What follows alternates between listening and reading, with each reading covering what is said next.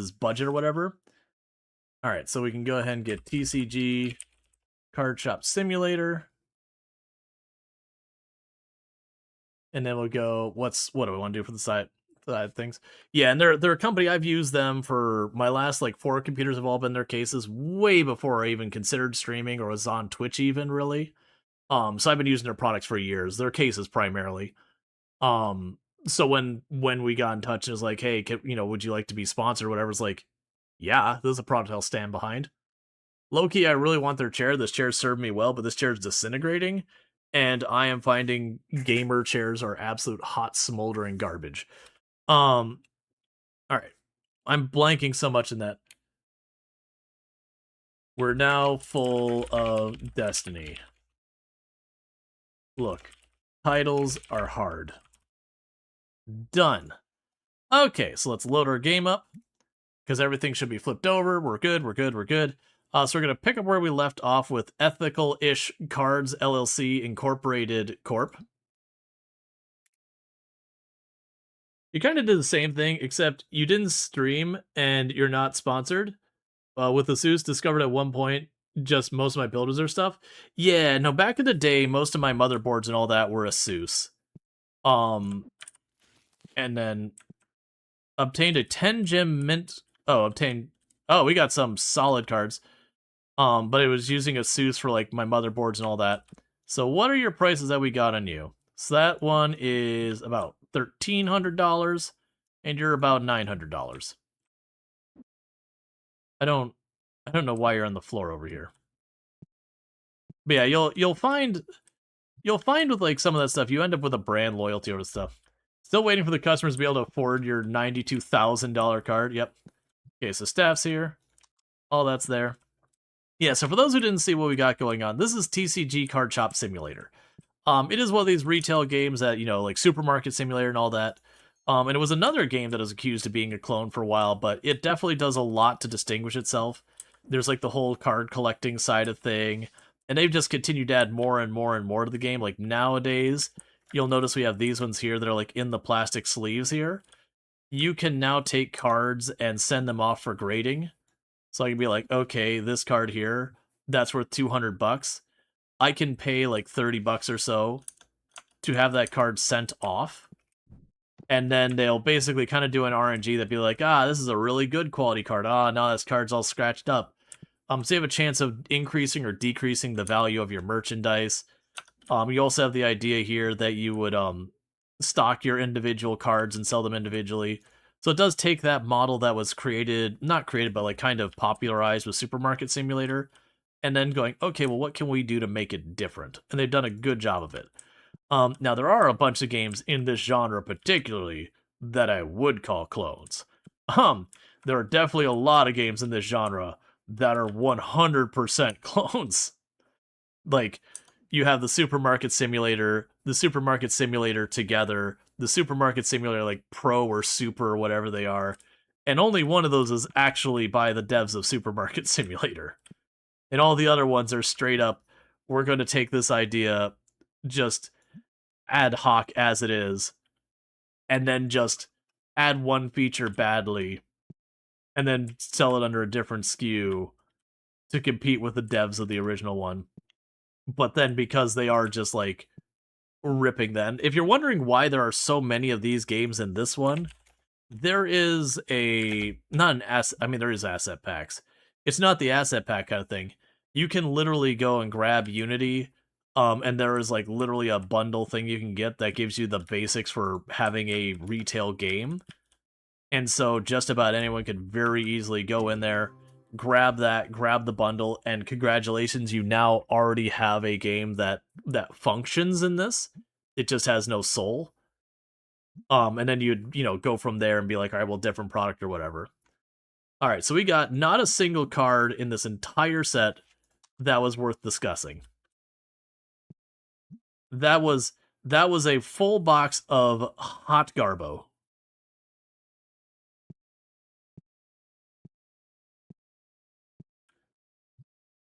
So it's also like, it's like doing Supermarket Simulator, but you're also gambling half the time with your decisions.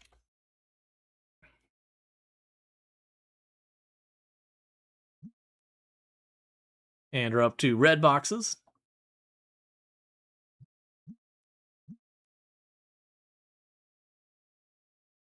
which I need to make shelf space for.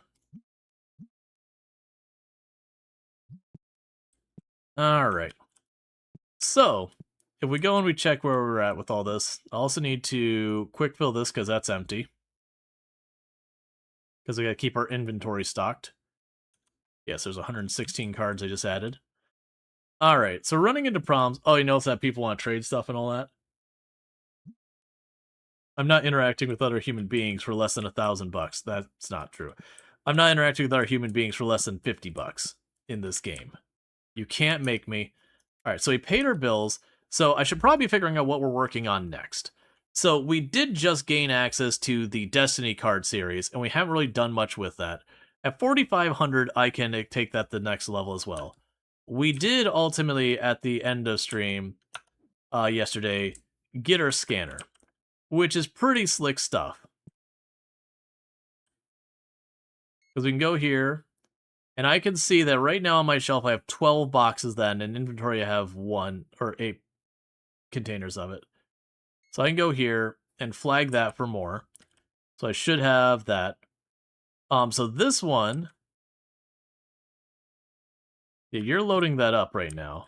So I don't want to do that. So this is actually, the scanner does not account for what he's physically holding, which is reasonable. There's literally none on shelf, so I could definitely use another box of that. Use a box of this, and a box of those.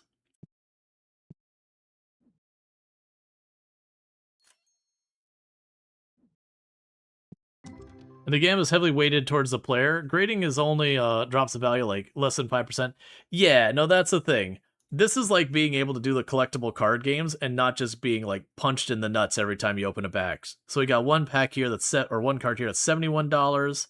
And for the record, a lot of these ones are like $5, $6, $7, $8. But both of those packs are actually pretty garbage. It is one of those things like in real life, if you're just popping packs for the sake of turning a profit, there's only one person profiting out of that, and that's the person you're buying your packs from. Now, don't get me wrong, you could get lucky and pull that $2,000, $3,000, $4,000 card out of it. But statistically speaking, oh, get out of my way. Statistically speaking, you're just going to be losing money. You were asking for way below market. I will take it. All right, Bassett, you have a good one.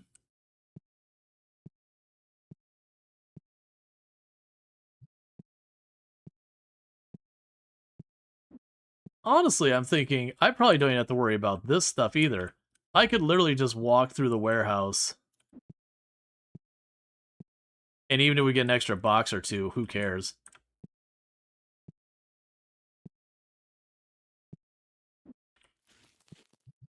Okay, we'll load you up.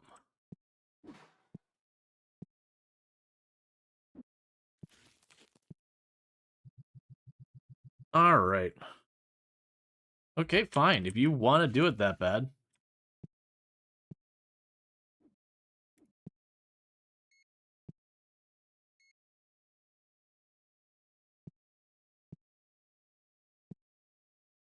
Are you going to empty? No, you're not going to empty that out. Remove that back off the list. Card game or gambling for nerds? No, it's child-appropriate gambling. Because that's what all that was, like baseball cards back in the day. That's all that was. That was just child-appropriate gambling.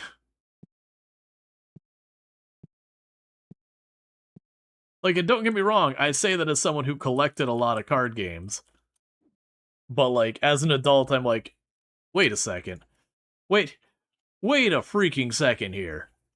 This is just straight up gambling. That's all this is. This is just straight up gambling. I'm just not getting any sparkly lights in that, from pulling a lever. Instead, I'm getting, it's a little glinty, shiny card. All right, so once we hit 4,500 bucks, I'm gonna get the boxes down here, and we're gonna expand our inventory. One of the things, like I said, I need to do is these boxes here, the bulk boxes. I think we get a big shelf of just bulk boxes to try and get as many of those out of here as possible. You're not offering much of a sale. Okay, so let's get our license for the bulk box. When we get my next $1,000, we'll buy those. I don't want to trade. But for any kind of deck building card game, you prefer either living card games or card games where they're all self-contained. Right, so you buy like your box and it's got 1,000 cards, and that's the same 1,000 cards everyone gets. So you're determining like which of those cards you're using. Not like Star Wars trading card, like not trading card game where you're like you get your packs and someone, if they happen to get that really powerful card that's worth several $100 or whatever, that gives them an edge or whatever. And granted, they're not usually that egregious these days, but still. All right, so we did get one card here worth $324. It's one of the painted art cards. That's good news. I'm going to be deliberately targeting these Destiny cards because this is a new set that we've only recently unlocked. So I'm missing most of the set. Let's also check on... Yeah, so I'm basically trying to have the cards come back every 9 days from being graded. Until such point I start ending up with a surplus, and then I can start justifying turning them over faster. But if I do have them turn over faster, I have to pay a fee. I just want my $16,000 card to sell. That's what I want.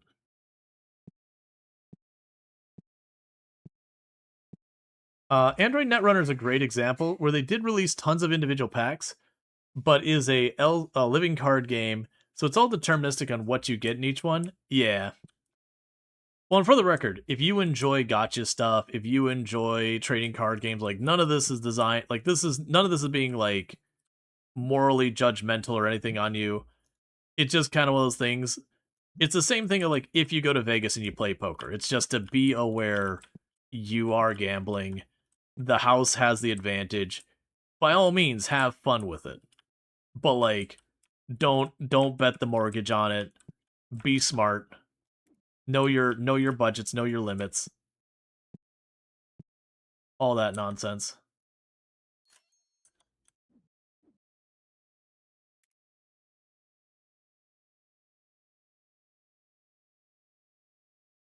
Okay, so we got 3 of those.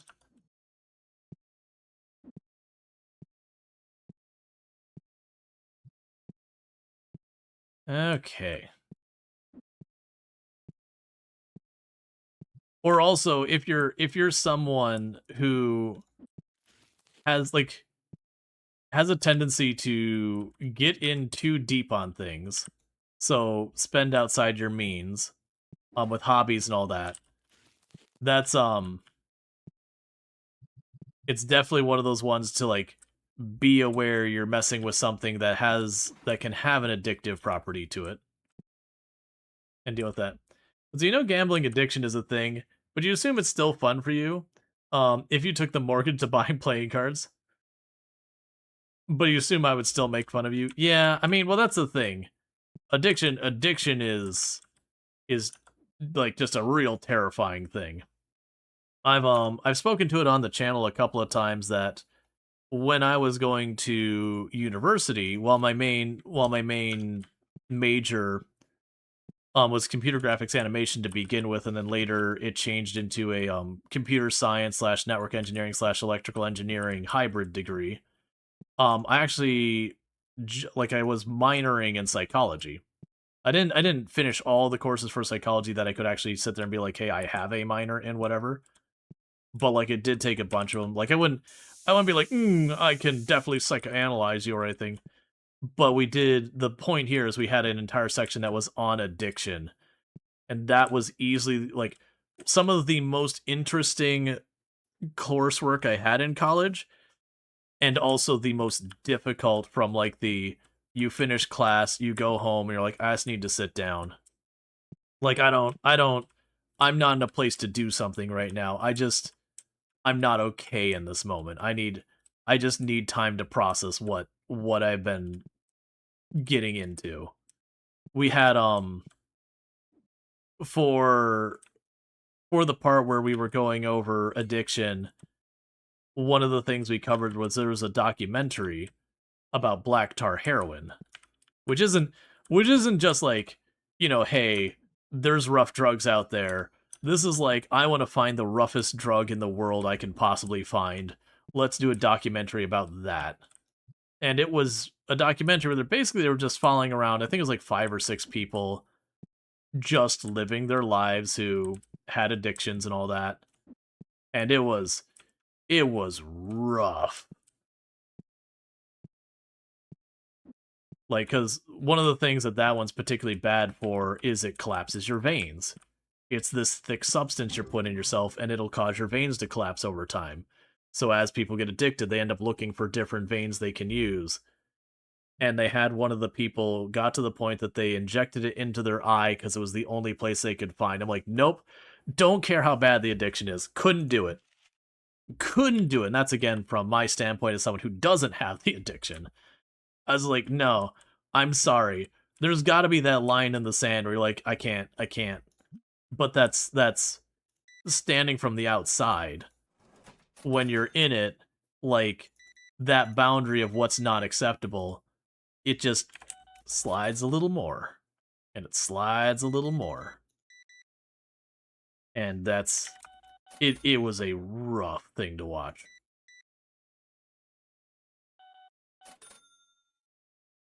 But yeah, that was definitely any consideration I might have ever had for anything like that would have absolutely died right there. Like, nope. Not even gonna try.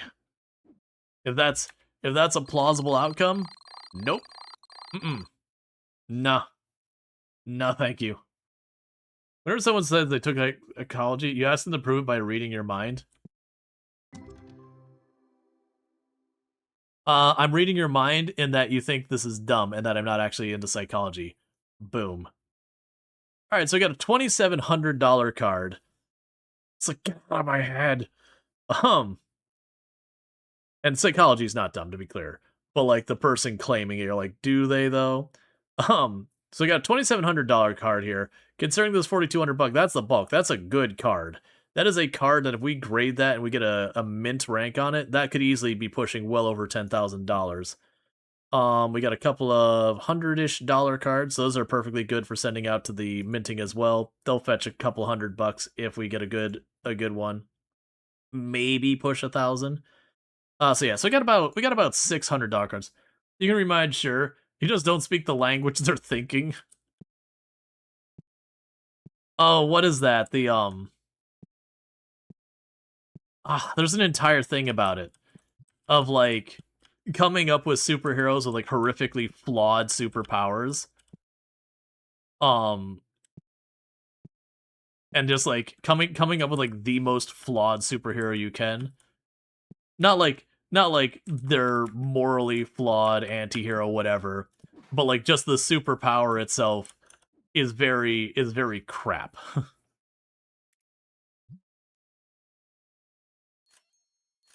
Okay, so I need $900 there.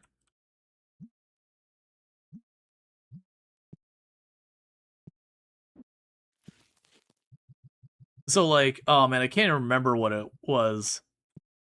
There was a movie, and it was the one guy was like, I can turn invisible, but only when people aren't looking.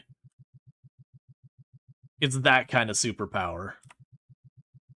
But that's exactly like one of those ones, like, you can read minds, but, like, you're fluent only in, like, some really obscure language. Or, like, you can read minds, but when you do, for some reason, it's all in Spanish, but you don't speak Spanish. So you only know, like, a handful of words.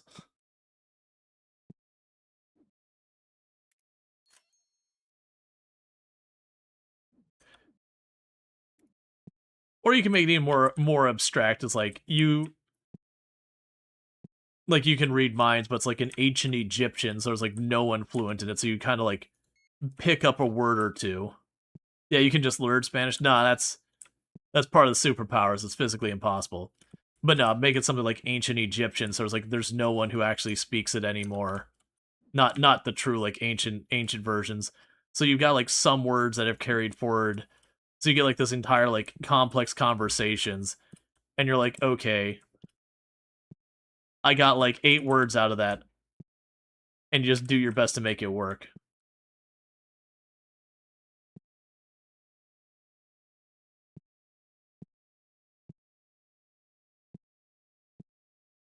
I'm juggling in my head what we're doing.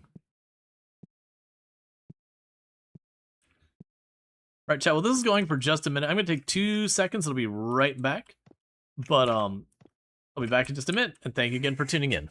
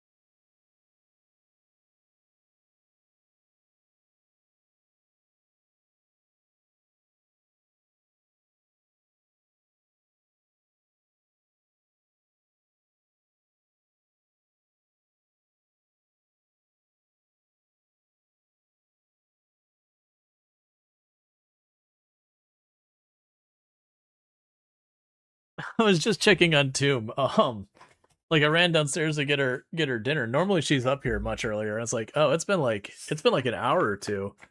Like, is everything good? She fell asleep. She was really tired. I think it's just chaotic work week catching up. Um, I haven't done that in a long time, but I definitely know there was times in college when I was working multiple jobs that you cook dinner and you just pass out. It was one of the reasons I always put anytime I was using the oven or the stove, I always put a timer on it to turn itself off. I was always scared of I'd pull a double shift or something, come home, start cooking dinner, fall asleep, burn the house down. Well, I mean, burn the apartment down. I didn't have a house. Okay. Let's go and get the barcode thing. Oh, I never did check that out. There we go. But that was always a concern.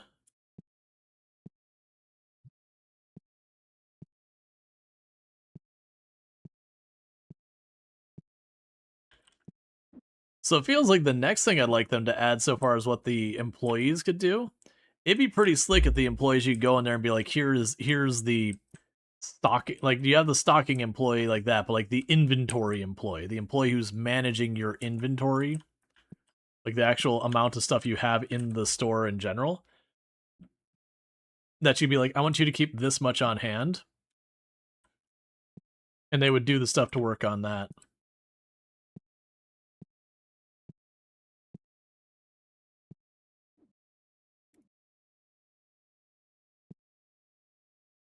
Okay, so that.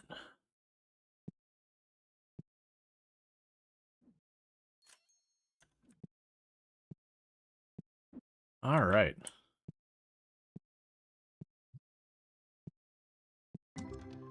Okay, we got a $36 card.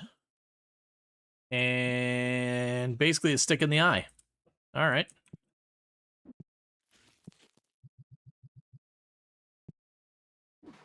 One of the other purchases I want to get pretty soon is we should probably get the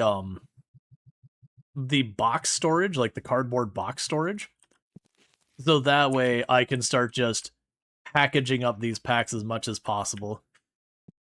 Start getting them out of here. I also think we'd want to potentially get the donation thing, even though the reviews apparently don't do anything in the game yet. I have such a ridiculous abundance and surplus of just like the crappiest crap cards. I would like to just kind of purge all of that inventory as best we can. Yeah, so for getting the next thing, the next one's $5,000 if we go for this. The alternative is we go and start getting the playmats and the binders and all that for about $1,000. I do think that makes sense. Why are you stinking up my store, my like supply room here, buddy?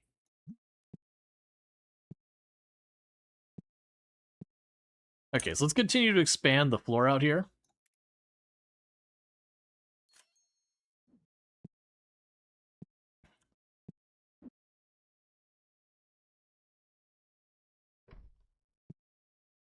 Okay.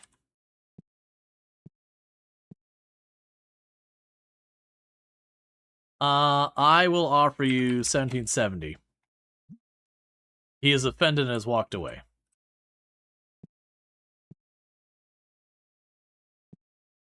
Or you already got a cards again?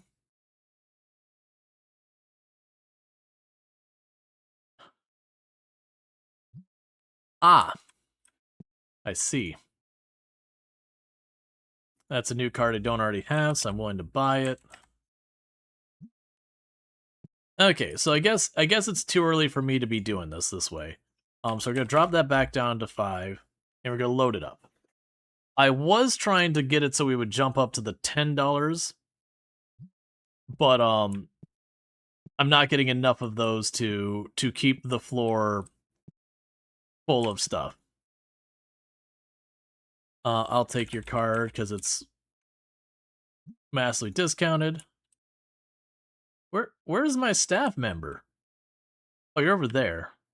Okay. I was like, where'd my cashier go? He just noped the heck out for a minute.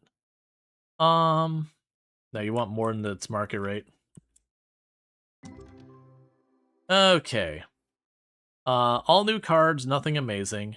We got a $598 card there. We got a 52, a 75, a 97. So we got a bunch of these mid-range cards, a couple getting over 100. A bunch of mid-range cards, those are great for just tossing on the floor there. $112, $43. So not a lot of amazing cards in that one.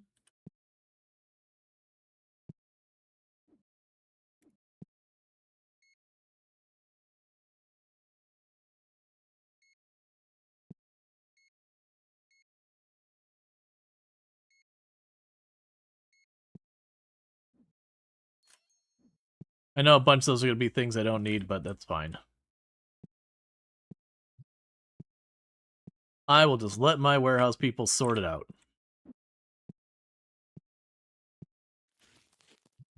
Yeah, this big machine is literally a full box into it. Just a whole box right on in.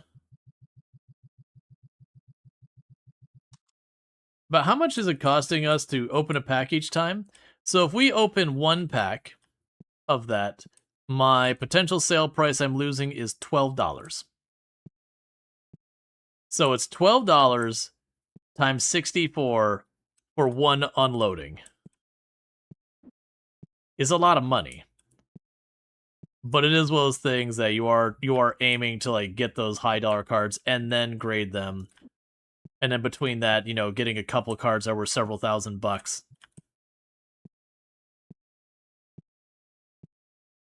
You bought 6 of those machines as soon as you could. Oh yeah, no, it's definitely one of those ones I'm tempted to sit there and just work on buying more of them. Okay, so nothing there that we want particularly. We got a $103 card there, a $52 card here. And yeah, so this one would be the $12 but times 32. So let's just, if we're gonna be lazy, let's just do $10. We'll pretend it is. So we'll say that one's $320 to do a round, and this is $640 to do a round. It's actually more than that, but I don't want to math. You can't make me.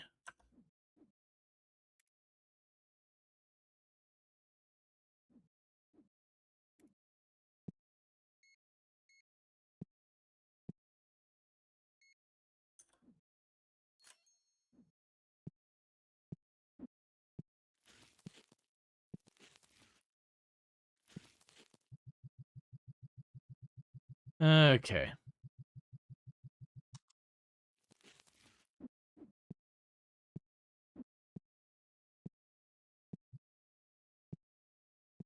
But yeah, I could definitely see an argument for getting like 4 or 5 of those things and just letting them churn.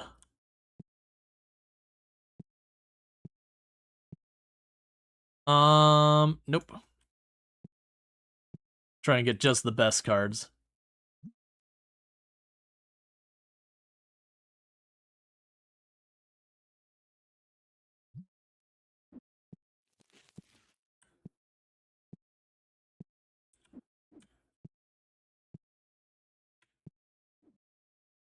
Okay, so we can get the furniture. Let's see what we got down here, like all the way at the bottom. So we've got these things here down there later. We can almost get the big corner shelves and all that. And for 20,000, we can get the real big one. So not worried about that. And get the better thing for cleaning people off. 8,000's for another one of those. Bulk donation box.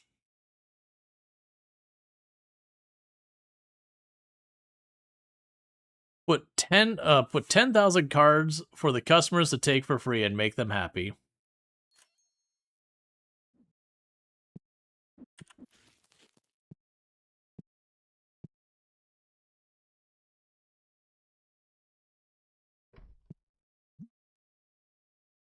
So quick fill, anything under $5.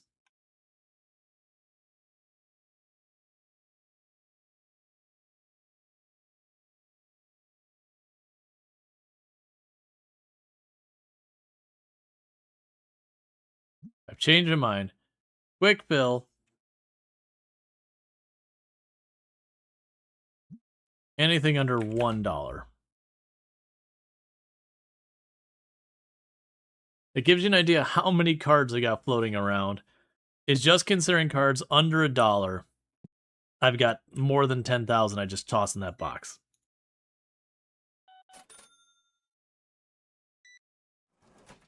Now, my understanding is that doesn't actually do anything for me at all yet.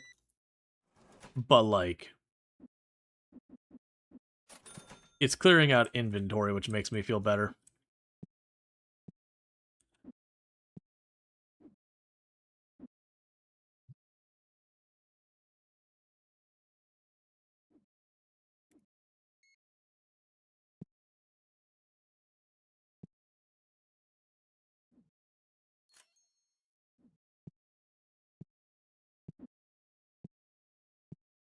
Okay. So let's really quickly check. We got our bills paid. And we are at the time I want to send out a new submission of these. So what I've got is I've got this set up to only show duplicates, and I'm only considering cards that are over $100.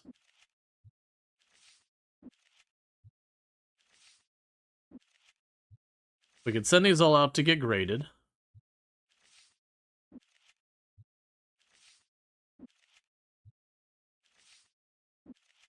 Because those ones for like $100 or so, a lot of those will land like $600, $700, $800.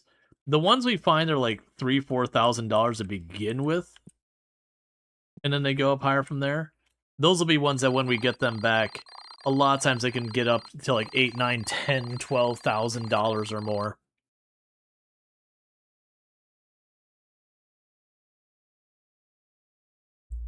Okay.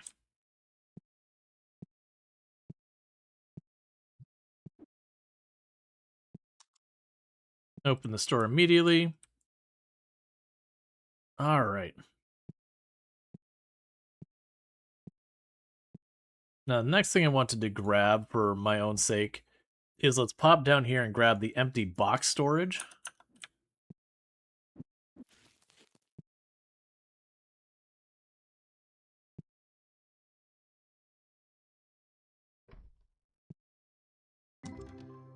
Okay, and as far as this set goes, we got a $106 card.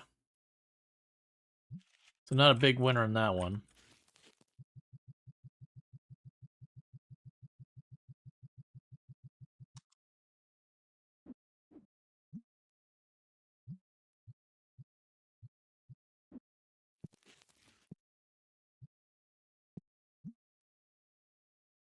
Okay. There's nothing in that area there.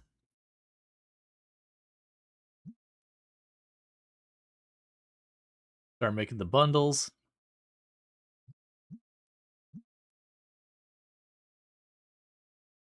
Can we go here?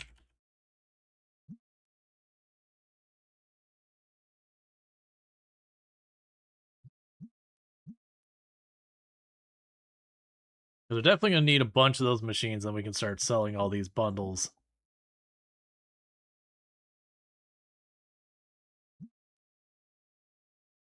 I want to box them all up, all that stuff. And I'm hoping our the coworkers will be smart enough anytime they empty a box, they just chuck it over there.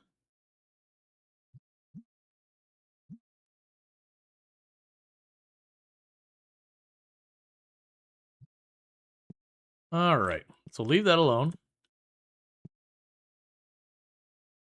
You don't want to trade it. If you were selling it, I would have bought it, but trade, I'm not interested.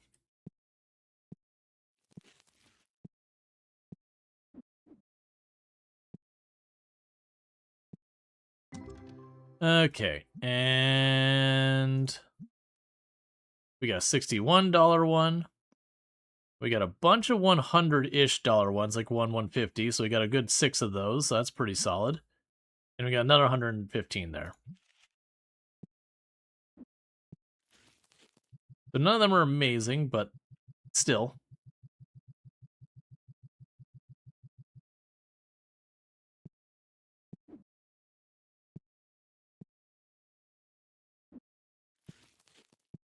Okay.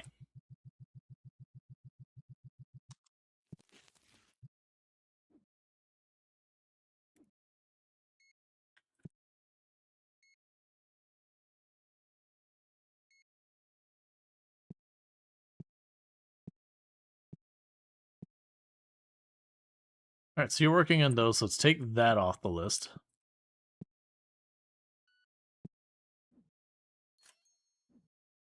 Hey, Megs, how's it going? But yeah, so right now we're just kind of in that inventory mode, getting stuff going, waiting for money to come in. All that. The amount of money we're making per day just keeps going up. Right, so we got 2 days to the next round of those. We need to pay our bills, so I'll need about $500 there.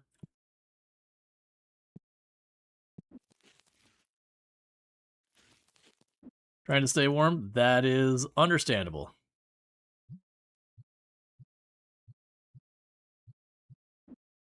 And I do hope it works out for you, because being absolutely freaking cold is not great.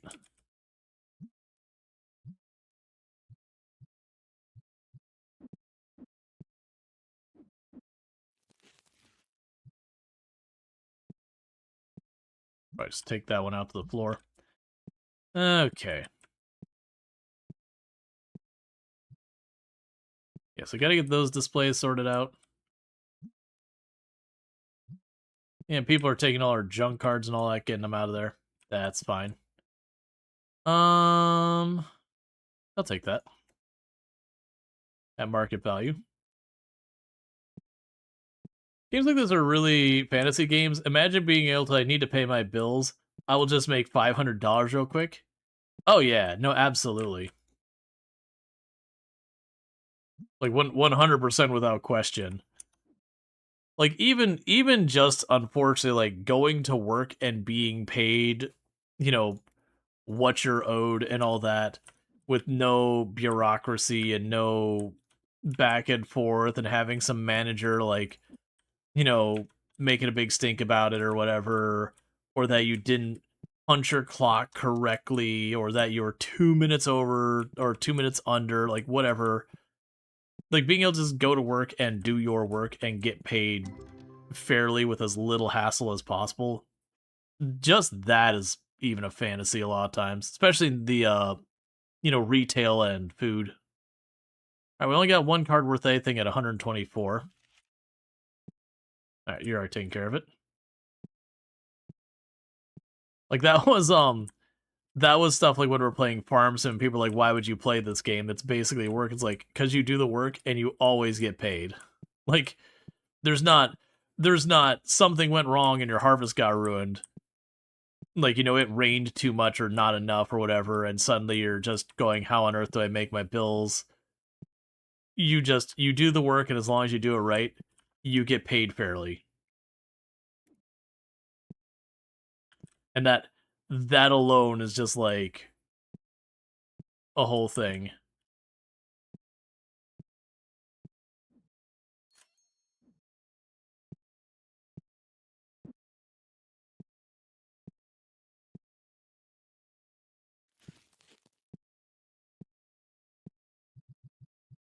Well, that was Firebot making noise like we got disconnected. And it's done that like every day for the last couple weeks. And it's connected, I just verified. So I'm not sure what that's going on about. But it's been the last you know, the last couple days just like middle of stream it does that. It's still there, it's still working. It's still connected. I think it just hiccups for a second. Firebot's been kind of all over the place recently.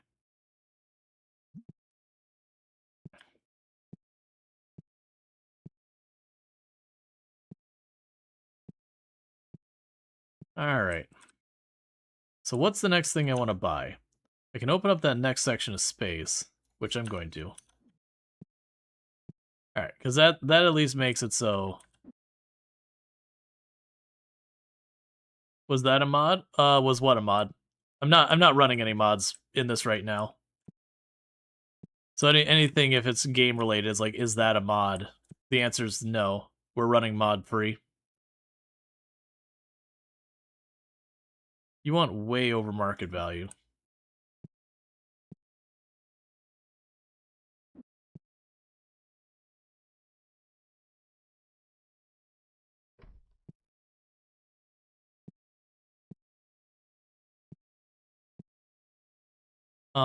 That's all junk. But yeah, no, like the auto openers, that's not a mod, that's base game. This whole bundle thing is not a mod. It was in the other room. Yeah, I'm not running any mods in here. So like this box we're dumping all the cards in for people to just take, that's not a mod. For this thing where I can quick fill this, and then my people automatically put it on the floor, that's not a mod. That's base game. That's actually the reason we're revisiting the game, is there's just been a lot added to the game. Like, a lot has been added to the game since we last played, which is pretty much when it released.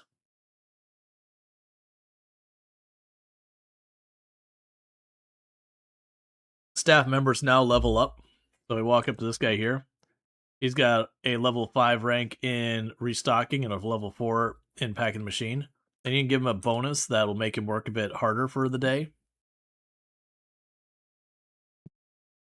You don't have that? Oh, this thing? The cabinet?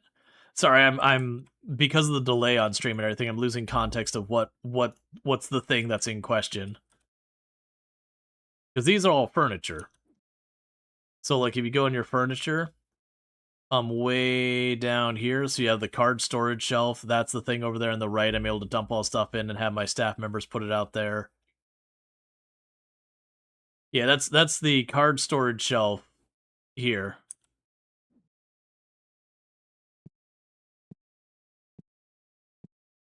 Yeah, that's not a mod. That's base game. I don't even think I'm like a dev branch or anything. 67 bucks. 46 bucks. Pretty much junk. A bonus to work harder for the day. Your boss tells you to work harder. Yep. But that's the reason why this is a fantasy and not reality. Where your boss says, I'm going to need you to work harder today. We're short on people. And you go, okay, well, I'm going to need to pay harder, you know, for that effort. And the boss looks at you like you grew a third eye. You don't have none of that. Huh. Like I'm not running any mods. We are mod free. Let me make sure I'm not like on a beta branch or something. I don't think we are. No, I'm on the default public version.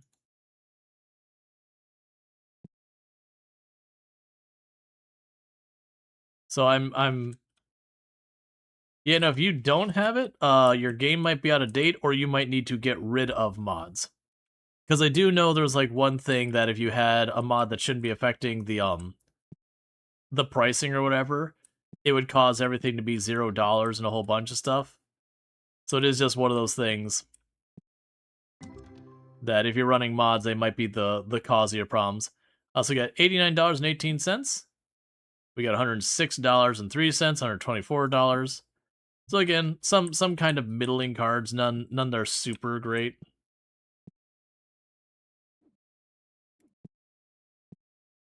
Yeah, like I genuinely just reinstalled this game a couple days ago.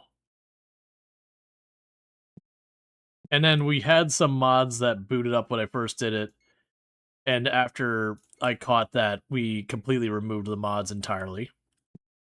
Like even the thing that allows you to load mods, we removed it.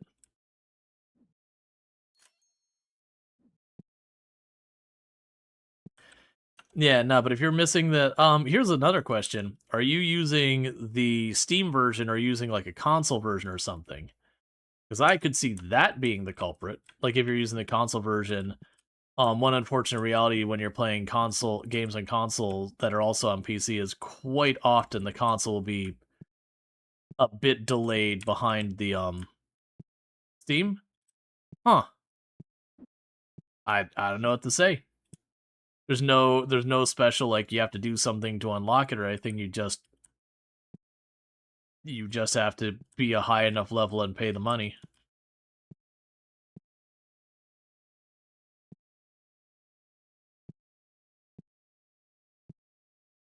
It's all doing fine out there.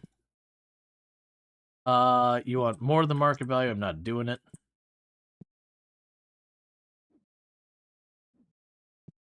Yeah, so you open up that whole area of the store.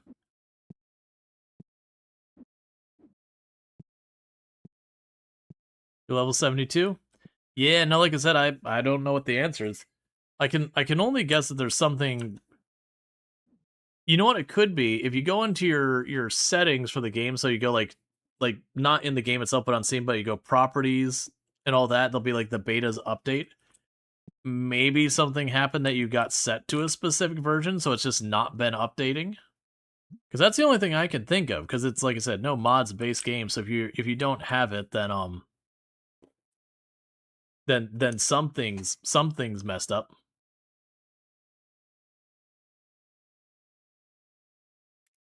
If we were to hire more people, view for restocking very fast. The stocking's going fine right now.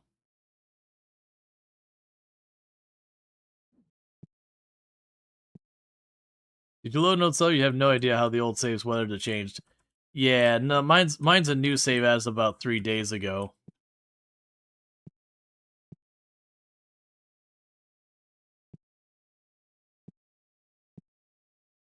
I'm tired of this cashier immediately bolting out of the building. The moment like the shift's over. It's not every day, but like every other day, like I'll see the whole big line here because it just hit 9. The cashier's like, nope.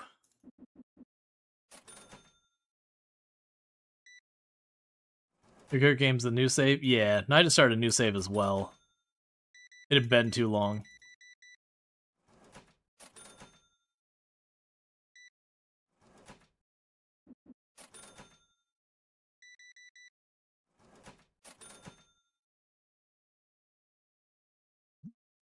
Made me wait all that time to try and overcharge me for a card.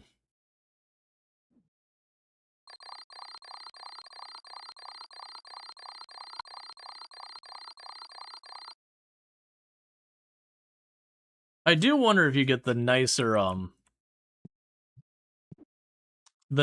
game tables, if that makes any bit of a difference.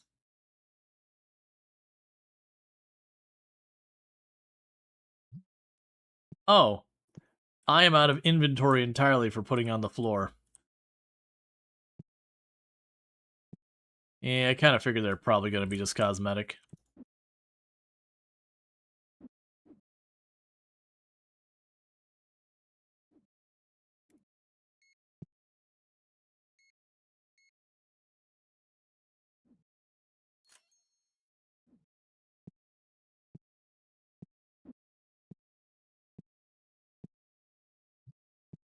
So what I'm going to need to do is I'm going to need to get more of these machines going. Because I sure as heck don't want to waste shelf space, and selling cards are worth $1.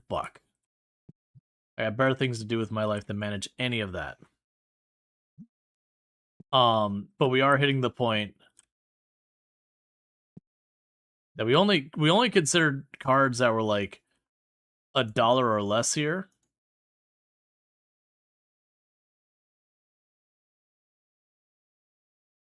Yeah, we're keeping that pretty well stocked.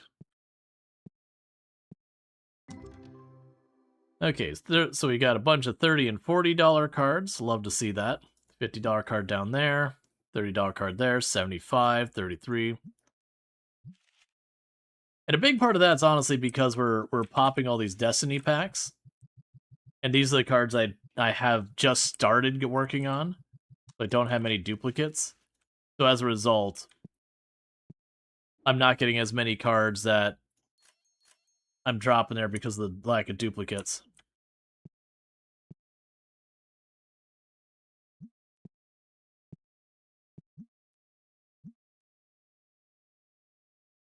Okay.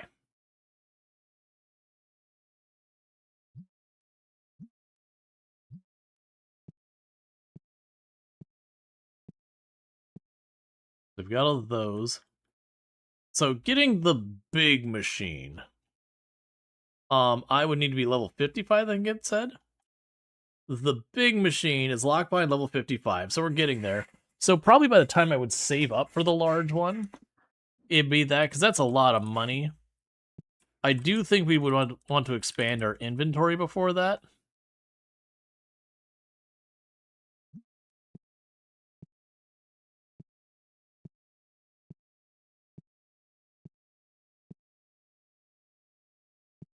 Alright, I gotta...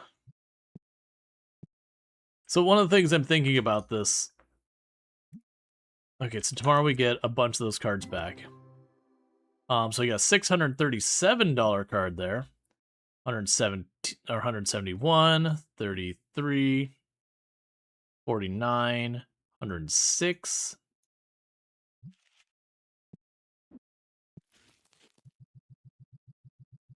All right.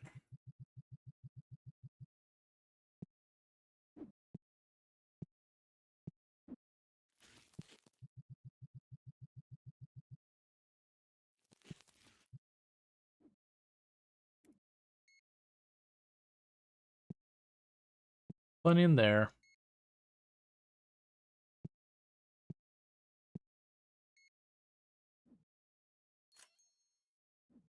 Okay.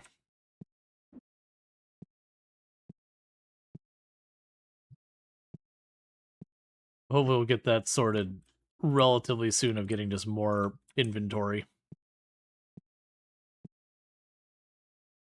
That's a new card I don't have. I'll go ahead and buy it.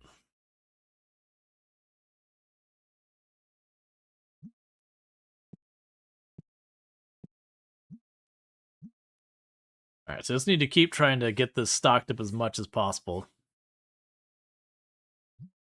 Which is not going great. Oh, I know what the problem is. I know what the problem is. That's set to Tetramon base. We can go Tetramon Ghost. And all that. So all these new cards I've been getting, none of them have been this type.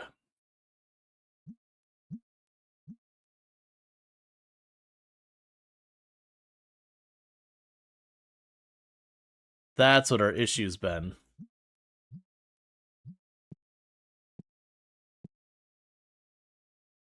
Let's see here. Yeah, you're offering it well below market value for a card I don't have. I'll take it.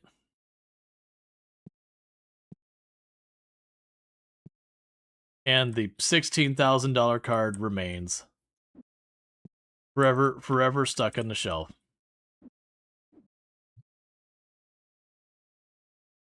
Oh. I was gonna open up the battle deck just to do so. But I guess that's not a thing that's gonna happen.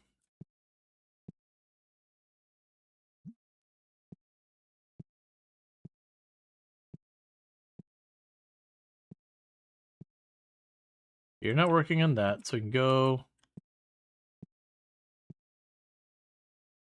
Okay, you're working on that. So I can go up here.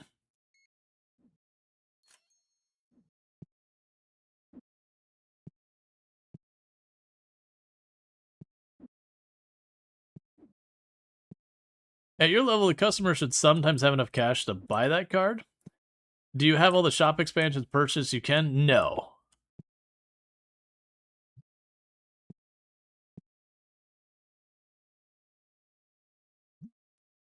That's the other thing is we just expanded this spot.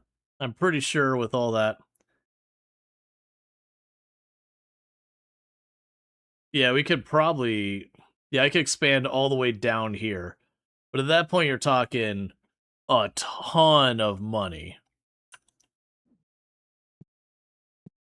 So I'd rather expand my inventory more, that kind of thing.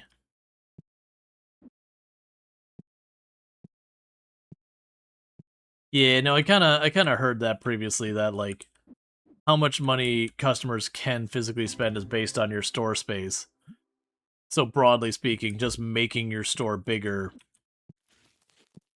like even if you don't need the space, just makes it more profitable.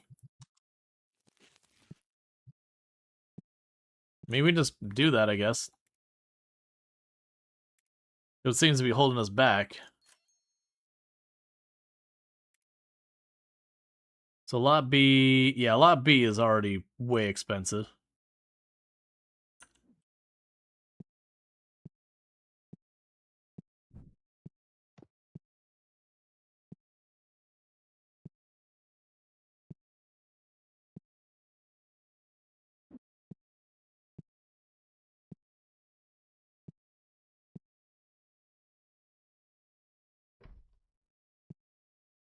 And then the next upgrade is 2100.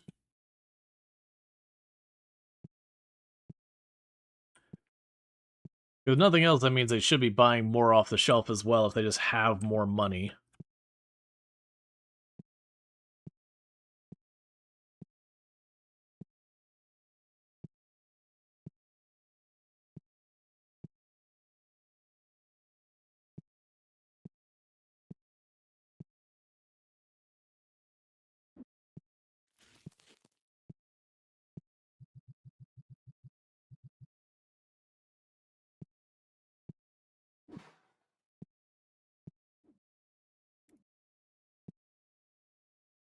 Get purple cards. You.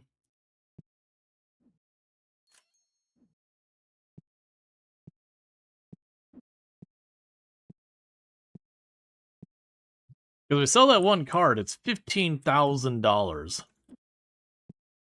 Which just, you know, that'll let me just boost up my way to getting all that stuff done pretty quick. Don't care about that.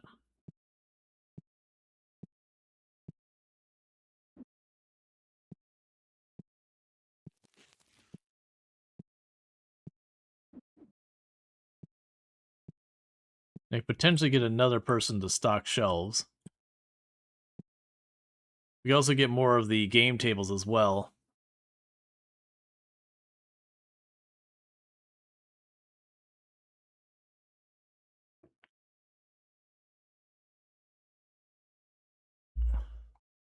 There's good money to be made there.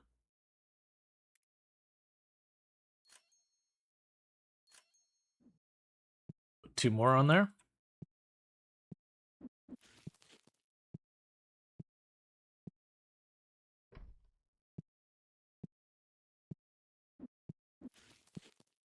What's the highest value card you sold for so far? Sold? Like $6,000 or $7,000. I've got one on the shelf for about $16,000, but I haven't had anything like in between there.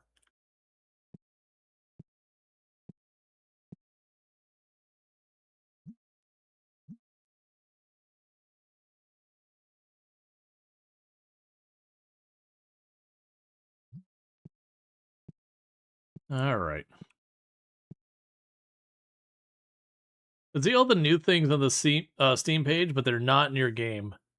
Yeah, no, have you tried making a brand new save to see if it's something like your save is like locked in on an older version or something? Like that's what I don't like. Or try right clicking and doing like the whole verify files or uninstalling, reinstalling. That's where I'd go. 3794. Not saying you have to delete your old save, but it could be possible your old save, because it's an older version, can't carry forward or something like that. We got $112 in that one. All right, so we got a whole bunch of $400 cards, $500 cards here. So this is a big win. It is a new save. Weird. I can only assume something like uninstall the game, reinstall the game, verify files. That's the only thing I could think, is that like for whatever reason your game is stuck on a previous version. Because like I said, there's no setting or condition or anything else I saw that would make me think that.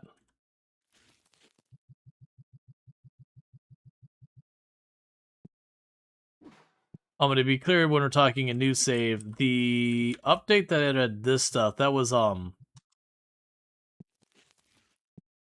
man, when would that be? Like December that dropped?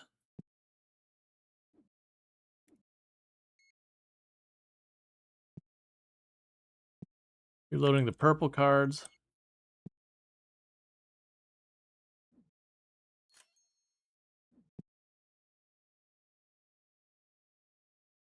Yeah, it's the best I can think, is that you're just like, it's not on the version. I wonder if there's a place.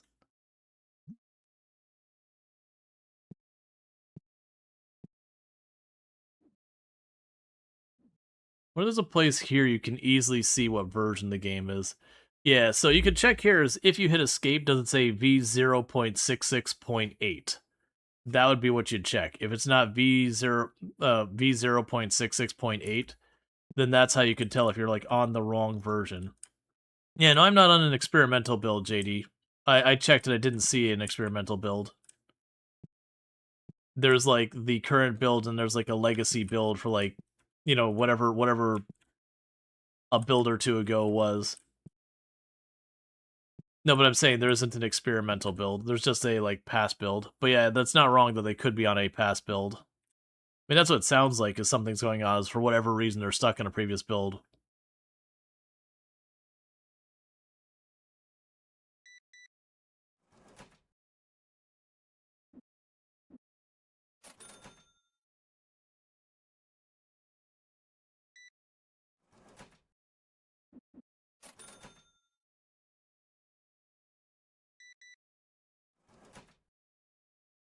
Yeah, in the .62 version, that's what I'm guessing is somehow they've gotten themselves stuck in the wrong version. Or something is preventing the game from doing its update. It's just kind of hard to troubleshoot from here.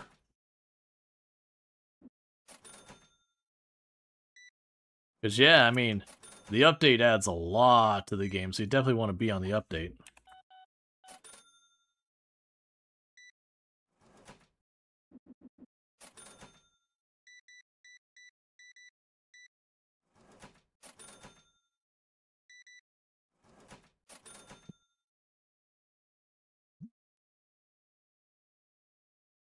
Okay.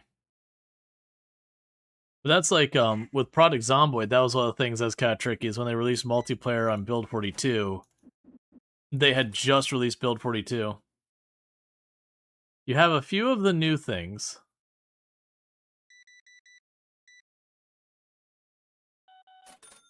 Huh. Yeah, I don't know. I mean, at this point, you're probably at the stage, if you're seeing stuff missing, like you're talking about, and you're like on the right version or whatever, and you're not running mods. I mean, at that point, you're going to the support section and going like, what's going on? Because I don't think anyone here would have the information, not unless they've run into it themselves, to be able to do that. Because like I have not experienced any of this myself with this game, so I can't.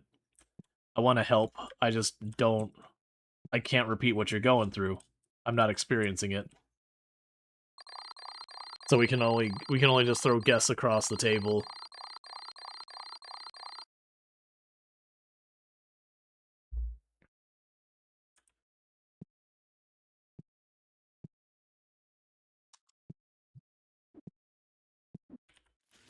All right. So that one is only a 7. That would still be a gain, but not a big gain.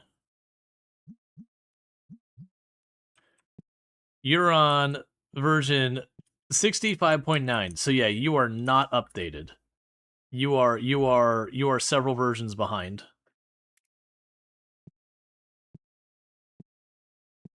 I don't know why you're several versions behind, but you are several versions behind.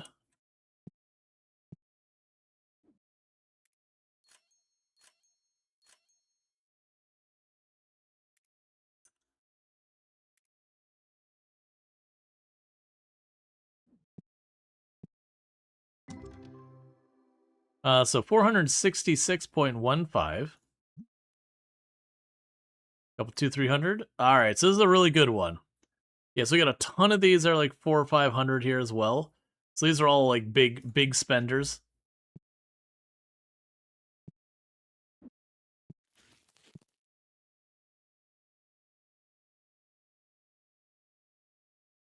Hadn't seen that close up before. I've seen a couple of them where they're pretty close to the offer value, or sorry, the market value. I've been grabbing them when they're like not a duplicate. 1 second, I had one of my chats got hidden. There we go. But yeah, now if you're behind, the things to check would be, one is, again, if you right click on the game and you choose properties, and it'll say updates and beta, is to see that you haven't like accidentally got yourself on a previous version somehow. Otherwise, you can try closing and reopening Steam. That'll usually kick over any updates that are kind of hanging. If not that, you can always uninstall the game and reinstall the game. It'll reinstall on whatever the latest version is. But yeah, no, 0.65.9 is not the current version. All right. I mean, you're offering me well below market. I'm willing to take that.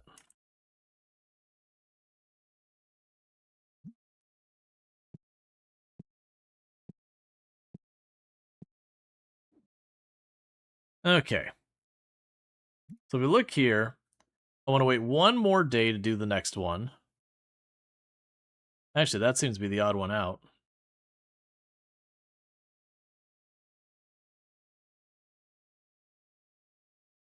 That's fine. We'll send you out. Now what I'm going to do here is we've got a bunch of these. We got our ghost cards. Yeah, I got some money there. Also have the Destiny cards. Yeah, so let's start with the ghost. I think we got the most opportunity here. The 1, 2. Getting all of our artsy cards going on here.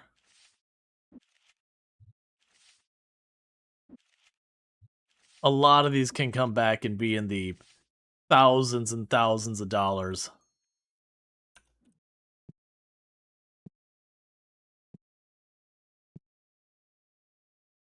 I will offer you market value and no more.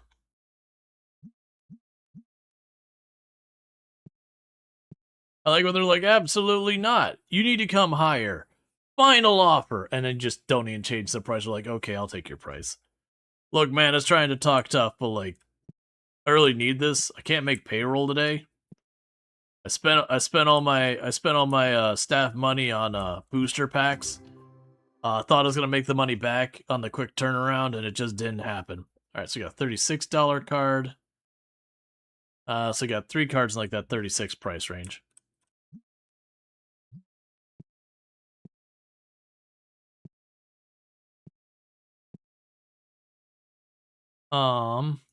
That's a new card for me. I'll buy it. Oh, that's a new card because it's a graded card. Well, that's fine.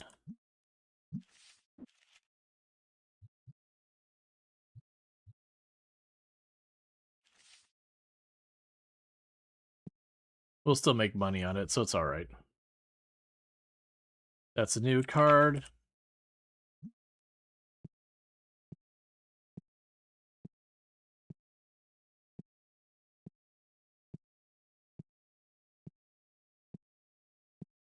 And then we can go here. We have unlocked 10, at least 10 shop expansions, so achievement.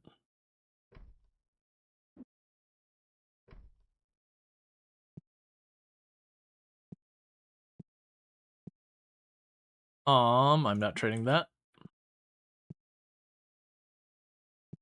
So hopefully someday someone will buy my my $16,000 card. That's all we need. Someone to pluck down a cool 16,000, and then we'll be in good shape at that point.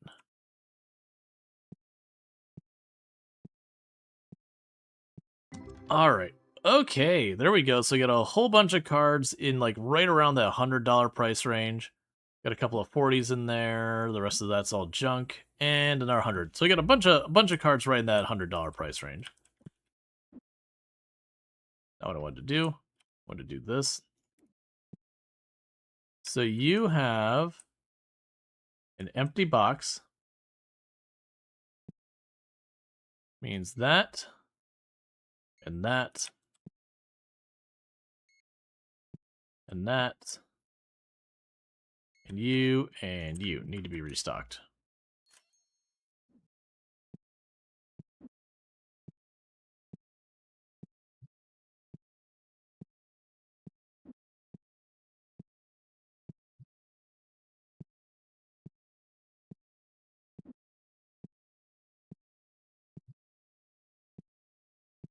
I'm kind of holding out hope that we'll see just suddenly an influx of 16,000 bucks. And now we're just gonna go ahead and pick up a bunch of things and just expand the store again really quickly. You are willing me to sell that card at well below market. I'm down to do that. I can buy your card. Oh no, I can't. Hey, counter offer. I don't have that much money. What about that? Nope. Okay. Counter offer, I will empty my register onto the table and you will take that amount. No?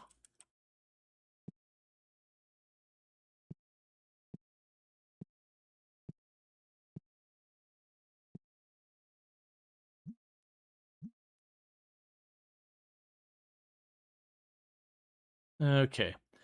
I wish I could kind of set this one also to the anything. So like the card expansion also set that to any.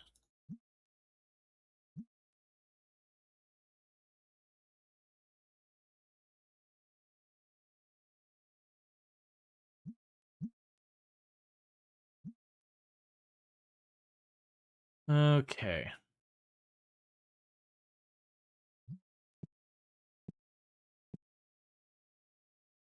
You fixed it? Nice.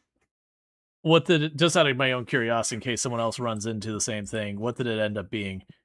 Like and don't be embarrassed or anything about it as well. You will not be the first or last person who's got that. I have definitely gotten stuck on the wrong version of stuff before. You know, like I was mentioning with Project Zomboid, they did the thing where they Build 42 multiplayer came out, and then they had the hotfix for Build 42 multiplayer, which you had to opt into manually. But then the update to that hotfix, you had to be back in the previous branch. And there are so many people stuck in just like the wrong version because is the whole thing. And I understand why the devs did it the way they did. Build 42 had just dropped and it did brick your map if you switch the versions. So they're like, okay, we just need, like, it's a breaking change. We need them to do this. But it gave, like, 3 different versions you had to juggle between, which just confused people. It's tricky when you get in those situations. Alright, so we got 2,300. I'm just going to keep expanding until that card disappears off my shelf.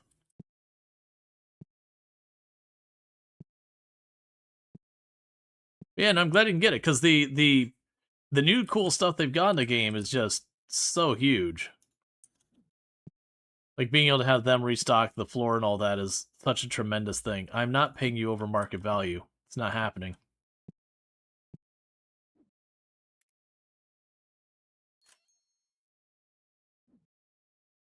And this, I can get out of here. The expansions will continue until morale improves. The hell with morale. The expansions will continue until money go bigger.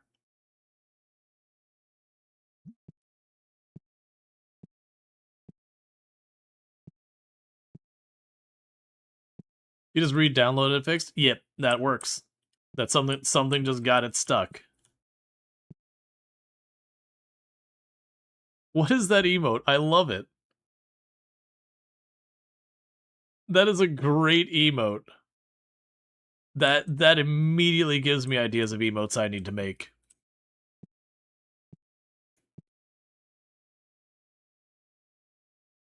I need to do an emote that is basically the channel mascot, whatever you want to call it, but just like completely doing like the Mr. Krabs thing.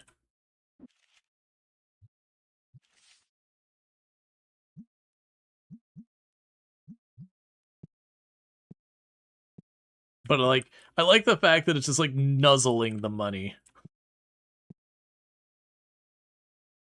I know, like we have, I think it's greed. We have an emote where it's just like, you know, like sitting on like a pile of money.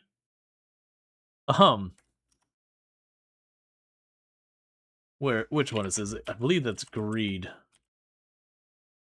Or no, it's greedy. Like I got that one for that purpose. But yeah, no, I definitely wanna. We could definitely do better. Like, don't get me wrong, the greedy emote's a good emote. But like, I'm immediately thinking like doing the whole thing with like just like the crab like nuzzling up to the money or being like all excited. That's a much better emote than the greedy one. All right, so we got that. So $111, $30, and Hot Garbo.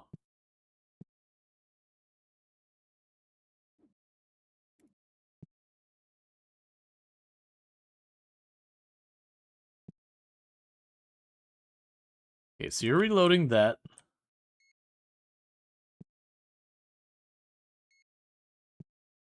Especially with all slice of life games. Yeah, well, I mean, it's all like the slice of life games I play, the tycoon games I've played. There's a lot of even survival crafter games that have like an economy to them. There's just even when it's not strictly money either, just like, you know, you go into an area and you're like, all right, well, I've already got all the iron I need, but I found another vein. So there's $120. You know, I found another vein, and then just people start calling you out for how greedy you're being, getting yourself in trouble. 152 is another good card. It definitely tells you your progress in the game when you start seeing like the $100 cards, like $100 card. Oh, is it even worth me opening it?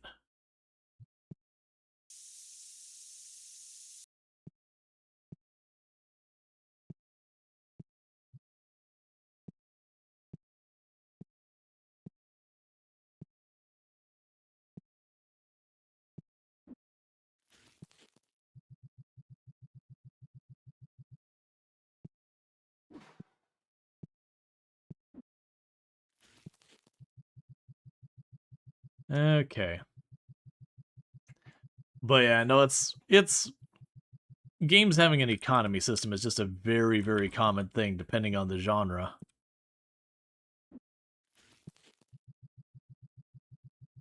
I'm glad they let you mix the cards. Before I thought you had to like have just one kind of the cards there.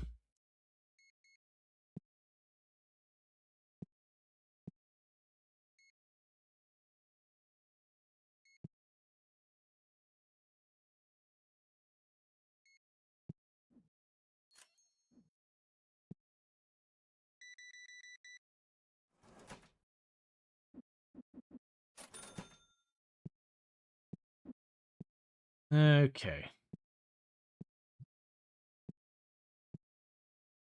We might not be too far off from when it's time to hire a second.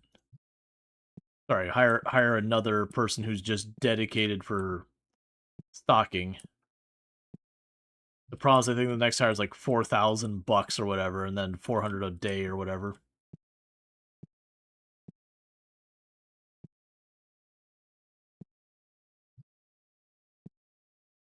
Okay.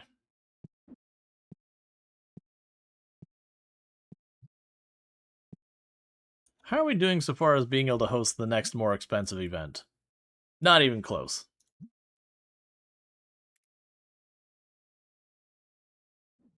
Alright, get the hell out of my store.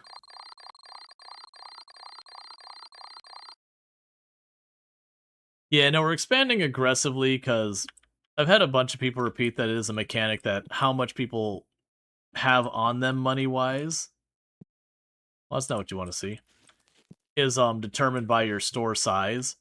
And I've got cards on here that are just too expensive for them. They just sit there forever. And I want my money.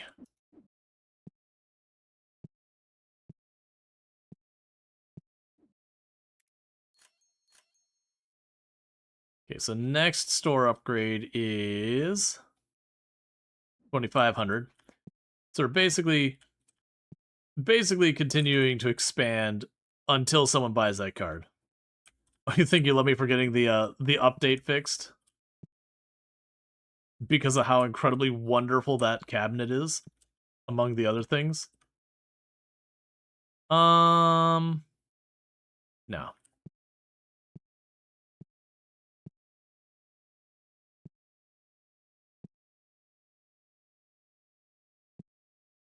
Go to here. Quick fill that.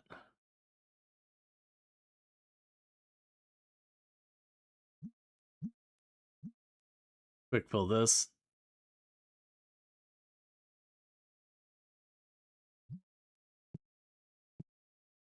The box thing? Yep.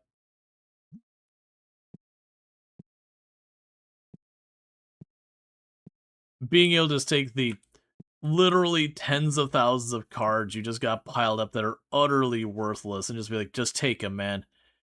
I don't care if you want to try and use them as toilet paper. It sounds awful, but if it can get you to get these cards out of here, I am on board.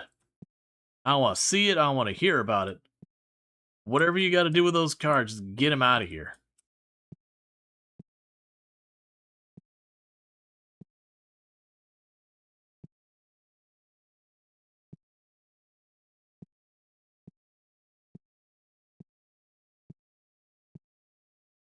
When's my next... So 2 days is my next batch of cards, and that's where we're going to start getting the ones where they're like literally full. Which means we're going to start getting a bunch of things. Some do paper, some do bidets, but you, Tetramon cards. That sounds awful. One $30 card, so that was a bunch of garbo.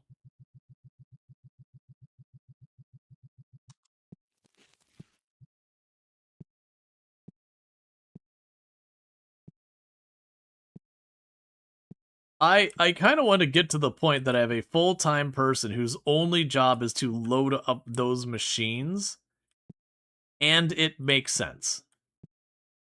Like to have sufficient mobility on those products that it would make sense for me to keep that running with someone who just does nothing but loads that machine up.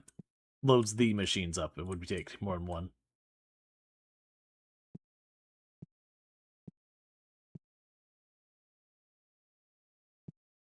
Okay, no one's standing by the purple stuff. No one's standing by the orange.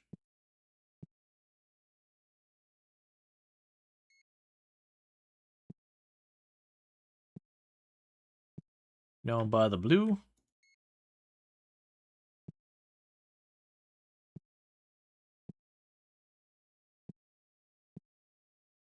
None of you are restocking the dice. You're working on the spray. Make sure you're not over by the stars. You are heading over to the stars right now. Okay. But disregard the star.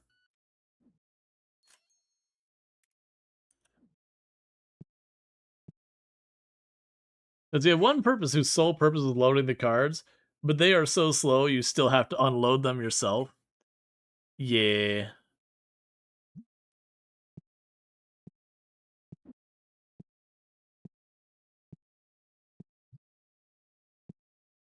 Sorry about that. I just keep working on all this.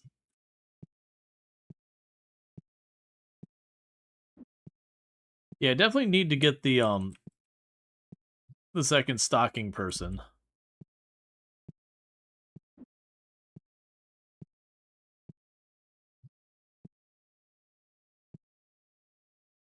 No, I don't want to trade. I wish they would not offer the trades nearly as much. And I know I can ignore them, but what if it's good? What if it's the trade I've been waiting for?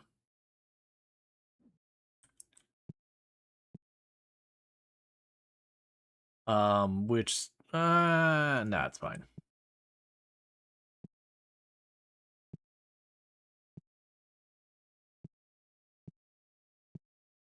Yeah, I think we're getting to the point pretty soon that I'm gonna have to get a second person work the shelves. So we got $912. That's a really good one. We got 202. 78. Yes, we do have a $900 card in there. That's at least something. Yeah, I'll let you decide whatever card you want to put in there. I don't care anymore. You want me to pay about 30% more than that's worth.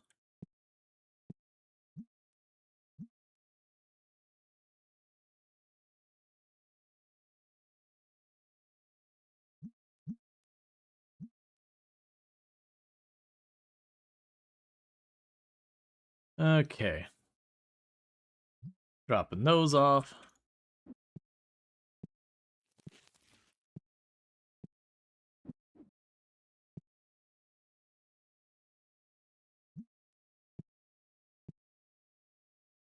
You got about 20-something seconds till this one's ready. In the meantime, we are tearing down these walls.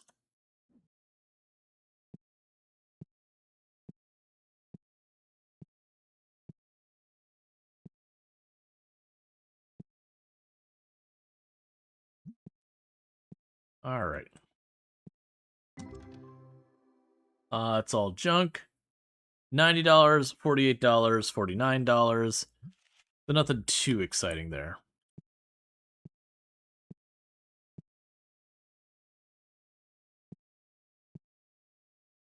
And what is the next expansion on the store cost? $3,300.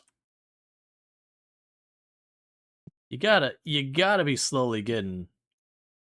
You gotta slowly begin to the point where you're gonna be willing to buy that.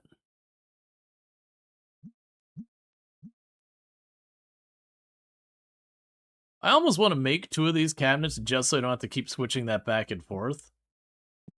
I can just walk and be like, donate, donate. Now you hate your shop? Oh, because you have to like relay out your entire shop to accommodate the new thing?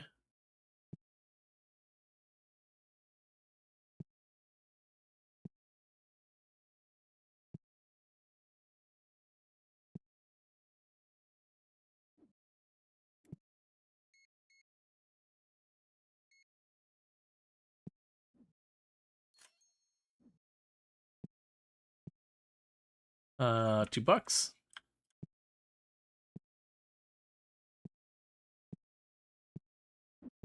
At some point I need to do decorations and all that, but you know.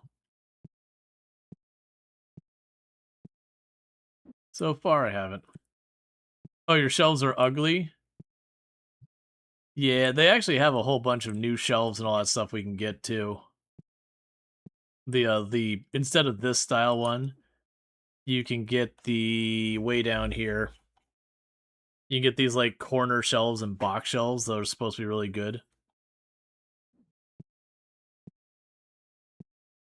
And I think what the plan's going to be is we're going to sell the $15,000 card, and I'm going to try to immediately get the large opener.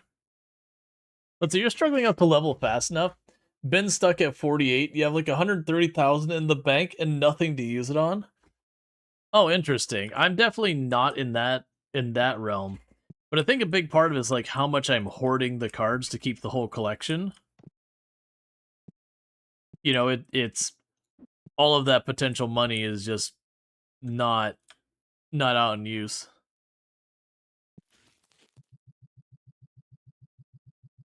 Because all it takes is like a couple of big cards, and you can have yourself a pretty substantial buffer.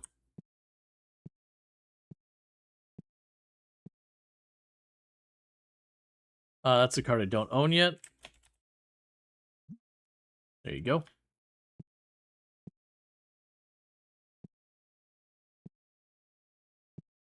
Yeah, holding onto stuff until duplicates you found has a dramatic impact. Well, right, because if we weren't doing that, if we were just going by, like, price,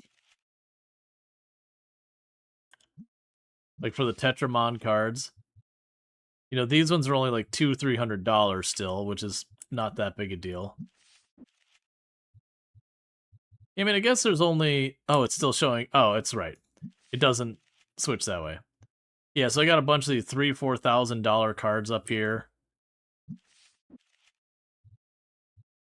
I have to change you to price. You know, again, $3,000-4,000 cards here. We got tons of them in this set. And make sure I switch this all back to duplicate before I accidentally start getting rid of those. I mean, my whole binder is worth over like 23,000 or whatever. Same with these ones. I've got a couple of these, a bunch of these worth several hundred. But yeah, no, it's fine. It's one of the things we'll slowly piece things together.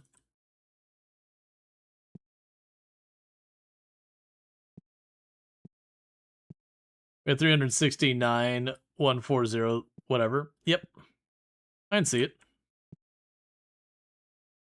Because not doing the duplicates to begin with would, like, let you not... I'm not saying get ahead. It basically gives you a lot more money to work with early on that you could then, you know, just kind of run with.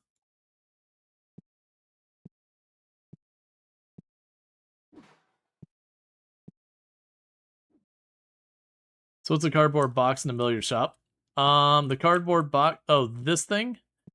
So this is a donation thing. That all my cards are worth less than $1 that I can't really sell at all. I just chuck them in the box and people can just take them.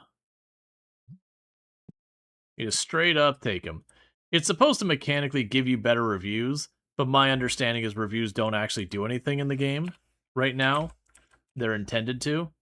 So for the time being, it's just the way of deleting stuff. You have the full set? Nice. I mean, yeah, level 75, you're quite a ways ahead of me.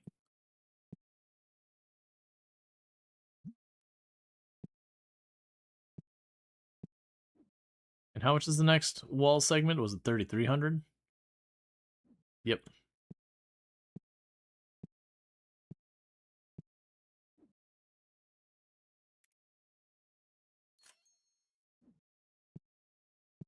Buy more card tables, because it's just basically free money. If you got the space, put it to use.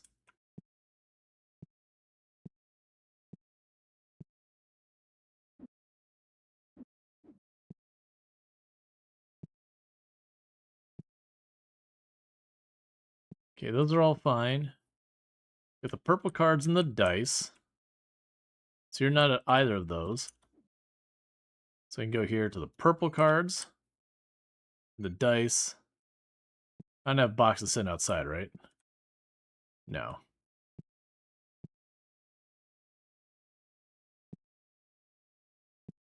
Okay, and the deodorant.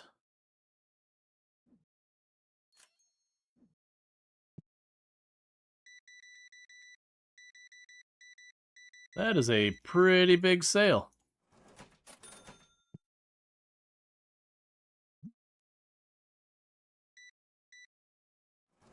All right.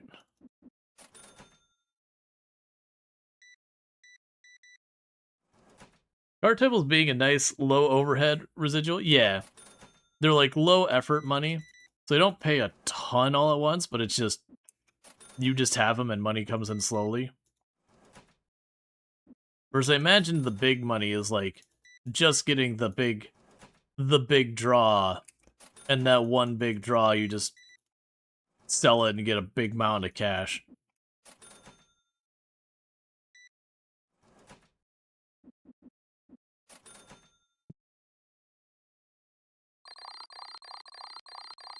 All right.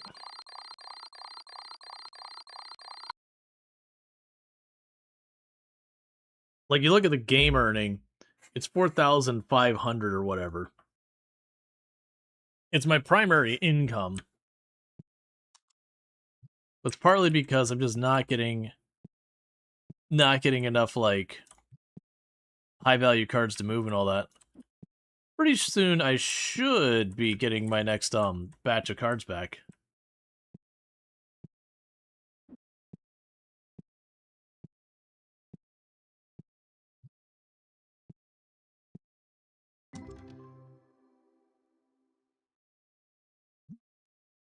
And all of it hot garbage.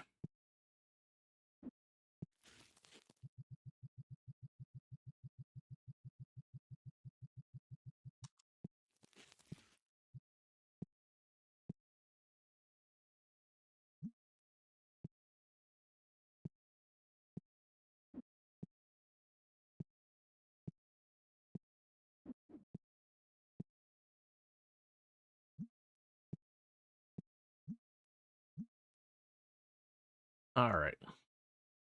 Yeah, I definitely want to just go. And I think what I'll do is I'll make 2 separate sections in the long term. I'll have one that's like the Destiny section, one that's the other section that will have their own shelves and all that for these, so I could just not have to deal with this.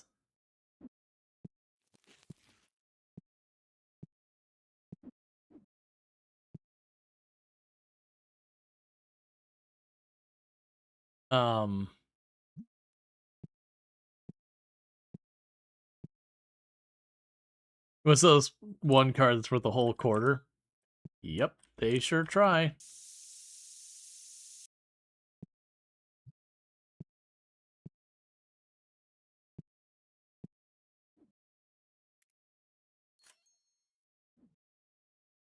All right. Someday they'll buy my card. In the meantime, the store will grow. The number of gaming tables will grow. All that stuff. Here's a graded card. It's a 1 in tatters. It's worth 2 cents. Will you buy it?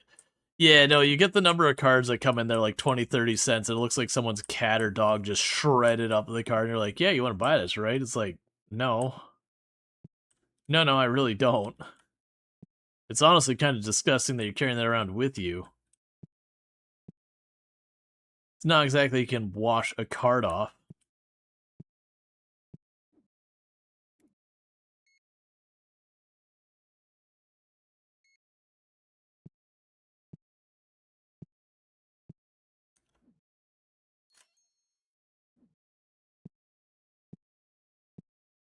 And thank you, Ince, so much for the tier 1 sub. I really do appreciate it. That's 14 Munchpin sub to channel. And I really do appreciate it. Makes this all possible, and I hope you enjoy your advertisement free viewing while you have access to emotes. If it seems like I'm a little out of it, people might remember that today I was doing the Eye of the Creator thing, which meant waking up around the time that I'm just properly getting asleep. So that's part of the reason I wasn't, like, I debated some of the other new games to check out, and I was like, nah, today's not the day for that. Like, I know what's going on here. Today's not the day to do something that's going to require some proper, like, into the weeds kind of learning a hard game. I know my mental bandwidth is not what I need for that. All content and no sleep make Rual something. Yep. What's that, the creator? It's a new thing being handled by a Stretcher and Alana Romo. That, so the person, one of the main people behind turn-based, I can always forget if it's Tuesday or Thursday, turn-based Tuesday. They're basically hosting a thing on social media that they'll have a content creator host the event. That ultimately what happens is they get a whole bunch of like different developers and publishers and agencies talking, to kind of showcase their games on social media and all that, as well as like get feedback and all that. So I was the very first host of that today, which is a lot of fun. And amusingly enough, So like there was definitely a decent number of games that did respond to it. Not as many as like we kind of would have hoped, but it's a good like 5, 6, 7 or whatever. How likely to check out Cult of Lamb? Don't need to be pushy, I think. Just something you'd like to see. I am very on the fence. And the reason I am is not anything negative about Cult of Lamb or anything. I have played through all of Cult of Lamb a couple of times on stream, and I enjoy it, but it doesn't really fit my content super well. And my understanding with the new DLC is it's end game stuff, so I would need to replay through like almost all of the existing content before I really get into the new content. And I'm not sure I want to do like the entire playthrough of Cult of Lamb and then the extended content. So we got $76, we got $50. So it's kind of like where I was talking about I probably won't do a replay of Coral Island for 1.3 now, because that's all end game content. If I did, I would pop into an existing save that's already at the end. Except I don't even remember how to, like, I would need to start Cult of Lamb over to get myself back warmed up. 82. And that happens, and you have updates that are just strictly end game content with a game that takes a decent while and all that. I sold a card for $10,000 dues. Alright. So I am going to desperately attempt to avoid the temptation of immediately spending all of that money. I'm going to fight that temptation to just immediately dump that money. Because what I want to do is I want to save up the 20,000, get one more level, and then buy the big card opening machine. Now, it's not that we're not going to spend any money. I think what we're going to do is try and keep our money hovering around 20,000 until I get that done. So I'm not going to keep expanding that. I'm curious to see what the big opener does. I imagine it's probably 128. It's either A, it'll be like 128 cards at one, or 128 packs at once, or it'll be just faster. I can see it going either way with that. So the next thing I'm going to save up for, I think, while we're waiting for the level 55, is once we go like to 2,400 or 24,000, I'll buy like the next card pack or whatever, or both. Yeah, because it's literally the best one in the game so far as like the highest end, most expensive, yada yada. It also appears like it just goes on the wall. It doesn't seem like it's a floor thing. That all those considerations, I'm expecting quite a bit out of it.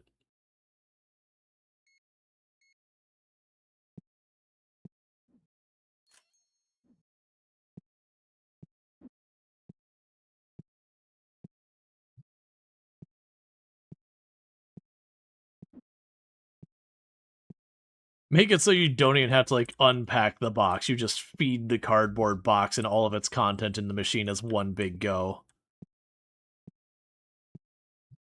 Just kind of shoves the whole box, just like latches closed, and then cards pop out.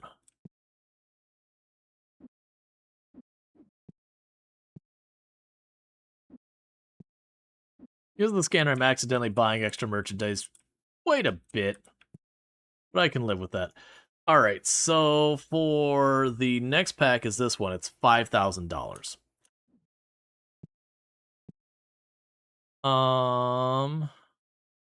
Nope.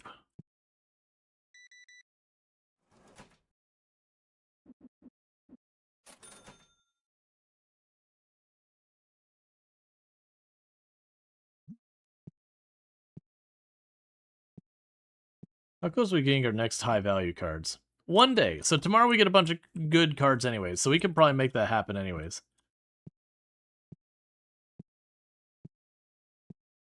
TCG Sim is not what you're expected to come back to, but you're just happy to see it. Yeah, no, we started stream with Adaptory, which I had a lot of fun with it. But it is kind of one of those things that it's pretty early access. So like it's good, but it's pretty early access, so it's really content dry at the moment, in my opinion. It is a solo dev, so it is going to take time, which is fine. But part of it is also knowing I'm a little bit tired. My patience is a little bit shorter. I was getting very frustrated with like people being like, "Oh, it's an Oni clone." It's like it's a difference between saying like, "Oh, it's like Oni." That's totally fine. Where people's like, "Oh, it's just Oni." It's like that's not fair. And it's fine if that's your opinion. I'm not trying to convince anyone, but like that's very reductive. Is Adaptory the new Oxygen is not, or Oxygen is included? No. It is like that's the thing. It's definitely inspired by Oxygen and not include. Like, there's no like the devs themselves are very open about it.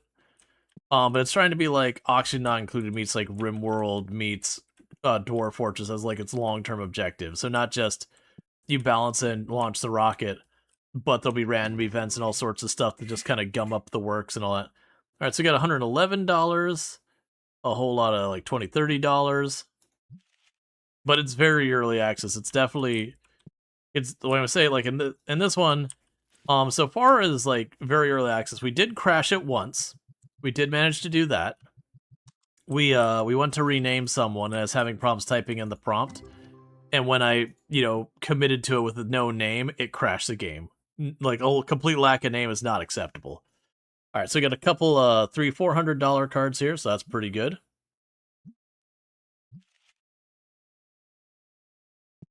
From what the dev was saying, the game's looking like it's a really good direction. Oh yeah, no, absolutely. Like it definitely be one of those ones to keep an eye on. Thing. Do you need levels for the 20k machine? Yes, I need half a level or a third of a level. It's level 55 I need, and I'm level 54.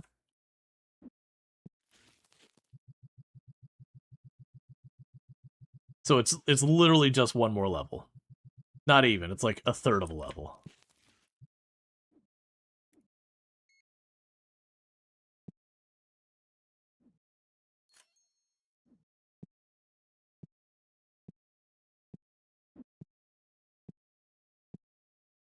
And like I said, once we get to around like 25,000, I will just continue buying the next things we need or next things we can pursue and just keep kind of moving through it that way. All right.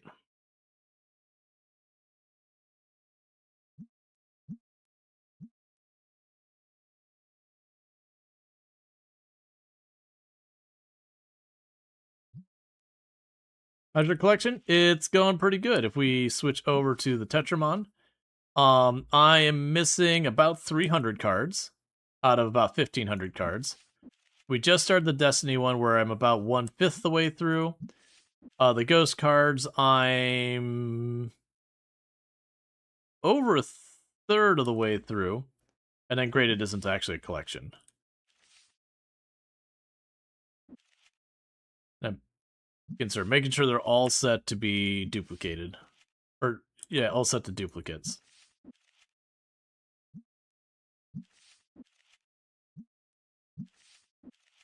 We got a lot of stuff we can send off.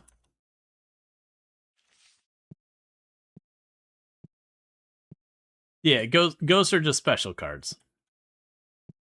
They're part of the other collections, they're just special ones of the other collections.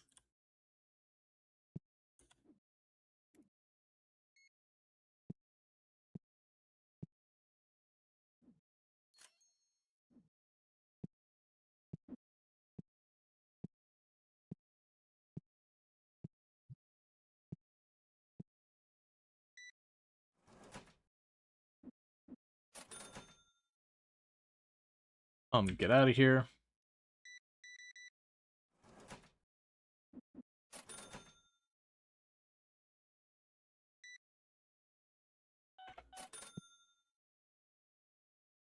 Your card I will take. You're offering a decent price and it's one I'm missing.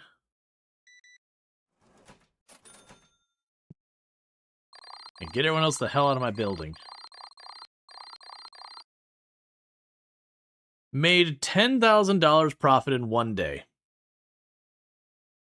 You wish there were bulk boxes that go above 20? You think you might start tossing like $20 to $100 cards in the bins? Yeah, and that's the thing that feels like you'd end up doing is over time getting that. All right. Oh, it's money time.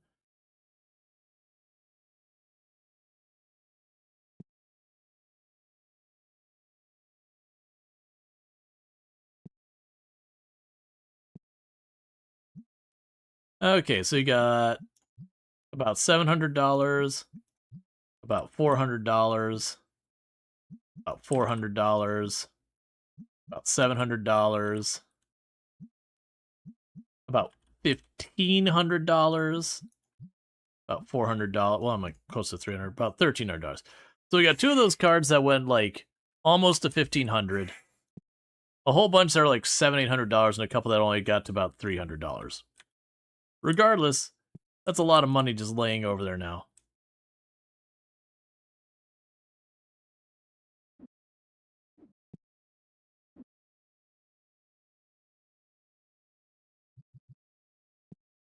Okay, we can drop this box off.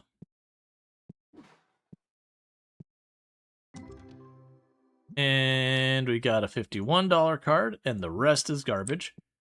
We can also check here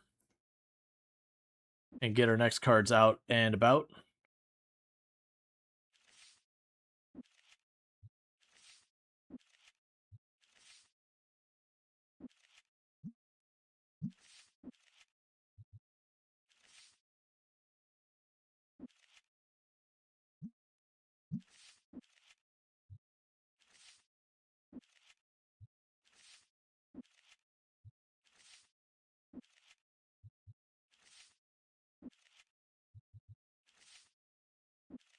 These are worth way more than those ones. All right, get those priced. Okay. Let's make sure our bills are all paid. Get our scanner. So you need a box of you.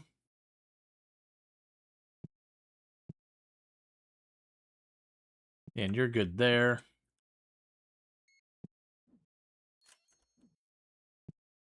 Let you worry about that. Don't care. Yeah, so I got a lot of cards here worth some pretty good money.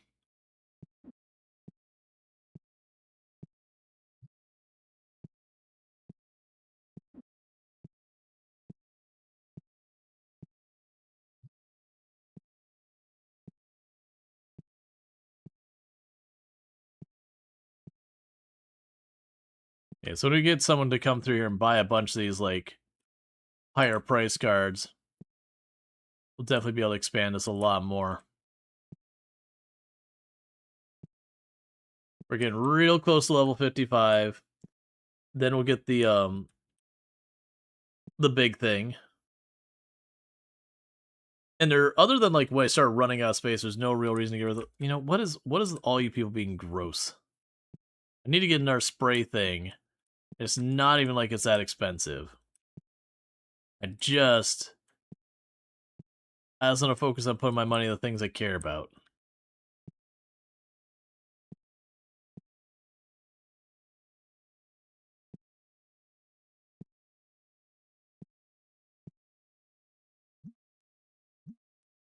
All right, because eventually we're also going to want to get the bulk boxes going again.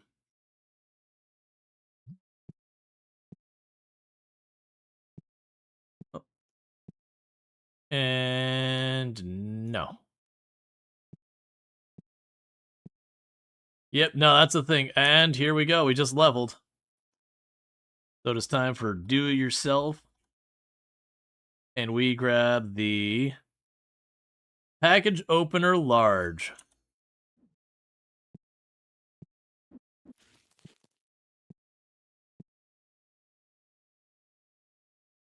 It actually does sit on the floor. It looked like it went on the wall. So 128.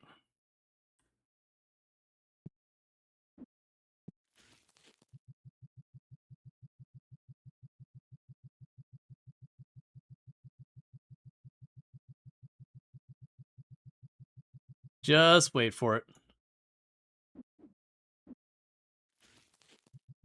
So it's 2 whole boxes.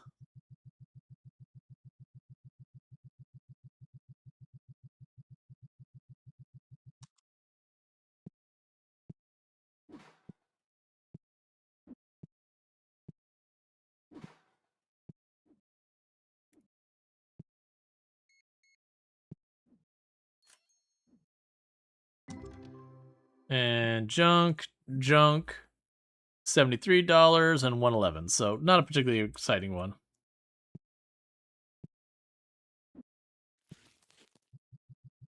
Yeah, so we're getting solid stuff here now. Now the important thing is I want a second one.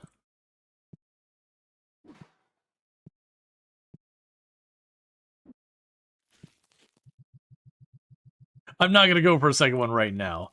Not unless something happens to just straight up get a card for like another $10,000-$20,000 and just, immediately buy a second one. Because at that point I'd probably start decommissioning the littler ones. Alright, meanwhile, we've got inventory to expand finally. So boom.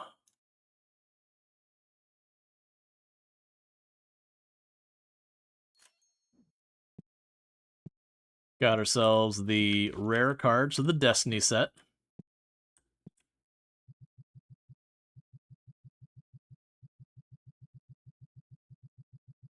Alright.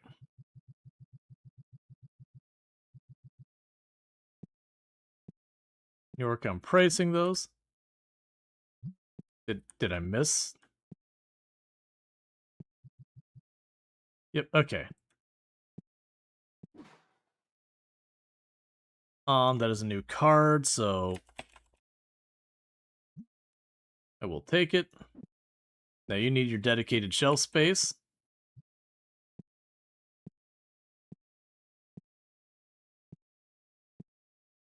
Alright.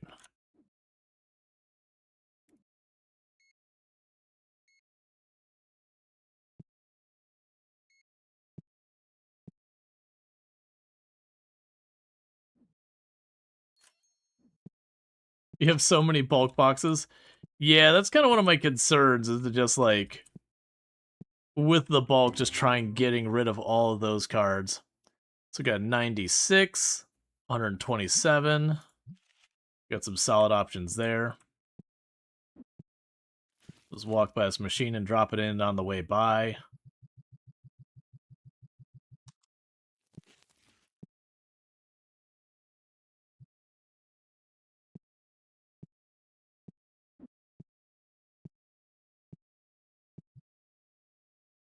Let's see, even the red ones become too numerous over time to turn over. The only ones that get unreliable stock is green. Yep. Let's get things we want to start working on is getting that all sorted out. So those are going to still be more of the Destiny. That'll be the whole Destiny set. So then the big question comes, what we're doing for the next set.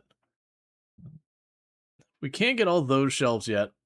So I think for right now, I'm going to choose the lazy way.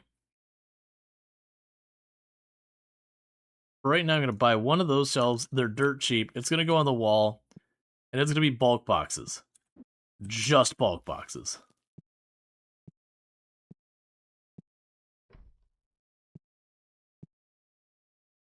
Okay, so...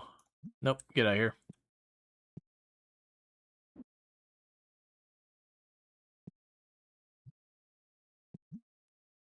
So start with the white boxes.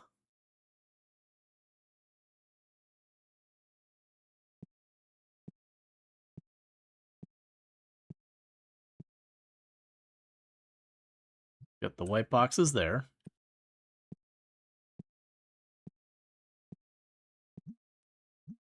Get a second round of white boxes, because I believe people said there was 5 tiers of these.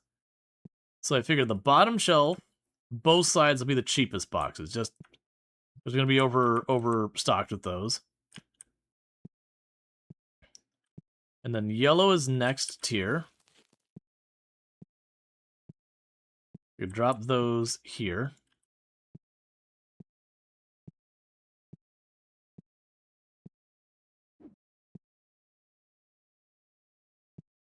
That's a red box.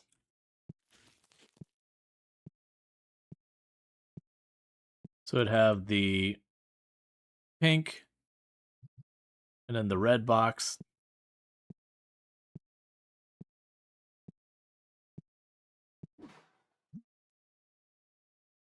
All right.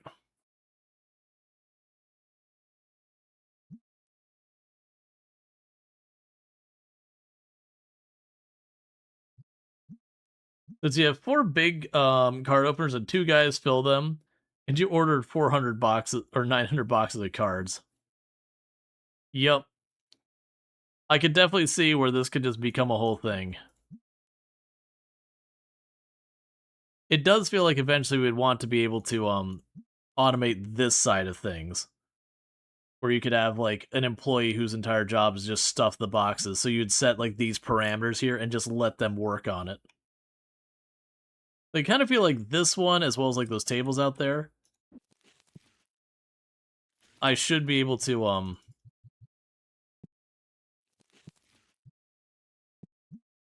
I should be able to do stuff. Oh, we're all out of those. All right, so that means 1, 250.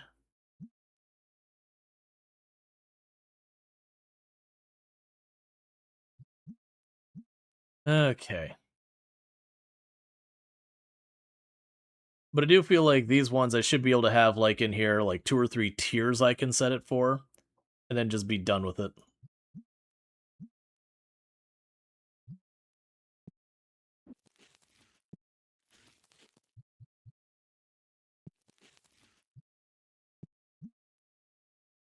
Okay, and we can go here now 250 to 5. You're all still running.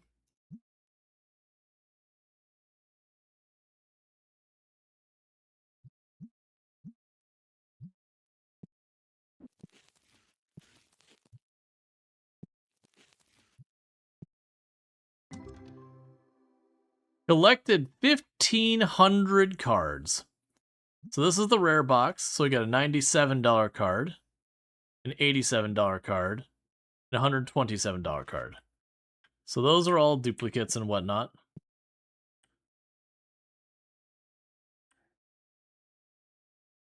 Okay, you're already working on it. So we got that one.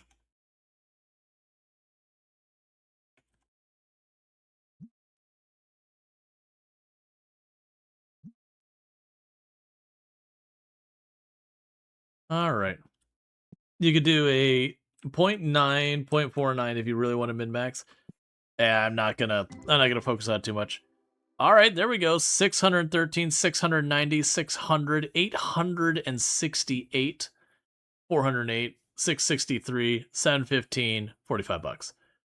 And 106 down there. So this is a very, very solid one. We got a really good payout on that one.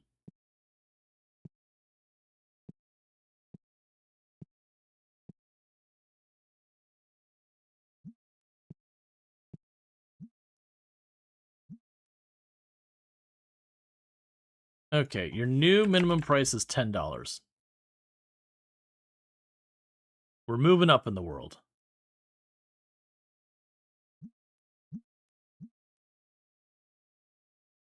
So keep this thing stocked as best we can.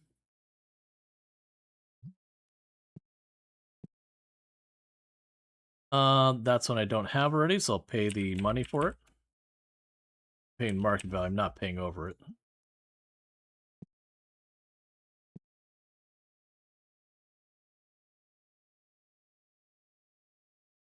Okay, so we're just making more and more money with the Gamba at scale,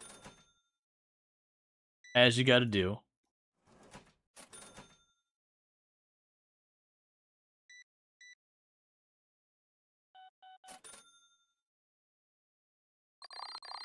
All right.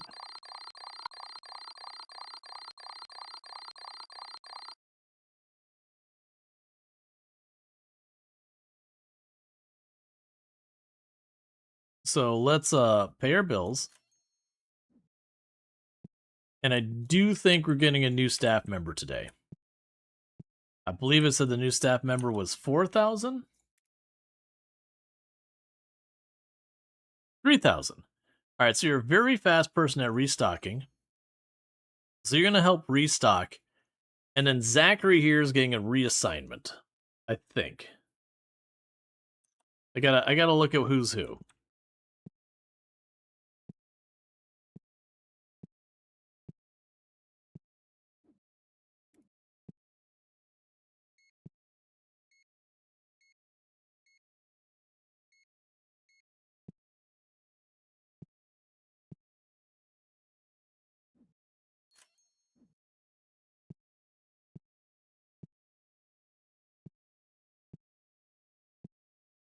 Yeah, because I gotta work through who's doing what here.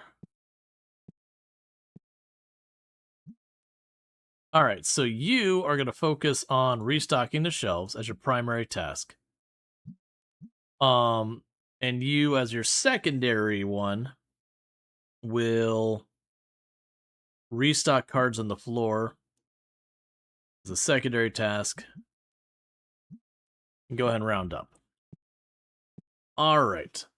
So now I got you dedicated to that. Where are you, Zachary? So you can keep doing your thing. Oh, here we go. All right, so a bunch of $30 and $50 cards. We got a $200 card up here. $38 card, $37 card, 42, 30, 31, 35, 222. Bunch more 30s. So we got a ton of the 30s and a couple in like the 200 range. Hey, Draconic, how's it going? And meanwhile, you're working on loading up the machine.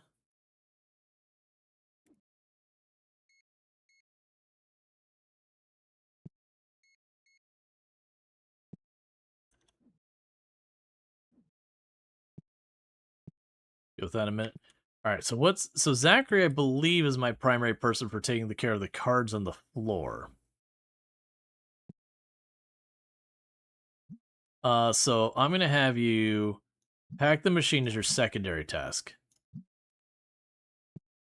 And meanwhile, what are your assignments here? You set prices and you refill the scent. That's fine. And you pack the machine as well.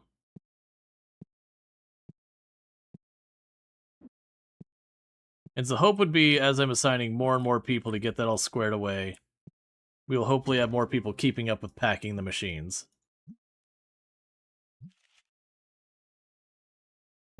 Those are all garbage.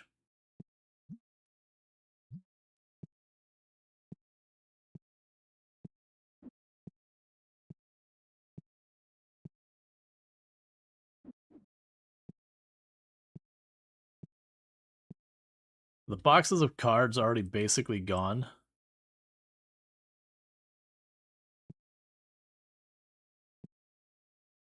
Okay, oh, wait, we didn't actually do the order. I put it in, but I didn't have the money. Because then we'll get all those running again. Okay. So switch you to 250, to 5. These are their own thing. They'll need to deal with.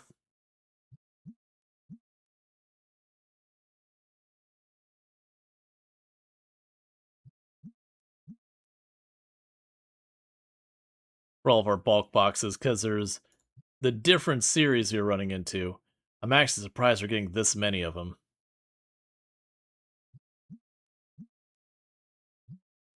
Okay, so I can grab you.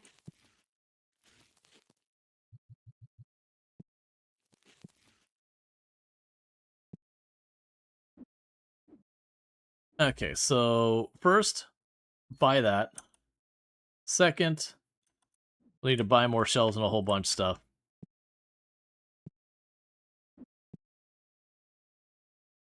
Yeah, because then you'll be able to get the green box there. So I'll probably need another shelf for the... Oh, yeah, I'll probably want another shelf. I don't want to put those on the same one as we've got there. That's fine. And you want to be told to leave.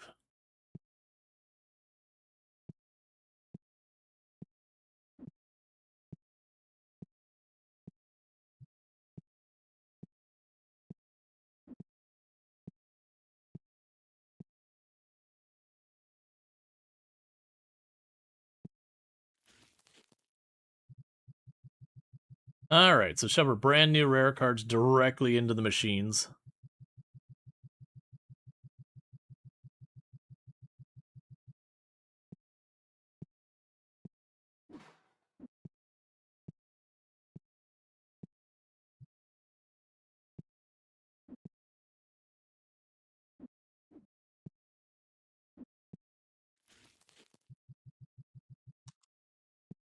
Okay.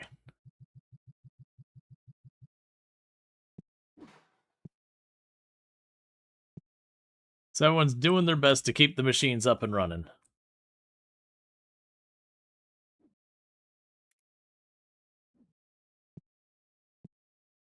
So which box did you have?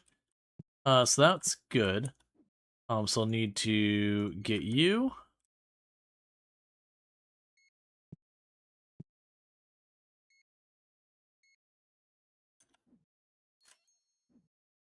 And I'm not even fussing too much if, like, they are stuff I don't actually need. We'll go over here. We need our warehouse shelf.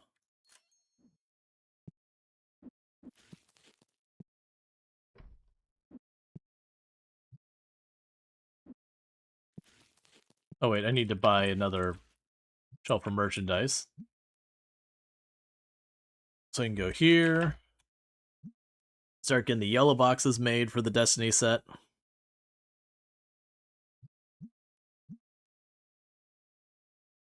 Like, that's the big thing is, like, can we automate this in any capacity? Can we make someone else do this? It's just so many clicks. It's good money, so I want to do it, but you know.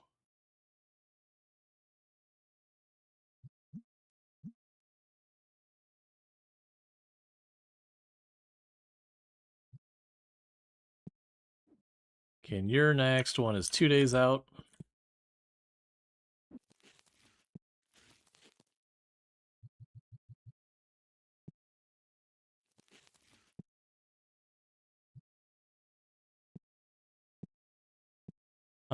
And I don't want to deal with you. Let's go ahead and get our next shelf.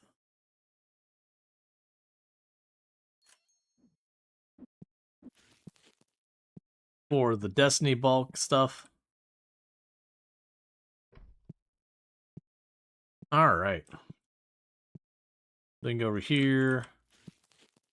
Grab your stuff. We're going to make it match the exact same setup we got here. So you got that. The pink stuff would go here.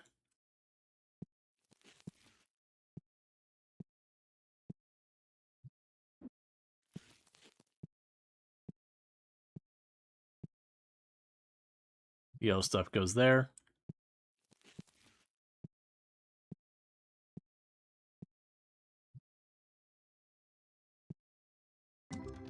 Okay, so we got a $51 card, an $836 card. All right. 112, and not a whole lot else. And I don't care about your junk. Okay, so I need a regular one of the pink ones. And all that, we need the white ones as well.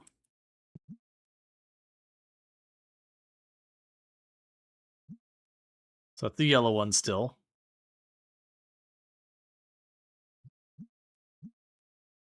Just keep packaging all these ones up.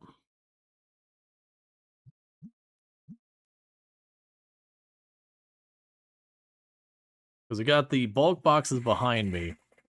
Okay, cool. So we're done with the yellow ones for the time being.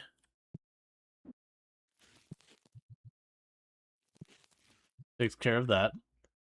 So now I drop it down to the lower tier. And get these put on the shelf.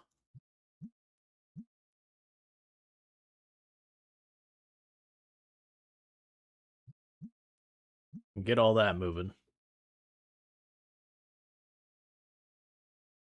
It almost feels like this becomes your job after a while. It's like, what do? I sit in the back and I take my spare cards and I throw them in boxes. And I put the rest into the donation bin because I don't want to deal with them. But I figure I might as well get them on the shelf in the meantime.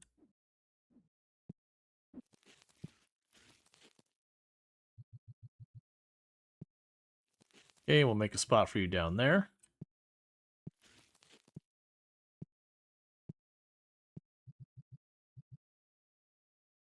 Okay.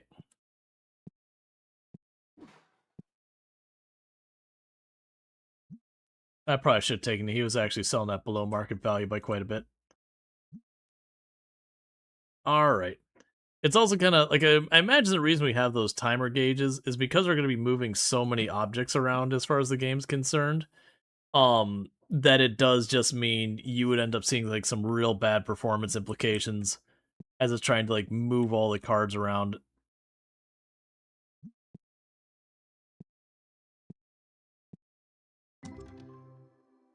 Okay, and we have a bunch of new cards and a $43 card. So we got new cards is not a whole lot of value. Rather than donation bin at 25 cent a crate or something, would probably be the smart move. But they don't seem to have a penny card option. Yeah. Like it could be an interesting thing to be able to set a price in the donation bin and be like everything here costs this much instead of like 10 cents or whatever. And so it'd just be a thing that roll the dice and the person goes up to the machine and they choose to buy it for 10 cents. It still kind of sucks because like ultimately it's the bulk, it's the volume, it's not even the money tied up in it. It's that I have a thing that's got 10,000 cards out there and I'm sitting here like fully filling up box after box of budget cards and just trying to do this because they actually make decent money. These things sell for like 20-30 bucks or whatever,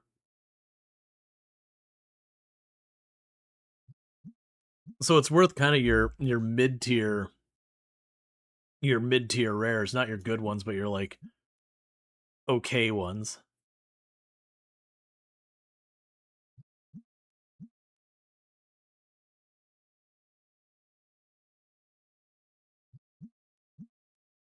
Okay.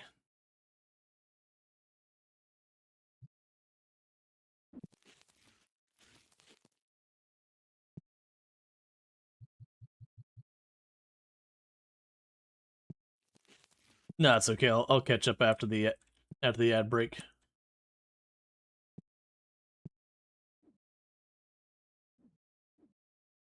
All right, so let's run around doing our stuff.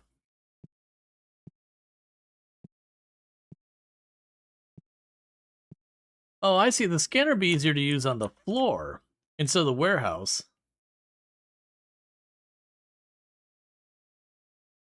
I'll explain that in a second. So when I'm in the warehouse, the issue you run into is just the fact of the matter you can have people on the floor restocking, and they could have a full crate of stuff and all that. But if I'm out at the floor, they're going to be restocking right next to me, kind of thing. I'll be able to see what they're doing. So then I could just look at the scanner and be like, oh, it says there's 8 things, like 8 packages in the back room. All right, well I know to just go ahead and just blast it with a scan and go on. Versus I see the person walking to or from me, then that's a different story. What, sir? We are not behind the counter, buddies. This is a strict, the customer is on that side of the counter, and the staff is on this side of the counter. And the two shall not meet.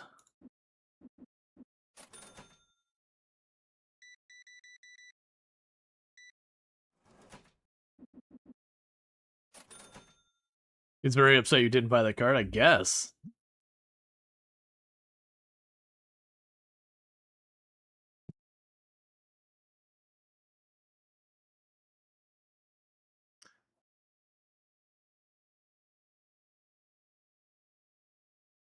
Just waiting for this one guy to get out of here, because he's already got merchandise.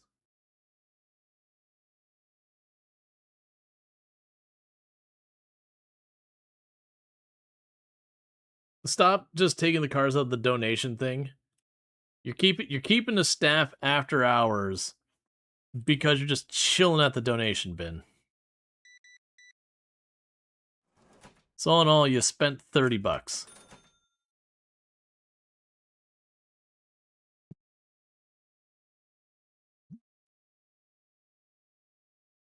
Okay, get out of here.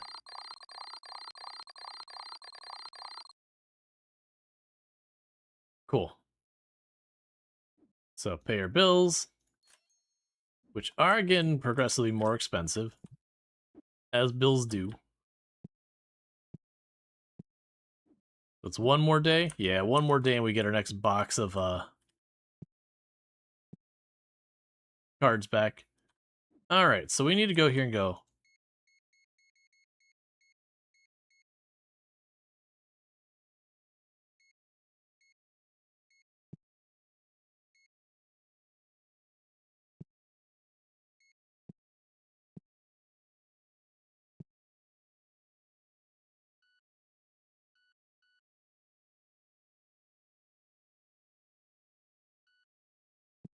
Okay, so you can just grab all that. Alright, so we got 123, 147, 97, 182, 207, 114, 105. So pretty middle value there. None of that's new or care about. We got one here for 129. That's pretty okay. And we got a 92 and a 98. So a lot of stuff hovering in that 100 price range. Then we got this one over here, which is just new cards.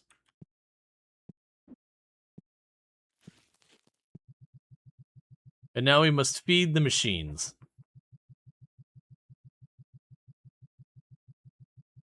The machines hunger.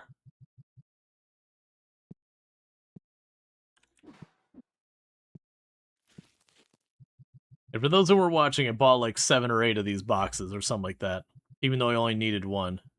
I just kind of figured I'm going to be feeding these machines. Let's just do it.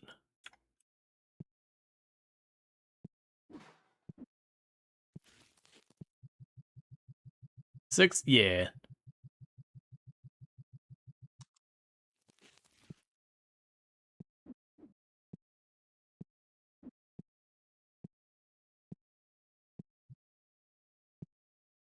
It's kind of restocking our actual inventory.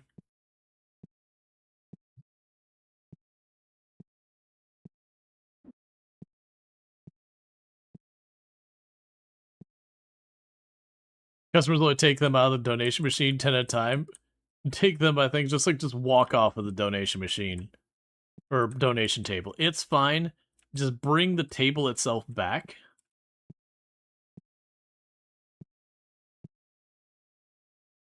Yeah, you're offering that below market.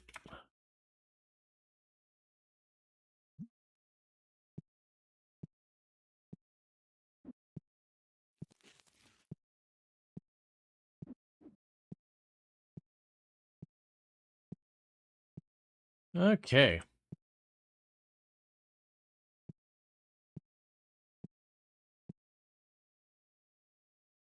That's well below market, so I'll take that too.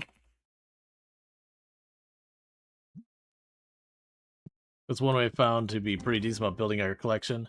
Oh, we got a $35 card. Got a bunch of these. Ooh, that's a... Yeah, so we got a bunch of these that are like 100 and some change. 2,933.66. That's what we're looking for. That's what we want. Want those high dollar cards. And then 36.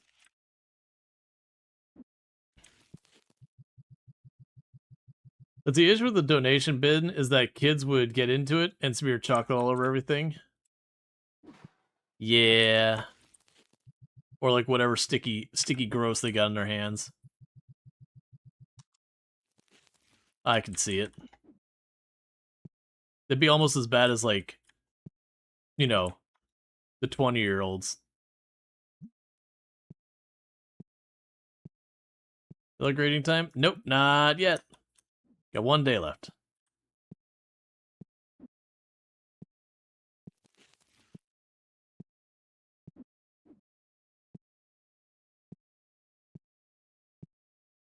Or people just don't wash their hands and end up very nasty after a day or two. You just chuck everything. Yeah, I can see that. Alright, so we want to switch back to the other ones to get the yellow and all that.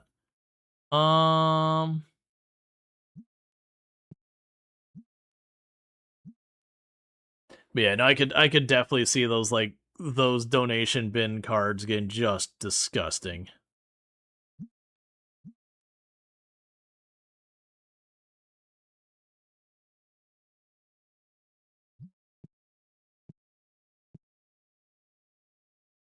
Stop trying to sell me $1 card. Come on, man. Okay, let's start with this. Start boxing up a whole bunch of cards.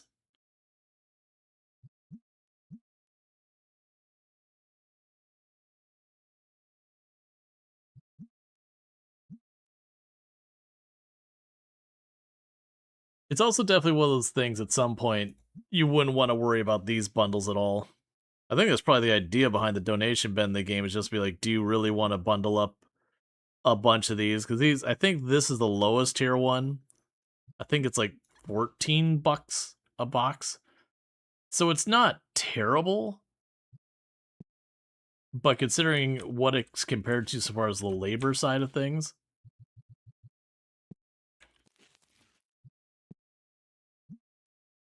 we'll go 1, 2.5.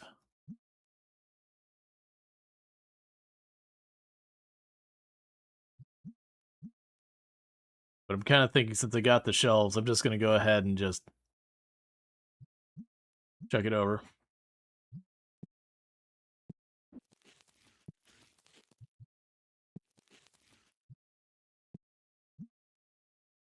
$2.5, 5, and I'll deal with that in a minute. We got a $49 card there. And a $130 card. Nothing super amazing, but a couple of decent cards.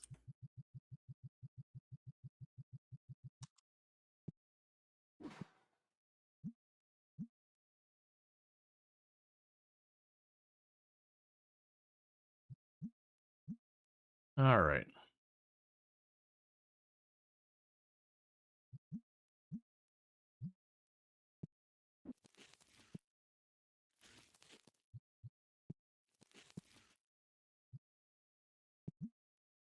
And go 5 and send 50. Nope.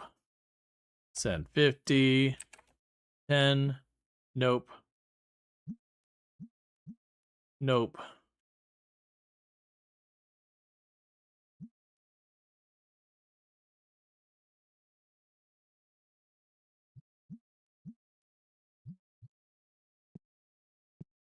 Take this one out to the floor because I'm pretty sure this is the first of this style.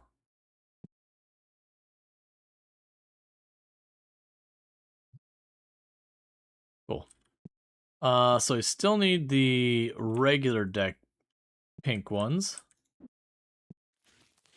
We can do right here real quick. Cool.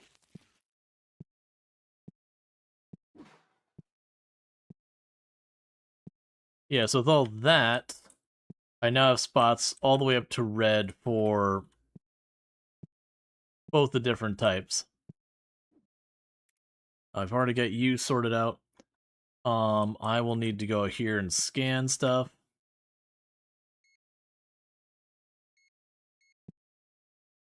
I don't particularly care if we have surplus anymore. They dump it on the floor out there. That's a customer-facing problem, not a me problem.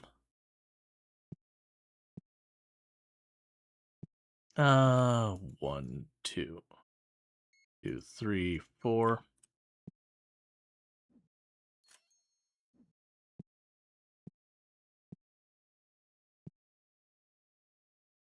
Sure, I will take your 93-cent card to get out of my face.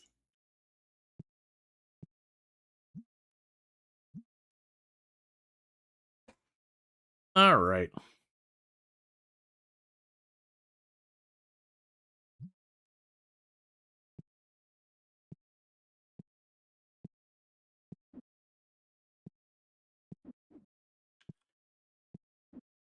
And it definitely feels like this is one of those things that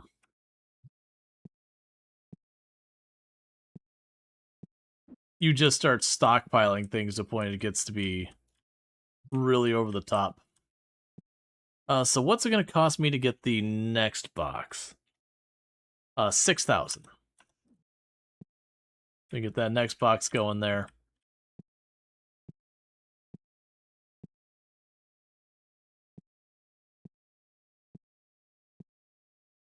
I'm just gonna leave those outside. There's no concept of this game of like someone shoplifting or whatever. Let's see. Unsurprising, you dozed off after your 3:40 in the morning wake up. Did we sell the $14,000 car yet? We did. And this bad boy here's what that card became. Where we can open up our cards packs more than twice the volume in half the time. Not really half the time, but twice the volume.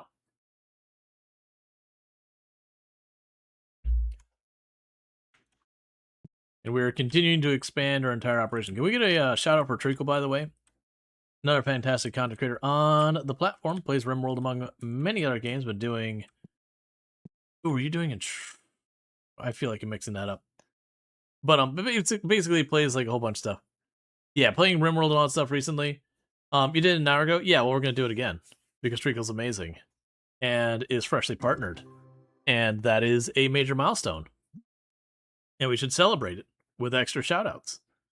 But yeah, no, I know it got done again.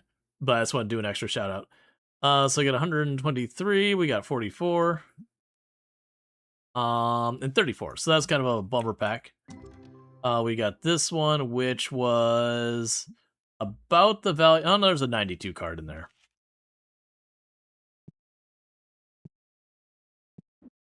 So meanwhile, shove the cards into the machines. That is just what we do here.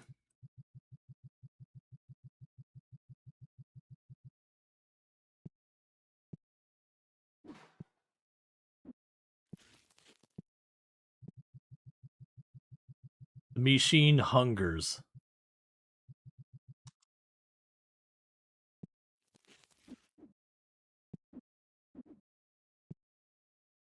I could see having these machines and having like 10 shelves just back here. Not 10, but like a bunch of shelves back here that are just nothing but whatever your most valuable card set is or whatever. And then just being like, just feed the machine. Just feed. The machine hungers. The machine demands food.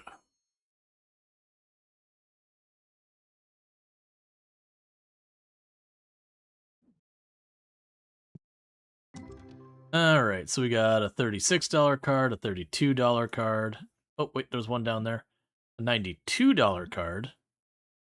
A $43 card. 44 and a 145. A 145 is a pretty okay card. 72, 80, 148, 183. So we got some moderate okay ones. 98, 128. So nothing that's like, oh my god, that's amazing. But a whole lot that you're like, alright. That's decent. We're now teamworking because we need to shove cards in the machine faster.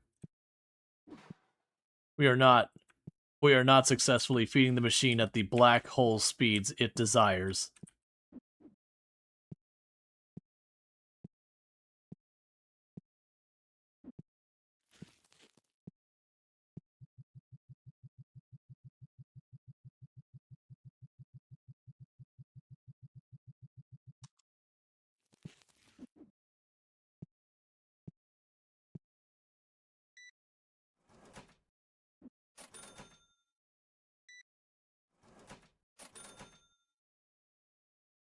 No.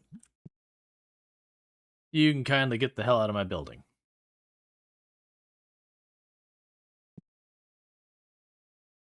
Nope.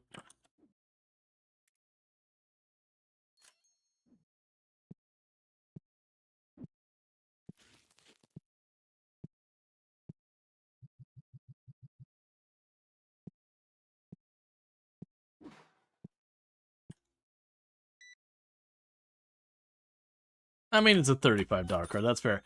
I was about to make fun of him for like all that and then paying for like a $1 card by credit card, but now he actually got a decent card.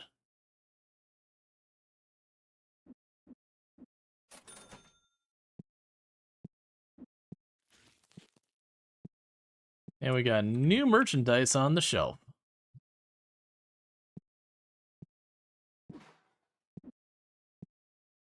Then go here and shove you up there.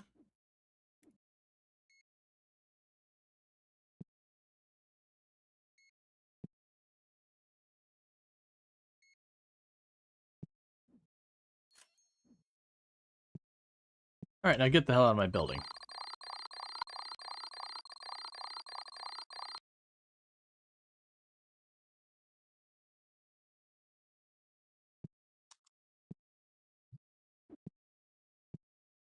And it's time for money.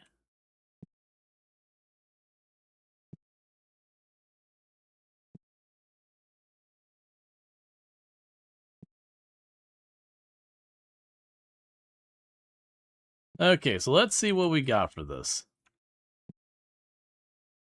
So this one is not great. It's pretty low rated. We didn't really make any extra money, so it's only 100 something on that one. That one's bumped up to about $400. That's about $300. About $200. There's a bit better. About $650.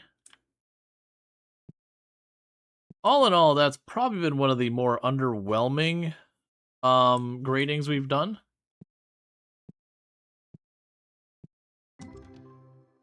That's fine. I'll get there in a moment. So $858 card. That's a Frizzard foil. About solid as we're gonna get.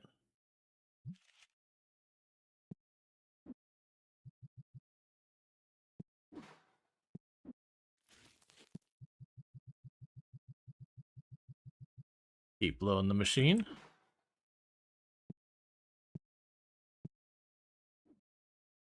Alright, so we'll need to get our money together for paying the bills.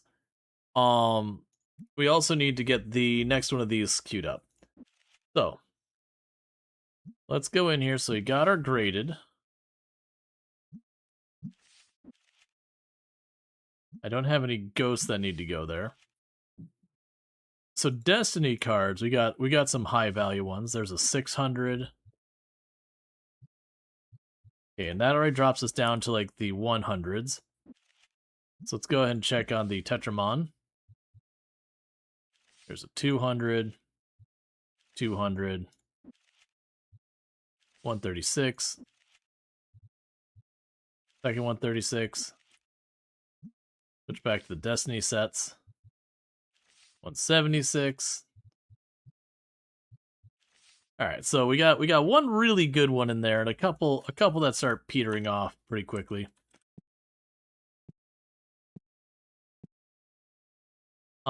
You want to sell me what your cat crapped out? Not really what we're looking to sell here. Some people are into that, but that's just not the type of business we operate here.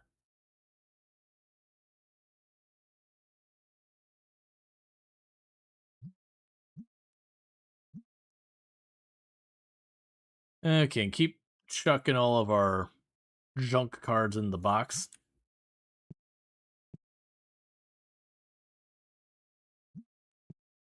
And how are we doing on our collection now? So I've already got about a third of the Destiny cards. And we have... We're missing less than 300 of those cards. And then the ghosts, we're still at about a fourth of them.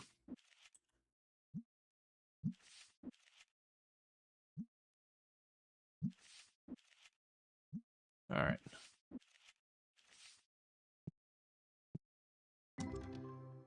So we've got you. So 86 or 68 bucks there.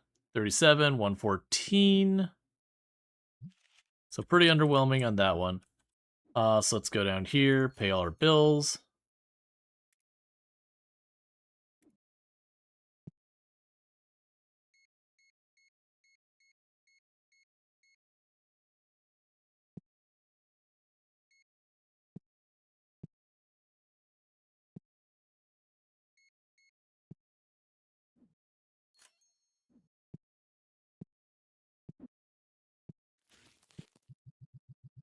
Machine hungers and we must buy more cards.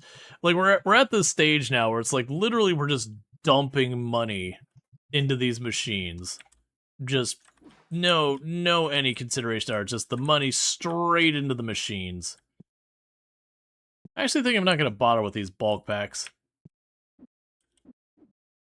We'll start working on other merchandise and just let the bulk packs do the bulk pack, like just let them kind of go. We can deal with that later. Alright, well, what's the next merchandise we're putting on the shelf? So as much as I'd love to go for the next card pack, that's 6,000. Let's try and be a little bit more reasonable.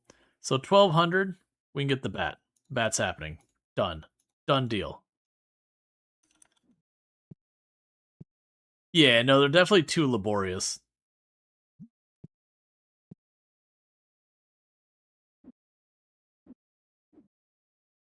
Did I not actually buy them?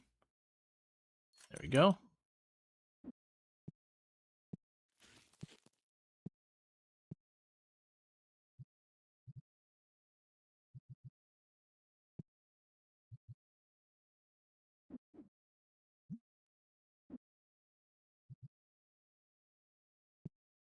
Okay.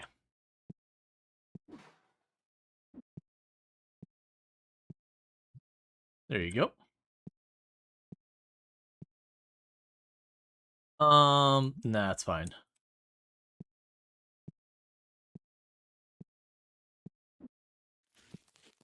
So take these ones I've got here and get them all sold.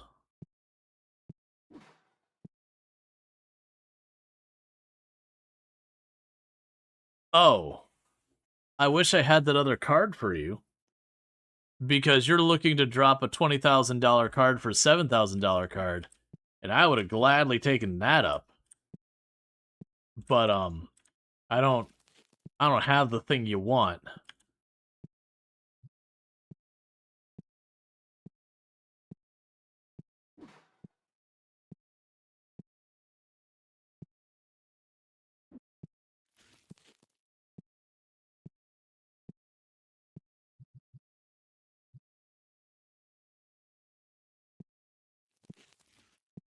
Okay, so I need to just get rid of those.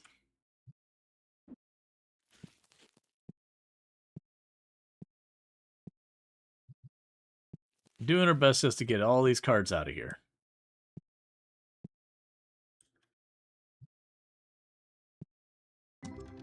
Okay, and that is one card worth 96 bucks, and pretty much the rest of that is about as good as a stick in the eye. So that was a big old bust. I get anything worthwhile on that one. I mean, the 96 one's fine. I shouldn't be complaining that much. You want like 125% its going rate, my friend. I'm gonna need you to tone that down a little. Alright, so the next figurine to look at is 2,500. So we'll get that going.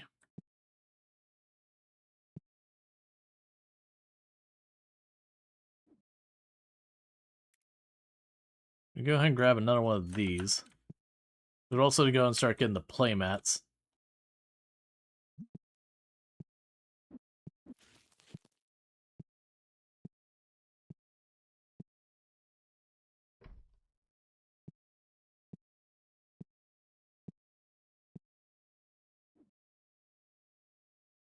Alright, so figurine.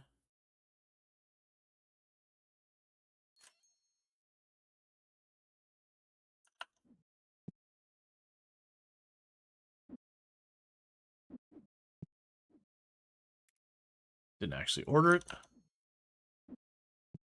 So one thing I think we do now is they have like an upgraded version of that thing.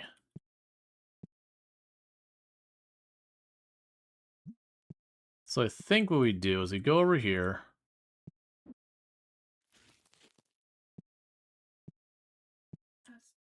Hi, wifey. I love you too. I head downstairs. That's a responsible thing to do. Ish.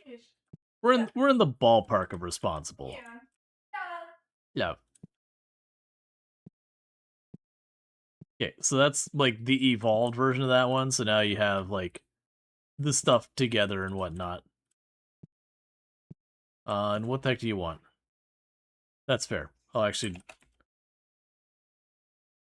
buy that market value. Alright.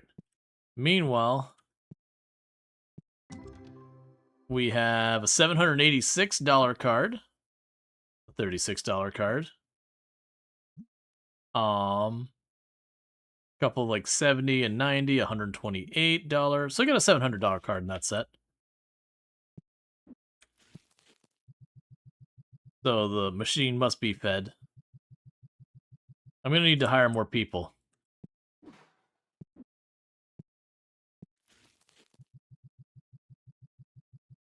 Or Zachary here just doesn't have the dexterity to industrial rate feed the automatic opening machine so he can properly gamble at rapid rates.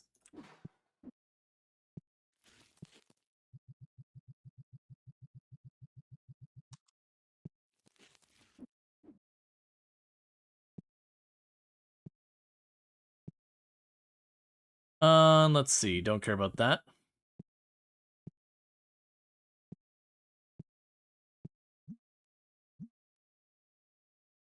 So I can quick fill these. And I think we're definitely at the stage in the game where I've been doing the 12 days. I think we're going to want to cut that down at least to whatever the next tier is, shorter time. To just, well, actually, I mean, no, we probably won't because we're getting like the $100 cards and all that. I don't think those are necessarily worth rushing. It's got a $49 card, $132 card, $73 card, 35, 36, 44, 134. So a couple of good ones there.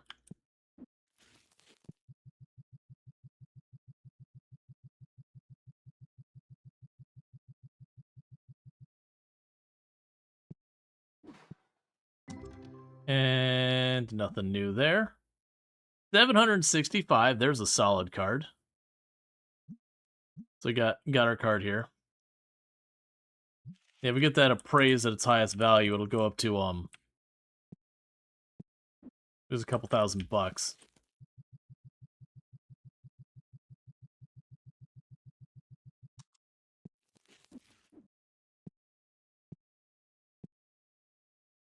Get out of here. You're still working. All this is fine. Okay, well with that, let's go ahead and get our next merchandise item. So we can get you on the shelf.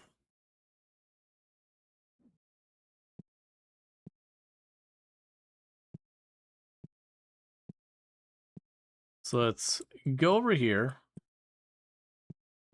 Grab one of the empty boxes.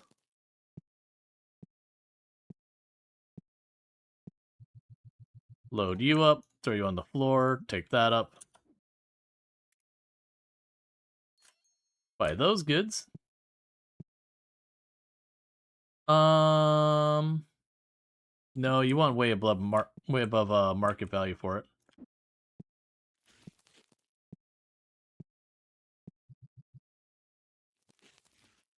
Okay, we got those to be priced.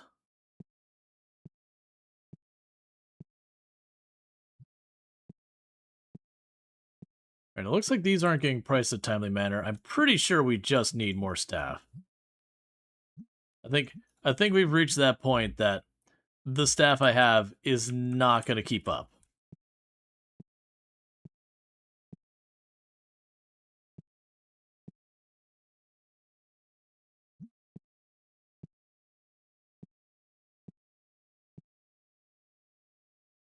So then the question is, what's my next staff member cost? So the next staff member is just kind of broadly good, $5,000.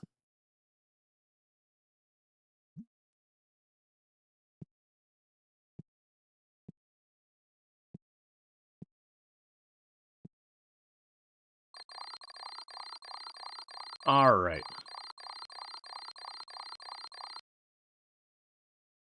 So now we're starting to see the card earning heavily overtaking the tables. You're starting to get some like really expensive cards out there.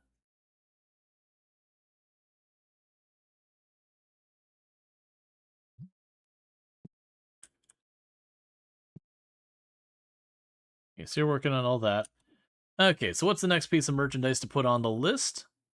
We can get the star. Yeah, we'll get these ones up here, all the $2,500 ones. And then we'll switch over to the playmats and all that. So that'll be the same thing here. We'll want to pick up those stars and get all that sorted.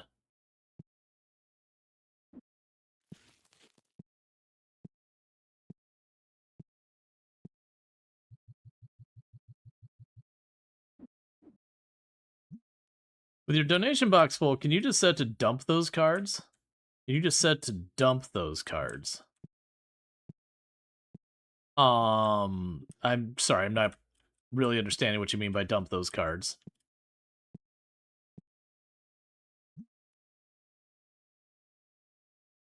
So the whole donation box? Oh! Oh, you mean like literally take the box and just try and sell it? I wonder what'll happen.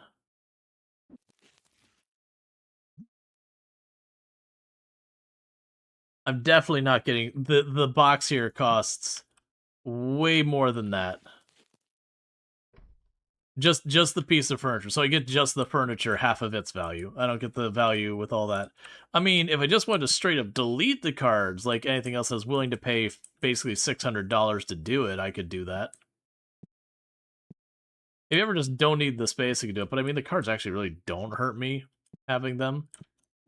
I know I have all this junk, but like, it doesn't really affect anything.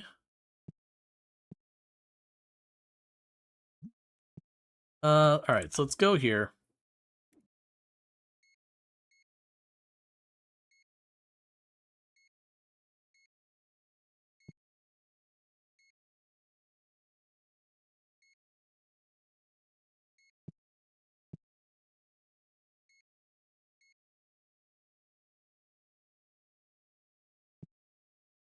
Oh, there's a page too. I was like, there's no way I didn't.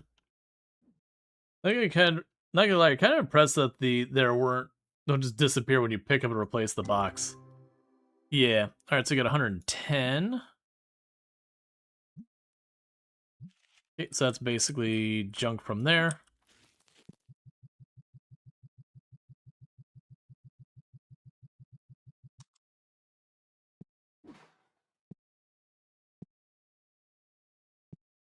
Yeah, and honestly, the fact that it doesn't have a bunch of bugs and problems. I'm willing to bet as well as things that they probably end up doing a lot of testing and all that because not that, but if other things you picked up, like the shelves and all that you picked up, and just all the furniture on there got deleted, or all the cards got in there got deleted, that would be like people cussing you out in the support page kind of nonsense. Not that that's appropriate, but you get the idea. People would be beyond livid. So I'm willing to bet they were pretty good about staying on top of that.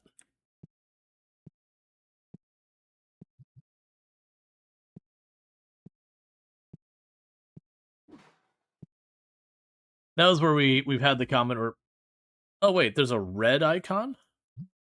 Oh, okay, it goes up higher than that. Oh, you people level way more than I thought you did.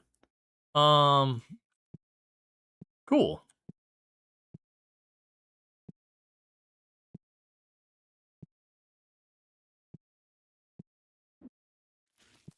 All right.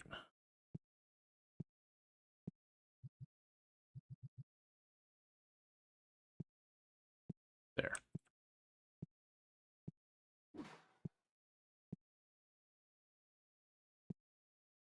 So you're all doing your thing. We're gonna need a second register at some point. Oh, hey, just keep doing your thing, man. No. Get out of my face. Do they work faster if you pay them more? If I give them the bonus, then what the bonus does, it temporarily boosts their speed. But it's a temporary boost from what the game was describing, not a you give them like a raise and they just stay better forever.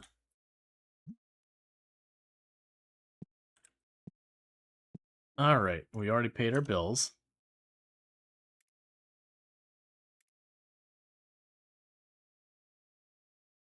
Just need the money to come in. We can go ahead and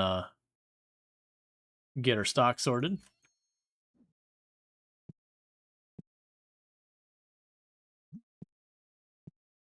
It's fine. I'll just keep letting the boxes pile outside. As As was always meant to be.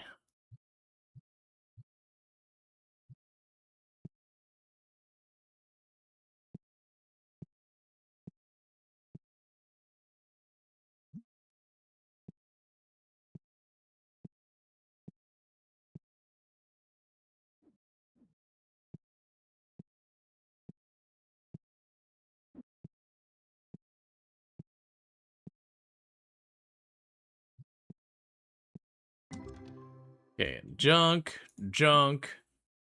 86 bucks, 47 bucks, 36 bucks, 153, that's okay. Mostly junk.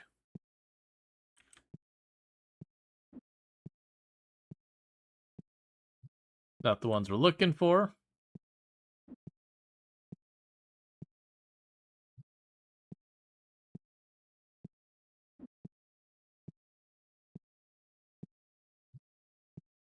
Looking for the high value cards.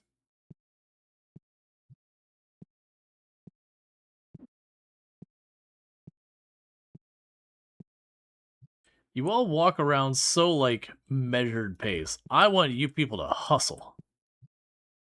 If you are not a sweaty, gross mess by the end of it, I don't think you're truly committed to the job. I feel like we'll end up having to talk about your compensation relative to the amount I agreed you should be paid versus the work I expected you to do. And now we should be prorating both of these things if that's the way it's going to be. Do I look like an employer who believes in work-life balance or being considered my staff in any way, shape, or form? I don't think I do. $117. I'm literally just jacking up the prices on cards and making people spend hundreds to thousands of dollars to sit at a table, a ordinary plain old table that they could be sitting at home. I'm making pay $1,000. All right, so 85 bucks, $45, 2,957. That is what we want to see. $548. That's another pretty good one. 300, 100, 300, 300. Yeah, so we got like basically two pretty solid cards in there. All right. Grab our scanner.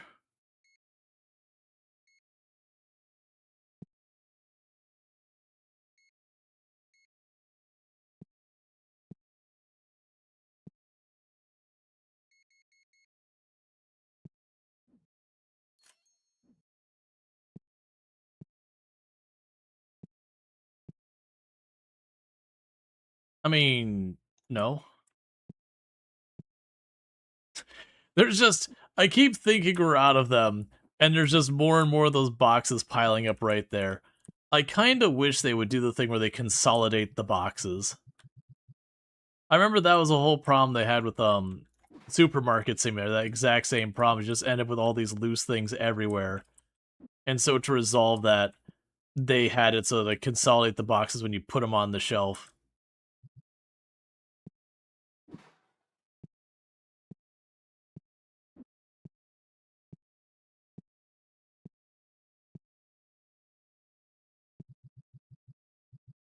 I wonder with the unmarked thing if that sorts itself out over time, or if it's just like you end up with weird balance on your stuff. Okay, all bills are paid.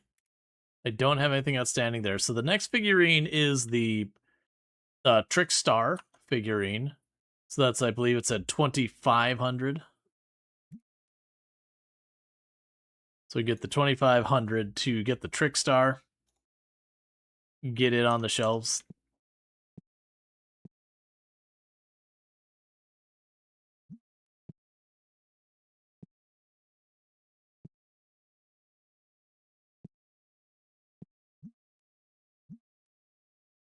All right. So go ahead and just keep popping these in here.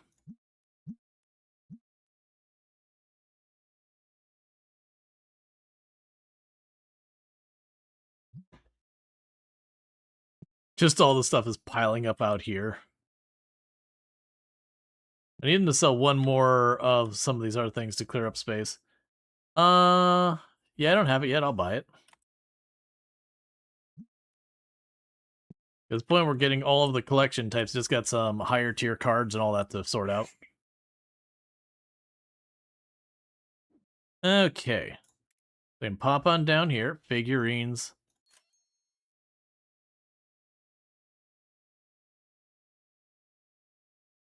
Okay, so when we hit 500 bucks, that'll be ready to rock and roll.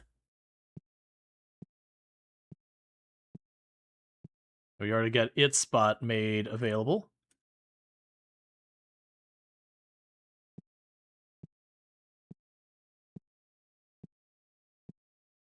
All right. It kind of makes me wish I could wild card the shelves and then just be like put whatever in the warehouse and then just do this out here where you'd be like, okay, you all right, so in storage I've got 27 bucks, I got 8 there, so we're good. And then just, pop over and see whichever ones we don't have much and then just scan it from here on the floor. And I honestly think even with the customers we have, if I was diligent about checking it like right at the beginning or the end of the day, with like 2 spots on the shelf, it'd probably cover for the whole day realistically for almost all the merchandise.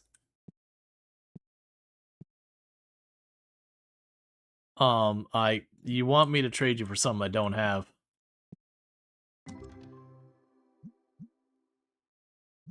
Okay, all garbage on that one.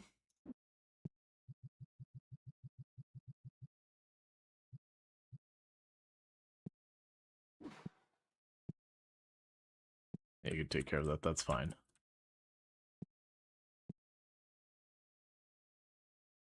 Nope.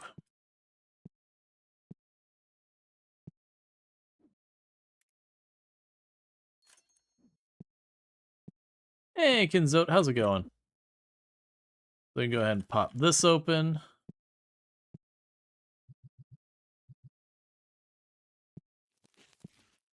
And then put that on the shelves.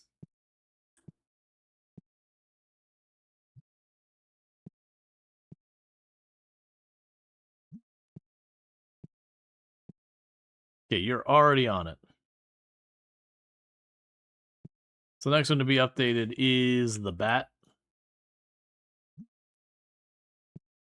But honestly, considering how much money we're making nowadays, I'm just like grabbing like 1 or 2 new pieces of merchandise each day. I'll definitely get to the point where we're gonna run into the issue of I'm gonna need to expand the store again, and that's gonna start going up in price more and more. It's also a thing that we're gonna deal with a bunch of other stuff going on here.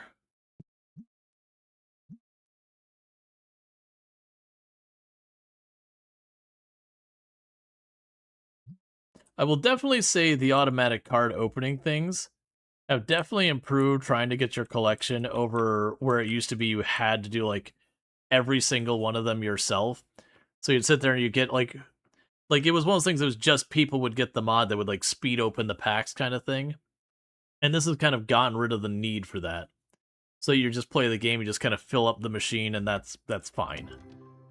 All right, so we got a bunch of these around $100 we got. So that's always good. That's good fodder for the sales floor. Got a bunch, like a whole bunch in that one were worth around 100. Go ahead and fill this machine back up.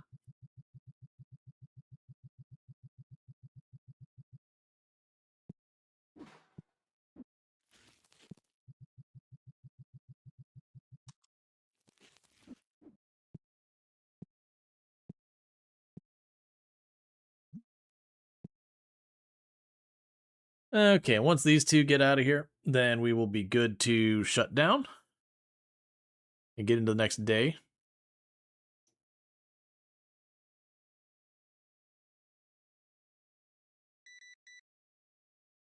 That's $63.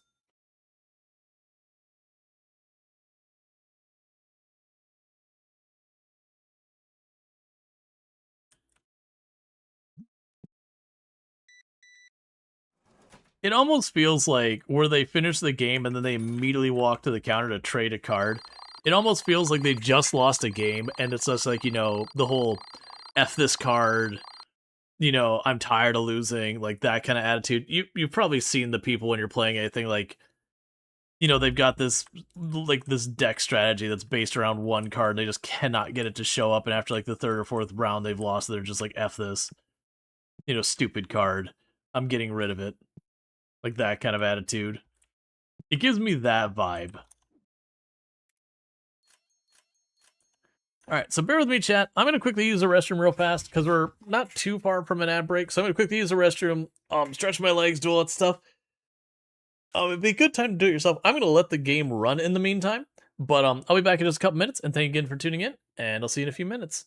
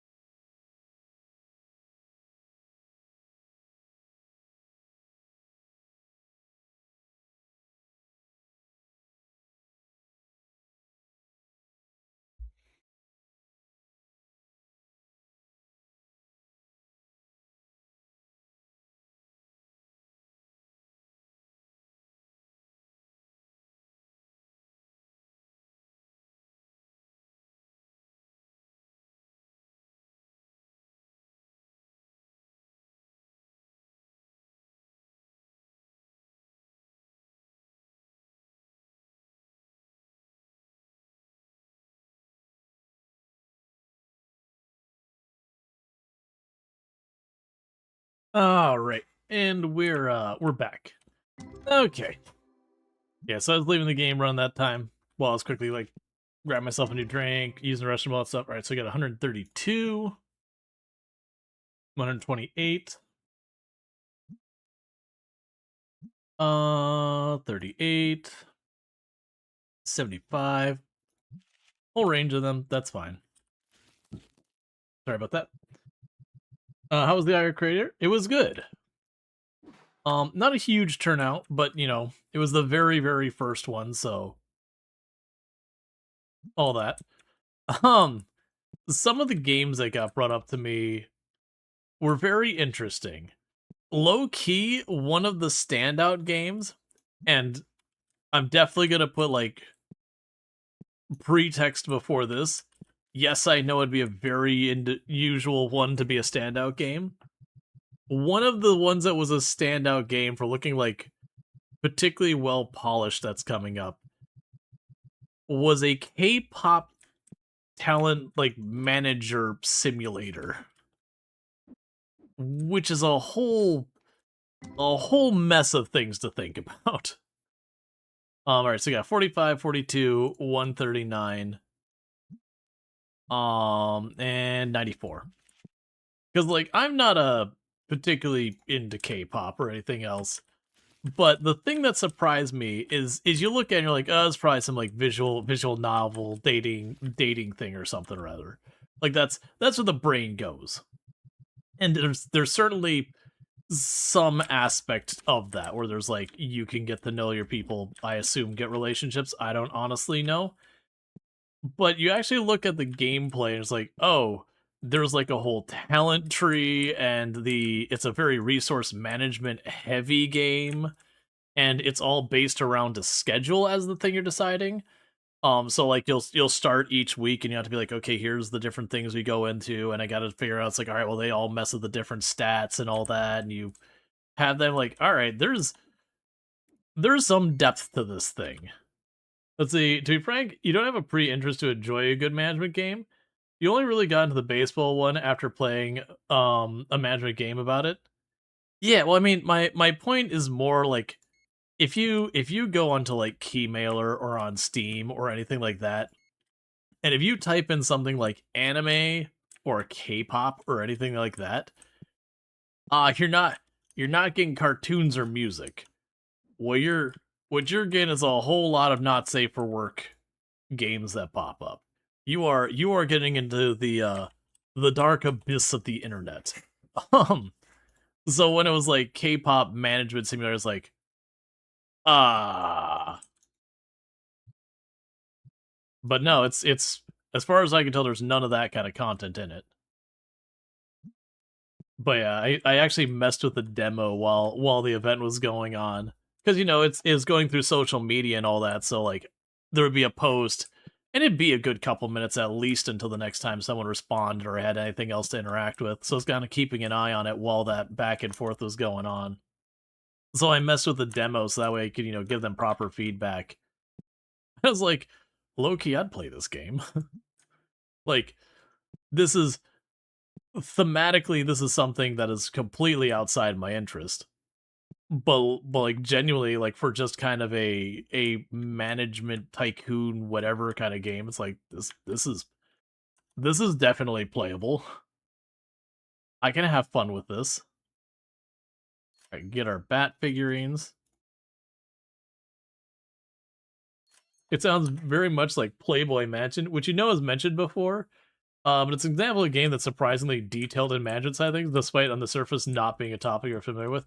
Yeah, no, I've heard a bunch of people mention that there was like a Playboy Mansion simulator or whatever, that like is actually supposed to be genuinely a well made game, versus your immediate thought is like, oh, this is just porn or whatever. It's like, no, that's not what it is. It is just a management simulator that topically lands in that area.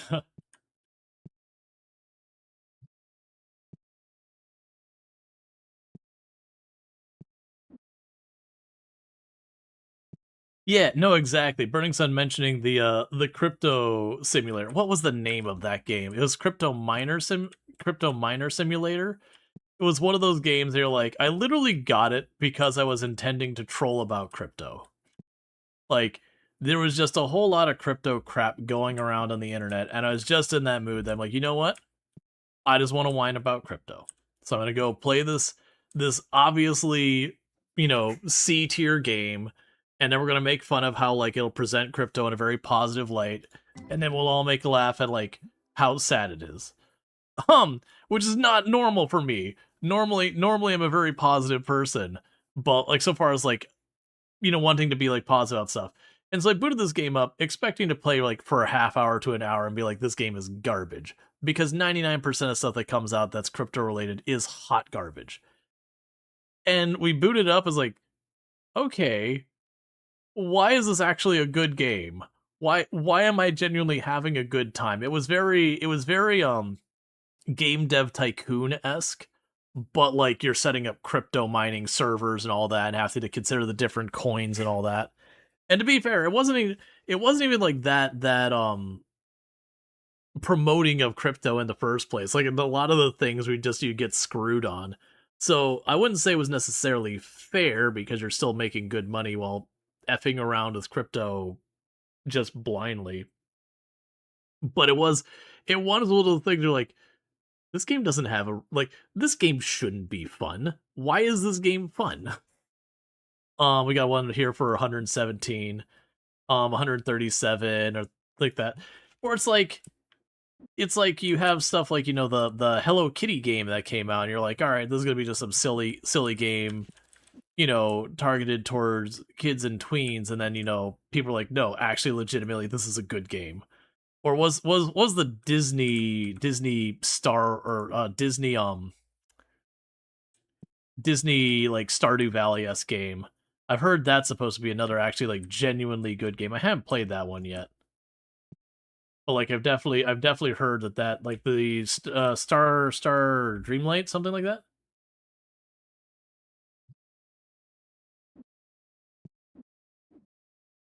And that was another one that's like, you have no business being a good game.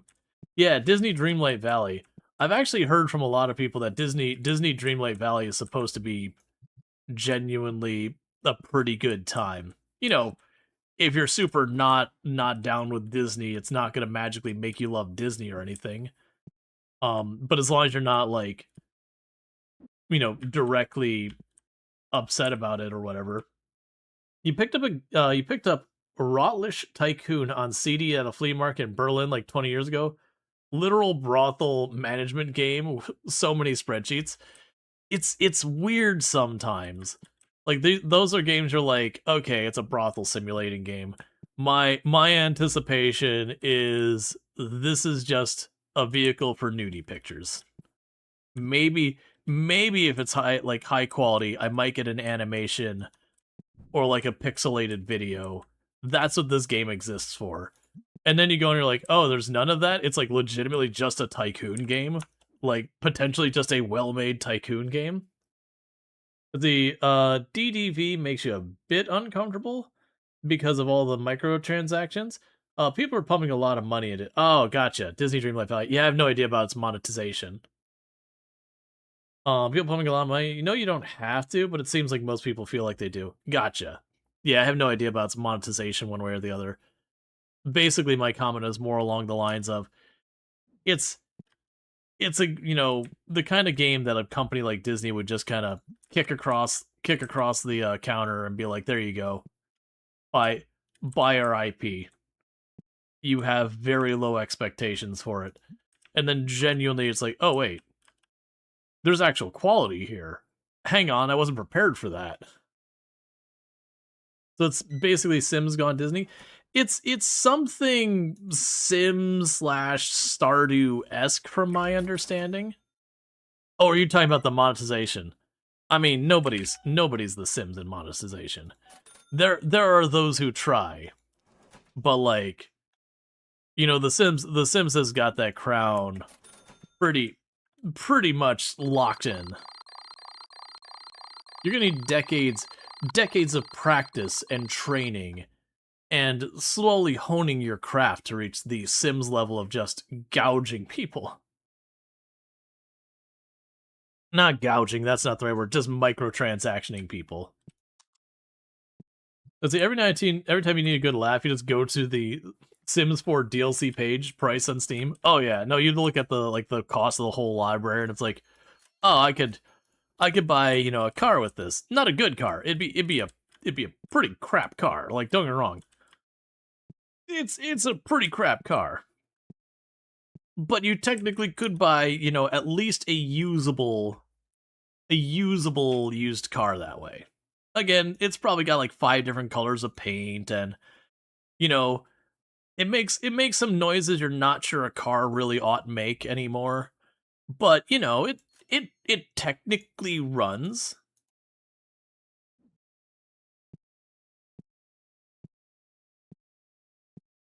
You have to hold the stick in first and third gear, otherwise it kicks back out of gear. It's got character. It's got charm, as long as you know your definition of charm is just utterly awful.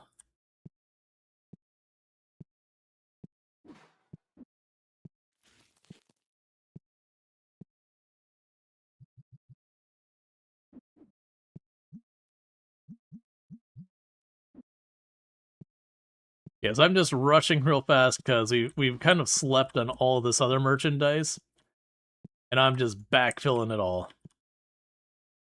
Actually, you know what? That's a perfectly good one to go in. Where's that spot? That spot right there. That's been empty this whole time. 49 bucks, 204 bucks. That's not bad. 134 bucks, 92, 122, 32. All right, here we go. We got a $400 one and a whole handful of $100 ones. So not a great box, but certainly not terrible.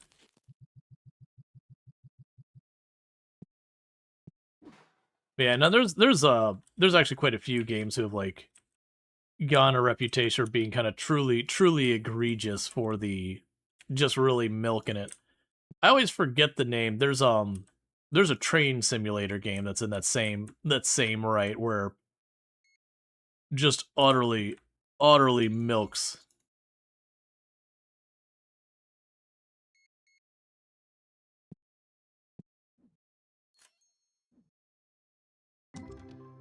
All right, we got $79, $764. That's a pretty good one.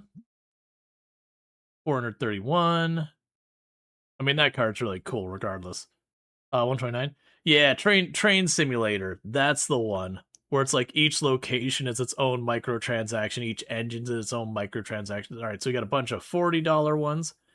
Okay, we got a group here that are all in the like upper 400 to lower $800 range. There's what you want. And there's another $400 one there. So this is a big money pack. Yeah, that's 77,000 before any other stuff going on. How long do I have to the next grading? All right, so tomorrow's the next grading. I think we're gonna start jumping to the thing. Let's see. You've heard bits of people about Star Sim. People have dropped some stupid amounts of that money, right? Yeah. So they've kickstarted, but there's been a lot of like. So I kickstarted it initially. I never did get back like when they started doing more and more. I like never did more than the very basic kickstart of it, because they kept going to like more and more rounds of getting more money, more investment, more microtransactions, all that. And the thing that kind of gets it a pass versus a lot of stuff is because, they are using the money to develop the project as the kind of the excuse, as opposed to like, with like the Sims, they add a thing in and then you buy the thing they've already created. A lot of Star Citizen is what we would refer to as vaporware or promiseware, or whatever language you use, that you are promising something that does not yet exist and getting people to pay for it. Which is a lot of Kickstarter stuff. But it gets pretty egregious. Like they had it where you could spend, it was several $1,000s to get a plot of land in the game that didn't exist yet. And it's just like, what? And so it's just a lot of stuff like that that just, it gets real scuzzy. And a lot of the stuff in theory you can earn in game and yada yada and whatever, but it does have a lot of where you can just buy your way through stuff. And I don't know the nuance, and people could absolutely correct me if I'm wrong. I'm sure I have details not quite right. It's like $10,000 too on their normal store, even to even access the high roller store. Oh yeah, like they have a separate store for people who spend tons of money. Yep.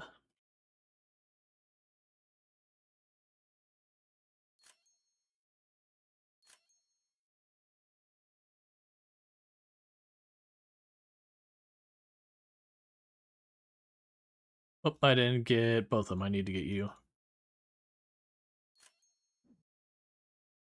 And hey, Sherry, can we get a shout out for Sherry Kine, by the way? I think we did one earlier, but I'm gonna, I mean, time has no meaning. Because of like going to bed, immediately waking up and doing Eye of the Creator, my entire perception of everything is just a disaster. You did, you slept, gotcha. Hey, well, you're gonna have to just deal with the fact that you're getting a second one. But Sherry's absolutely fantastic. You should check her out. Um, lots of fun time over there, Rimworld, all that good stuff. I think we might be running out of cards in here. They're falling way behind. Okay.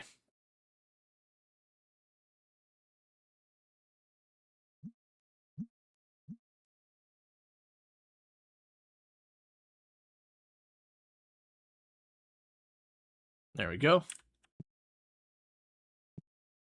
Should I have 2 spots for the playmats? I don't feel like I should now.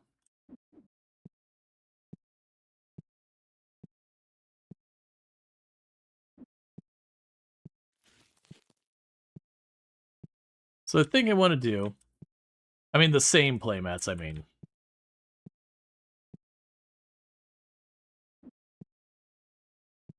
Is to take you back here. Chuck you on that shelf. Yeah, because I'm thinking we do is we have 1 spot for each of the style of playmats.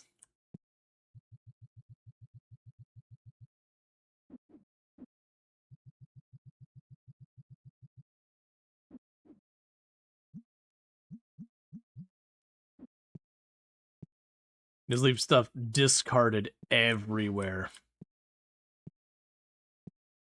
It's fine.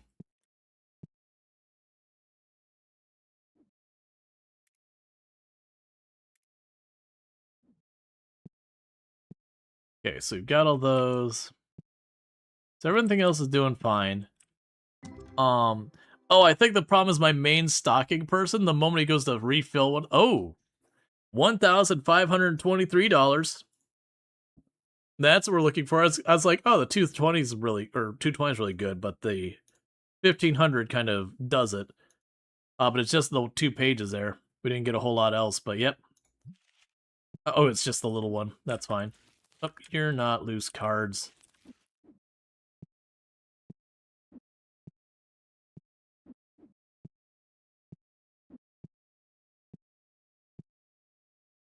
You can go there.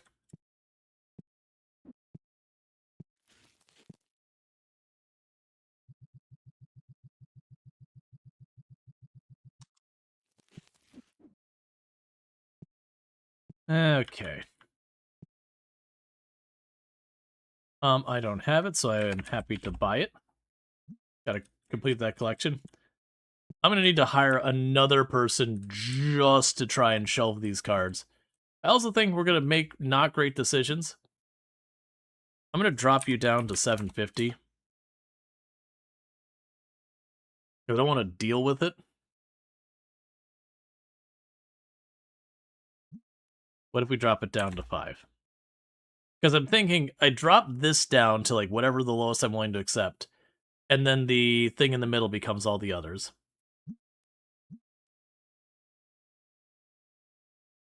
It will just overwhelm it.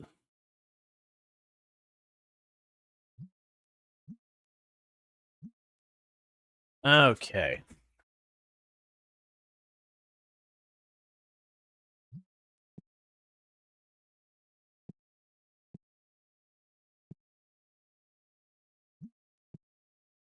So I've got all that going on. Next order of merchandise. So it's interesting that I have this one. Oh, that's the premium version. I see. That's my mistake. I didn't think about the fact that that was the premium version.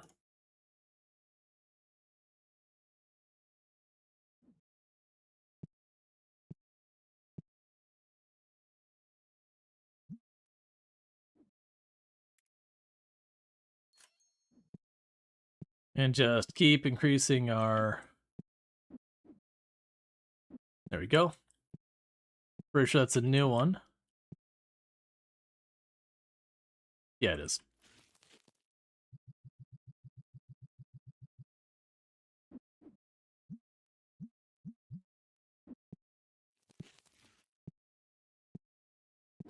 Okay, we need the one that's not the bat. There's the green one.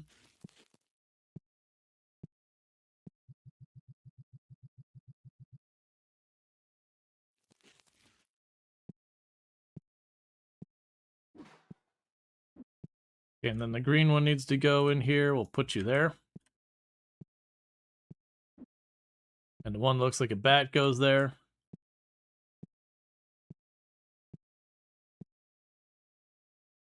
All right. So obviously, or actually not obviously, it'll be pretty good when we get another big card that sells for a chunk.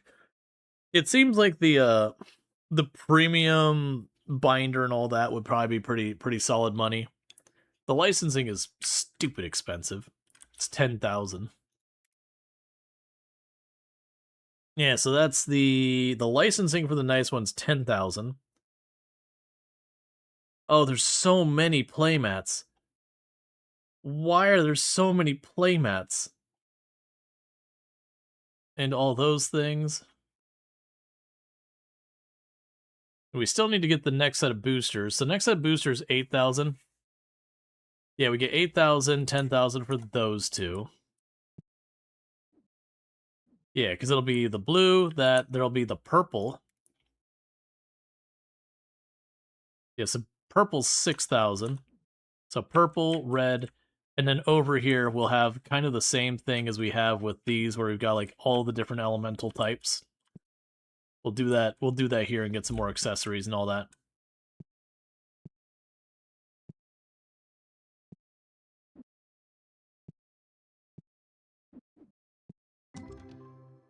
Okay, $90.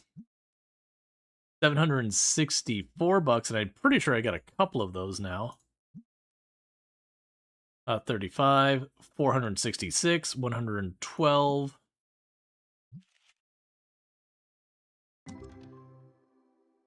Ooh, we got a pretty good dot pro here. So we got 33, 764, 750. Yeah, these are all like in that 700 area. So that's pretty solid. So we got our $100 one there. So that's a big pack, considering that was the smallest set we can get. And we got almost $10,000 worth of cards out of it.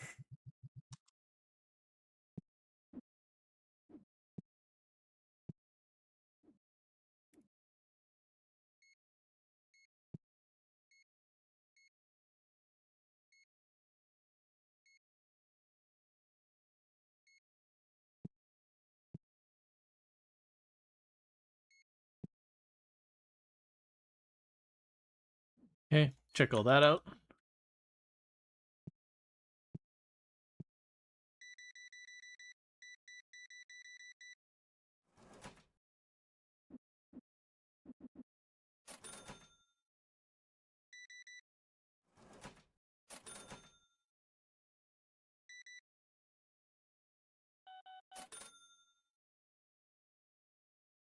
No. All right. There's definitely a change where it's like we've stopped worrying about the box situation outside. We're just leaving them heaped there. It's fine. They'll sort them out when they sort them out. Okay, big money day.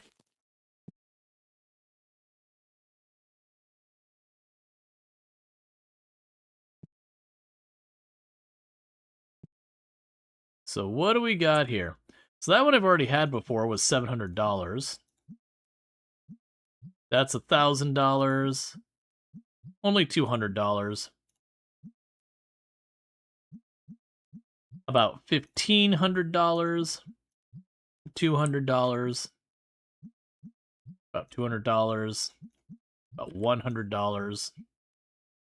About $200. So we got some big ones. We got some kind of ones in there too. That is not unexpected. So let's get the next submission in here. So let's see. We're getting good ones in there. We're starting before the pricing at 1,500. So that starts at 700. Yes, we got 700, 500, and 1,500. All right, so 1,500, you are going in for grading. That's the 200, so let's jump on over to the Destiny. There's a 700, 700, 700 again. How about a third time for that same card? There you are. Okay, and that takes sort of the ghost set as my next highest value. All right, do I start? I mean, probably not. We're not getting too much over like $100, $200 in the value on stuff. So I don't think I go and I push up to the next tier and all that.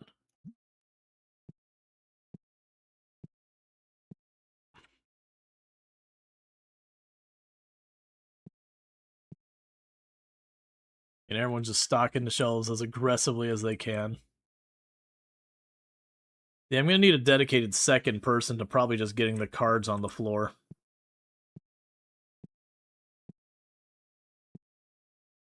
Continue to expand the business.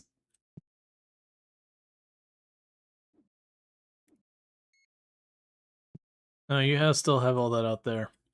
Yeah, pick that back up.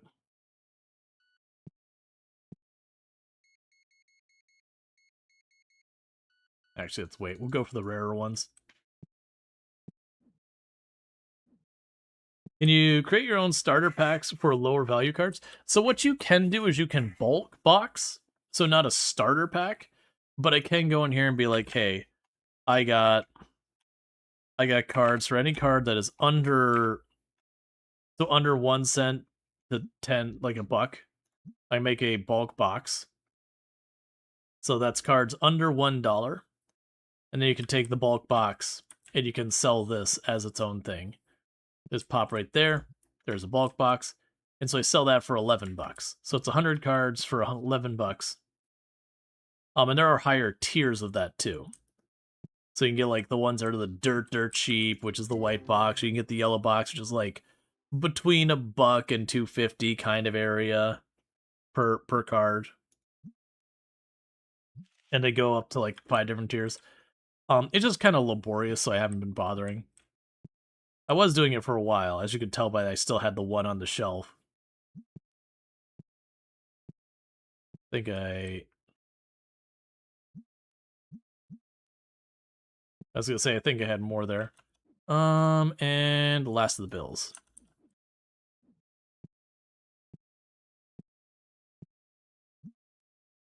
I can fix the donation bin.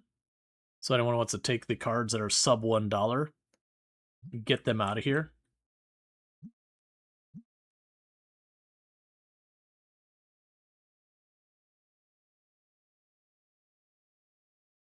Nobody seems interested. I guess you just get to store those. Yeah, you actually see them take it and all that.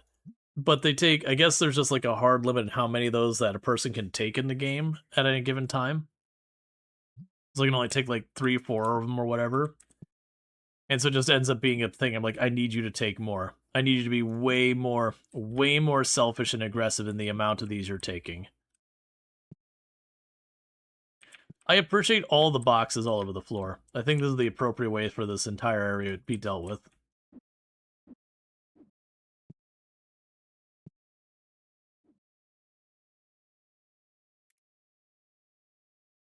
Okay.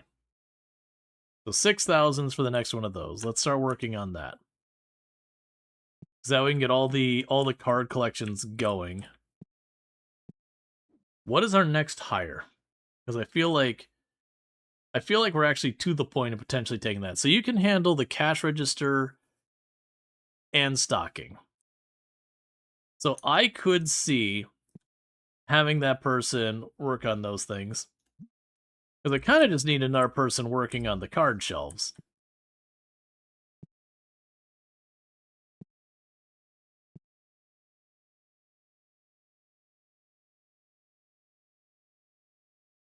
Like maybe what happens is you could toss wherever.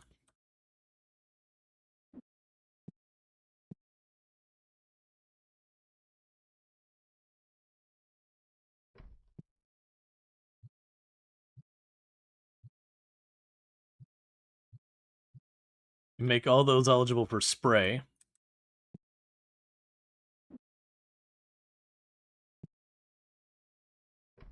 We do that.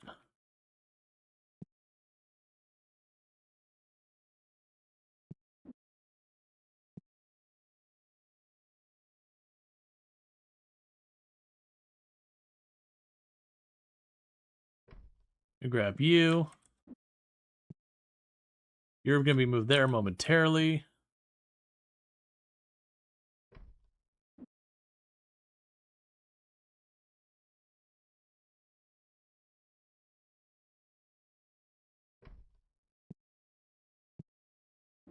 All right. Because I can bring in another person and put more shelves over here.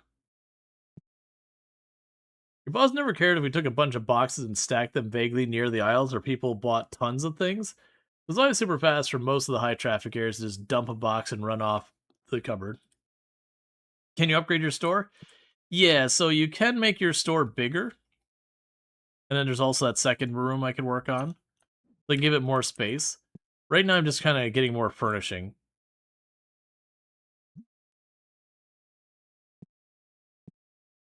Okay, so new hire.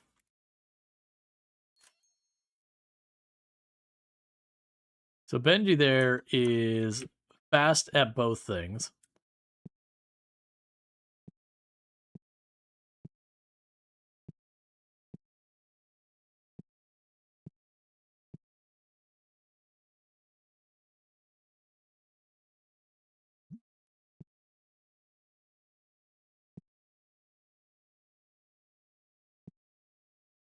Where you at, Benji?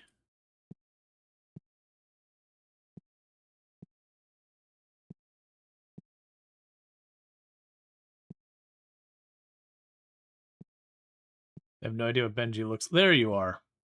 I was like, I have no idea what Benji looks like. All right.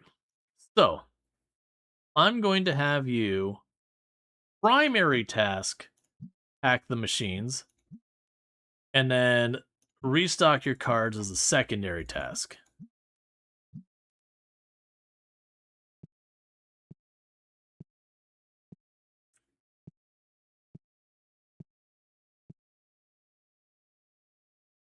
That is a nice card that I cannot afford.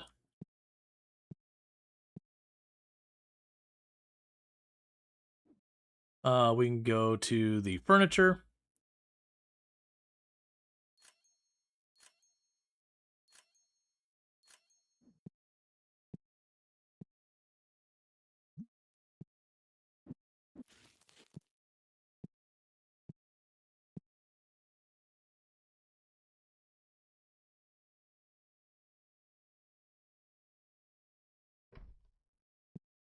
Get ourselves a whole bunch more.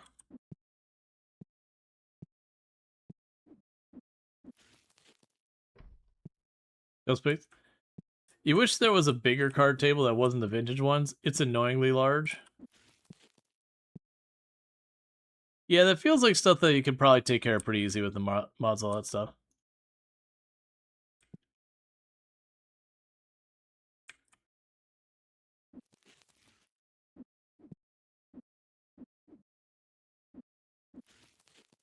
Almost like dumping all the stuff on the floor as an organization method has consequences. I'm really not sure how I feel about that. It's also not my fault. It's my stocking people who are the biggest culprits of just chucking all this crap on the floor right now.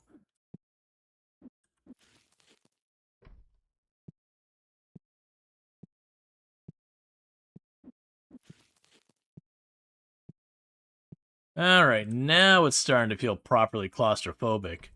That just the existence of our store is an ADA violation.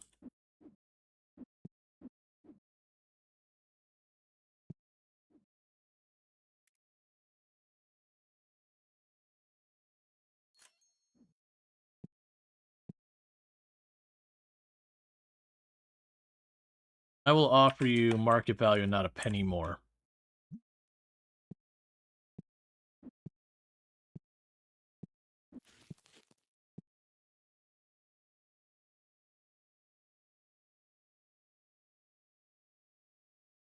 Oops, stop walking through me.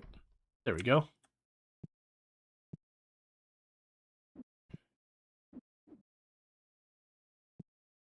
Alright, and they're doing their best to keep it all stocked up. Let's see here. $142, $114, $787. That's a pretty good one. All right, here we go. We got about $200 to $400 cards. A good like 6 or 7 of them at the end. Is this what happens when you take away conveyables from Factory Gamer? Boxes everywhere? Yes. Everyone knows the conveyors are simply the box buffer. That's $81. 120, 106. That's also kind of a meh. $43, 38, 120 and all that. And every one of our staff members runs to the back room to start shoving cards into a machine. All three machines actively being stuffed with cards.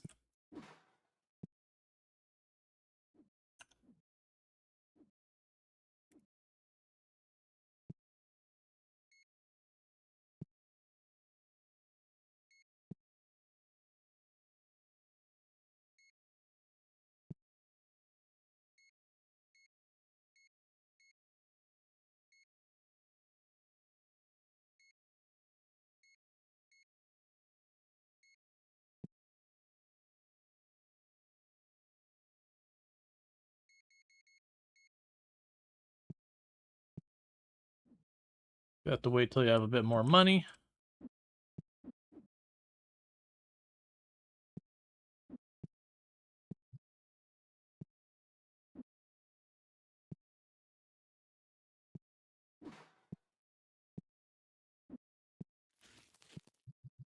Okay.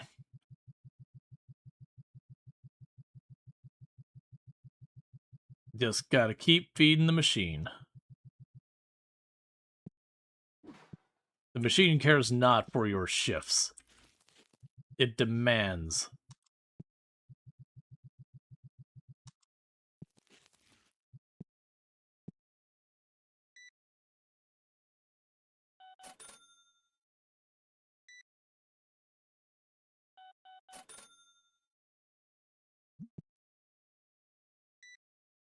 Okay.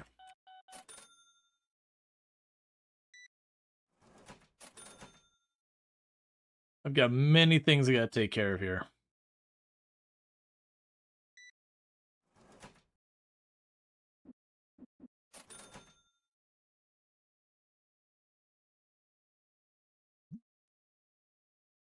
Probably could have actually taken that trade, but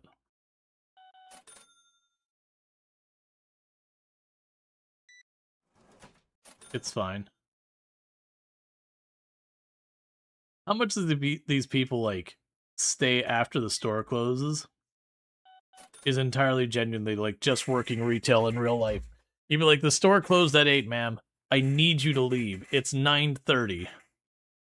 I don't want to call trespass on you, but we're getting there. Like, so please get the hell out of my building. I don't care if you're a good customer. There's a point it stops being reasonable.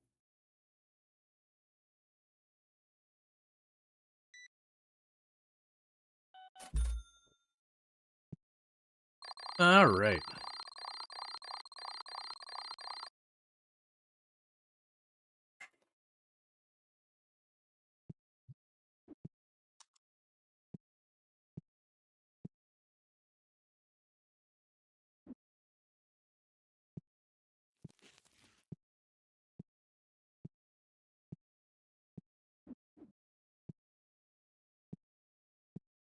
Yeah, it's anytime I accidentally buy one too many boxes, it becomes junk piled up on the floor. It's okay. Eventually, the people will buy them all, and it stops being junk in the floor. Okay, it's got one more day until the next round of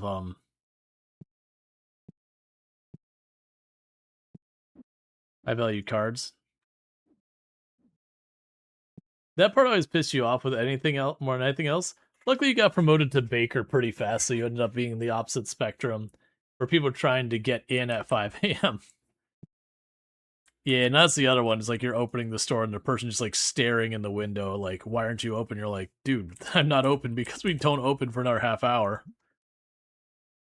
It's not my fault you're here early. If I open, everyone in the store has to be here. Like, we can't not have the warehouse people and all that stuff. So you're just gonna have to sit on your hands and wait. Then there's a lot of stuff you do before the store opens to get the store ready. And once the customers are wandering around, you really can't do it.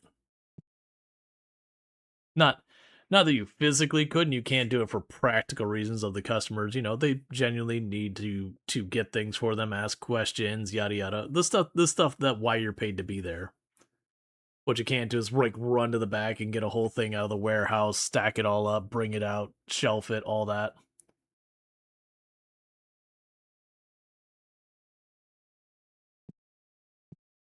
Okay.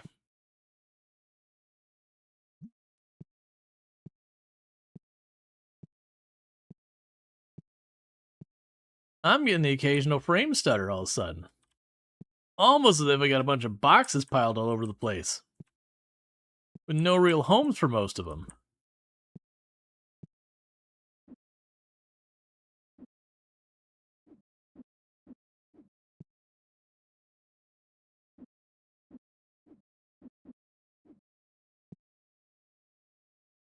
Let's see, you've had a manager let people in early before.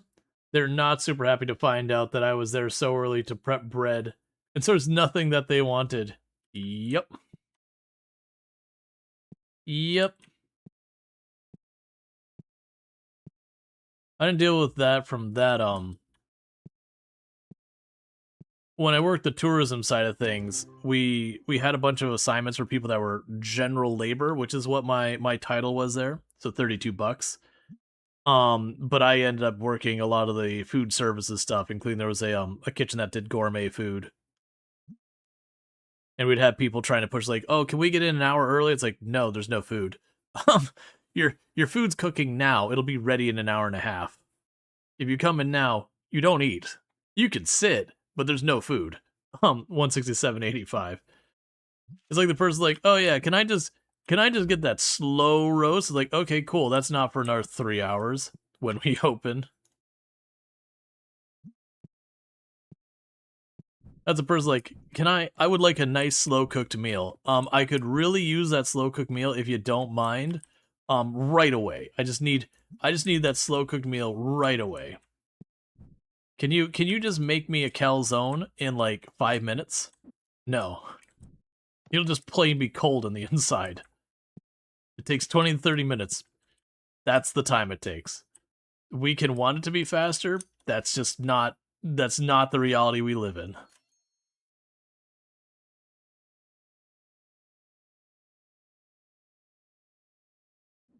You find it letting people in early, but they need so much attention while they complain about, how long everything's taking. Yep. But takes a microwave, sure. If you want like the rubberiest, saddest calzone you've ever had. Like you can reheat a calzone in a microwave and it's fine. But like actually baking a calzone, nah. 20, 30 minutes. That's the if it goes faster or faster than it, you're getting a microwave calzone is what you're getting.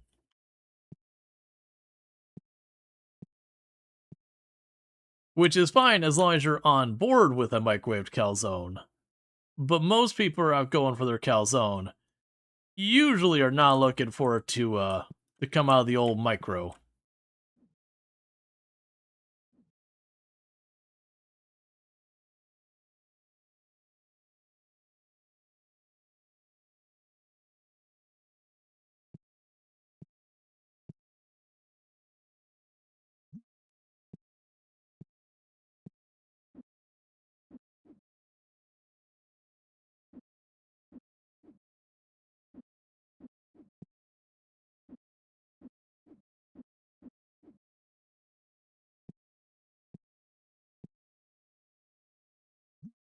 Once we get our inventory caught up, I mean, we still got more card sets not.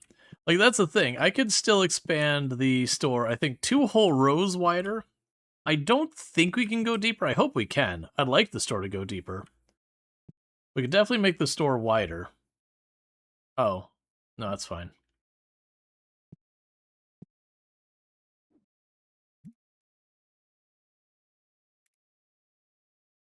The upgrades do go deeper? Excellent.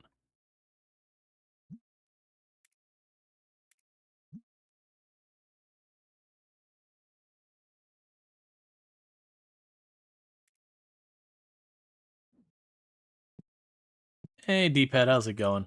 And that's fine. Get out of here.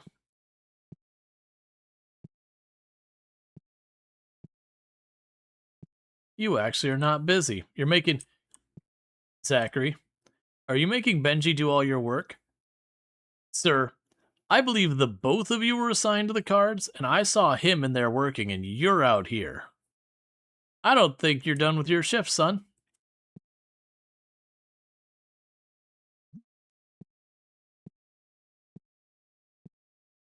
Just AI things. Benji had like 2 cards queued up, and so technically there's nothing left to do. What I do need is I do need a lot of people to buy a lot more cards.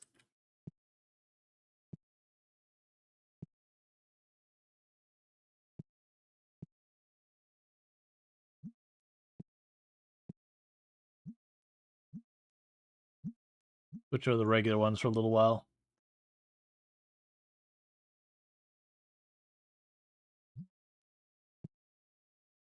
Just all the boxes.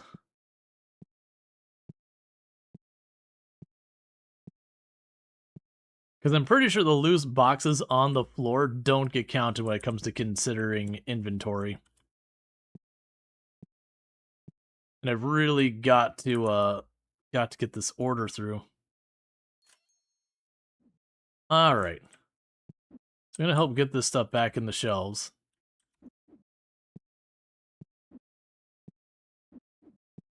By that I mean find all the loose orange cards and just chuck them on the floor.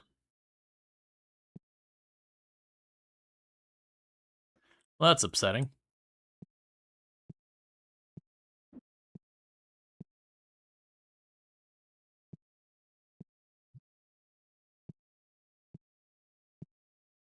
Recently bought this game and you're obsessed. Oh yeah, no, it's a good game.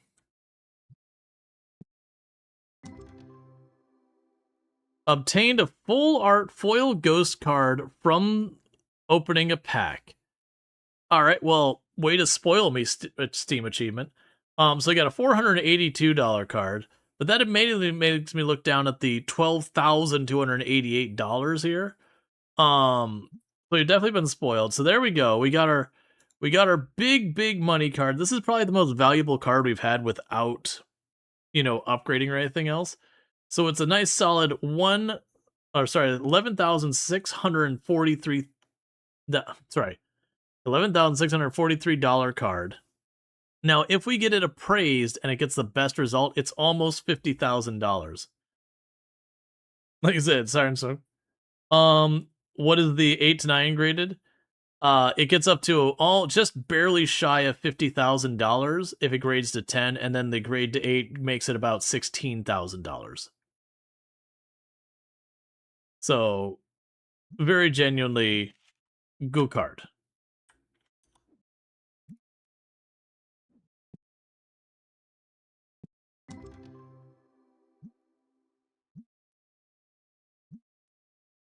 $2,498 card. That's pretty good.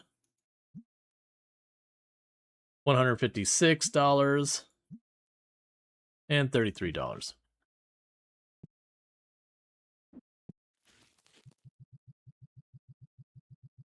Gotta feed the machine.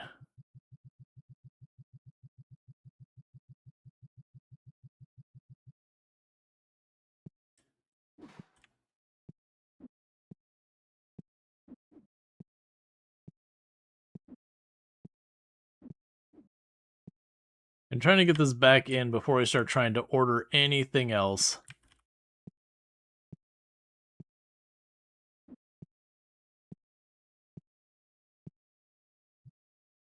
Okay. So barcode scanner, purple, yellow, do the regular blue. Those all look good. That's all fine. Red box, blue box.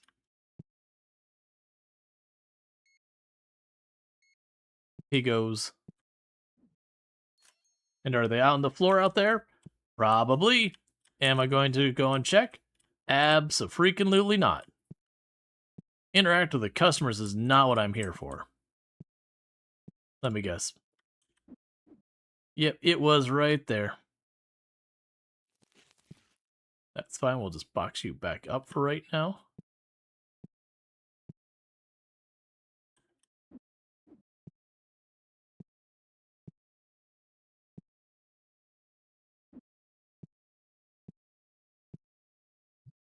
Okay.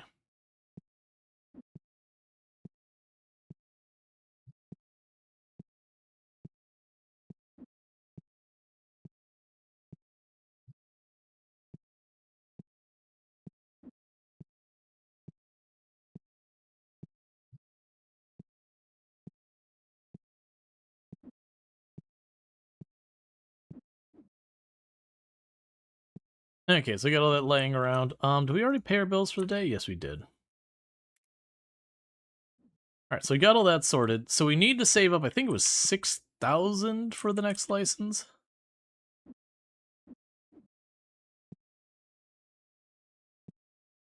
They'll get it figured out.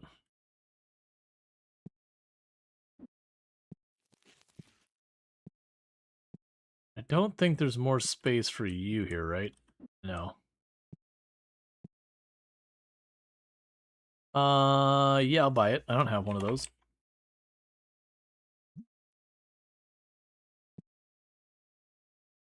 I do like that as you sell more of the merchandise, instead of them just having the loose cards in there, you'll see them start getting like the different deck boxes, and you'll see them start getting the different like sleeves for their cards and the play mats and all the other garbage. You know what? Sure. I'm willing to pay you not a penny more than its actual value.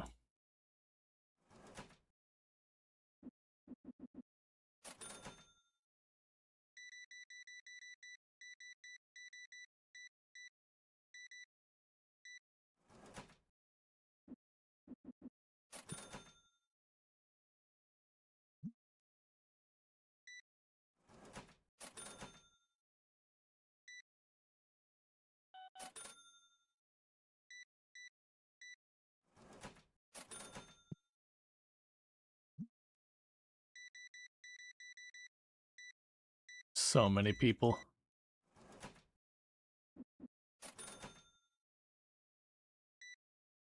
Yeah, so one of the big things we want to do is when I expand the store, get that second register online.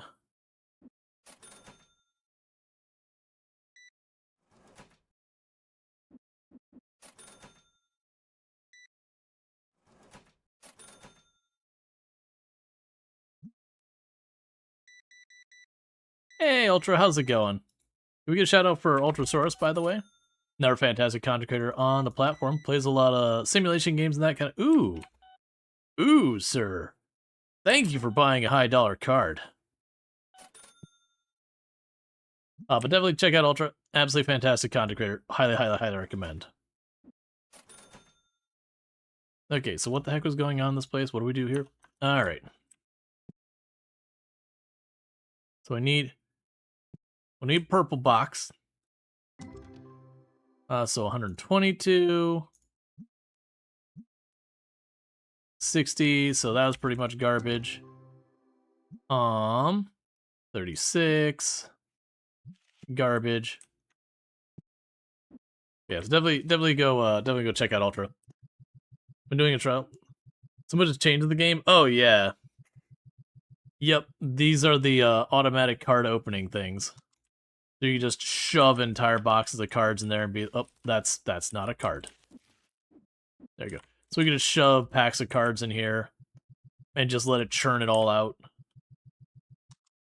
And you can now give like your employees primary and secondary assignments and all that. So I literally have employees who their job is to just load cards into those machines when they got nothing else going on. Alright, get the hell out of my store. Alright.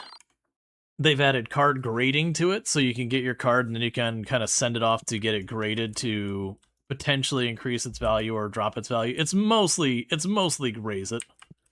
Very rarely you get one where it dips a little bit. But yeah, it could be big money. Oh, speaking of which, we just got these back from grading. Did you get a haircut? I did. All right. So let's start dropping off some of these heckin' fancy cards.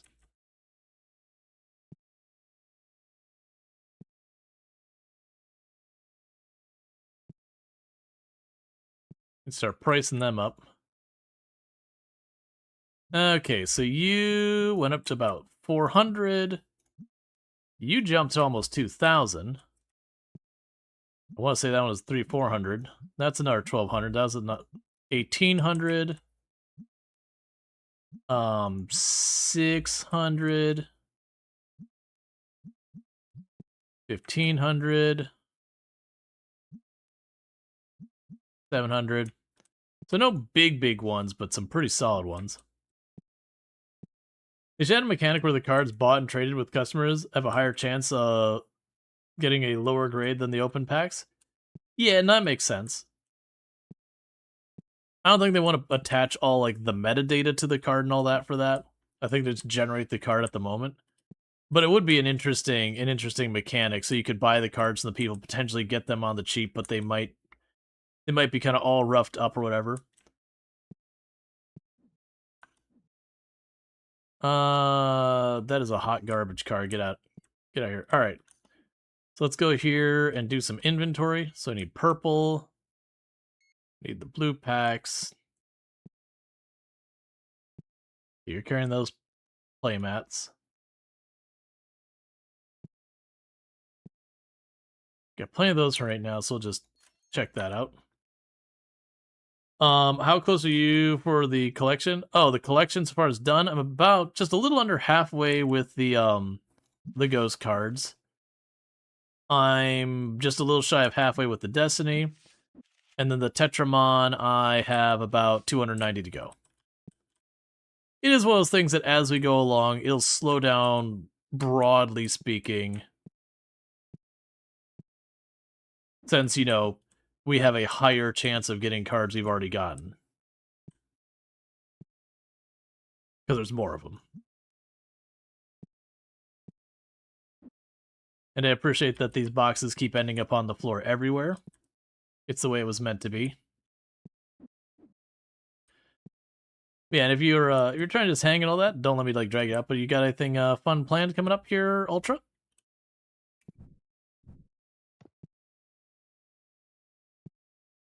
All right, so I want to save up. I think it was 6,000. Absolutely not. Ah, perfect.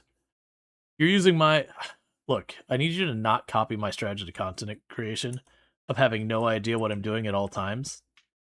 That's my brand. I've spent a long time building up that brand. as if I was the first one to have that issue. You actually got a fun thing from Farm Sim. So I'll be doing a YouTube video, but it's not Twitch-wise. Oh, that's still cool. You're to steal the content, by the way. That's fair. Can you ask someone to manage orders too? No. So the two things I've not seen any way of automation in the game yet is restocking The closest we do have is we have the barcode thing, so I can go here and go pop. And then when we're done, we can just go ahead and order that. So the only problem that runs in, this is why I have all the extra boxes laying around, is in the event that someone is carrying a box, that doesn't get reflected in your inventory. So you end up with an extra box, which is not the end of the world. Okay, hang on.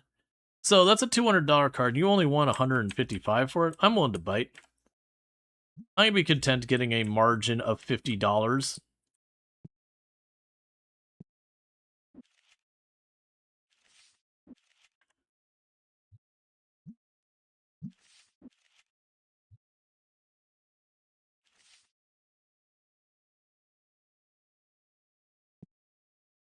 I have too many people stocking these shelves.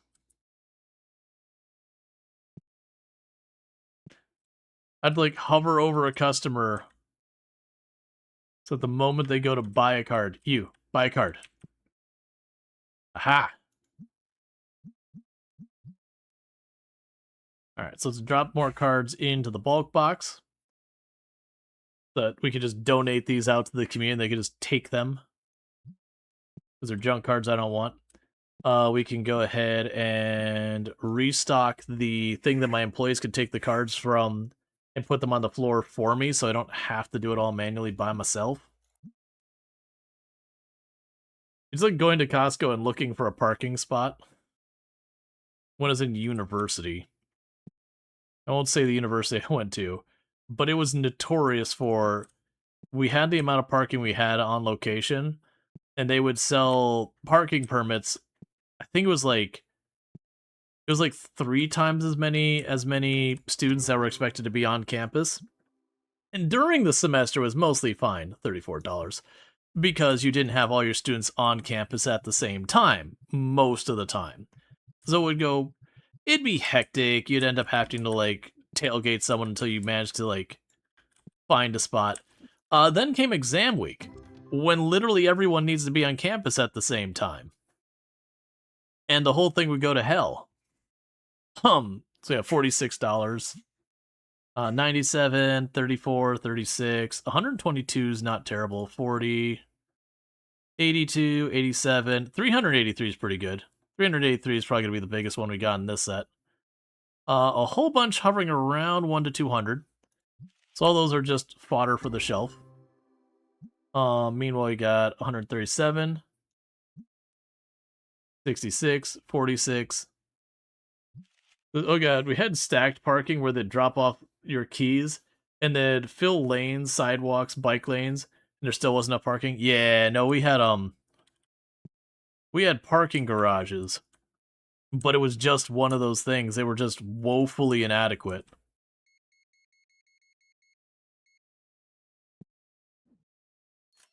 So what would end up happening is people would end up like parking in people's driveways just because, you know, it's exam week. You can't miss that. Like there's not an option there. You have to make it work. So you'd have people like going to shopping centers and banks and blocking everything up because they just, you know, it was worth getting a parking ticket to not miss your exam because college is a hell of a lot more expensive than a parking ticket. So exam week just screwed up everything.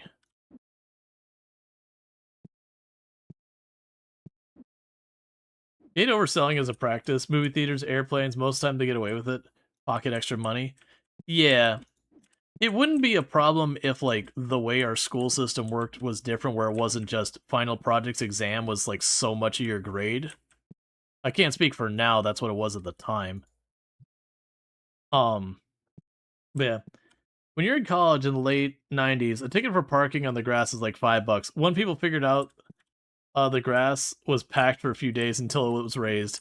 Yeah, that was kind of the thing. Well, and there was also another thing that was kind of funny is the university itself would try and write you up for parking tickets. So if you didn't have your decal, they'd write you a ticket. Now, to keep in mind, that's the university. That's not the police. And so, sure, if you're a student, they could have put a hold on your diploma until you got clean with the university. Makes sense.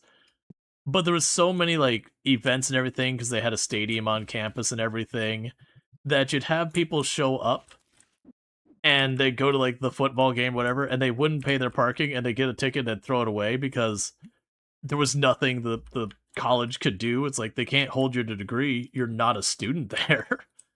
So it was the ticket had like literally no impact on anything. You want to overcharge me for that? Or for a student, they would withhold your degree until you had paid off whatever your debt was to the college.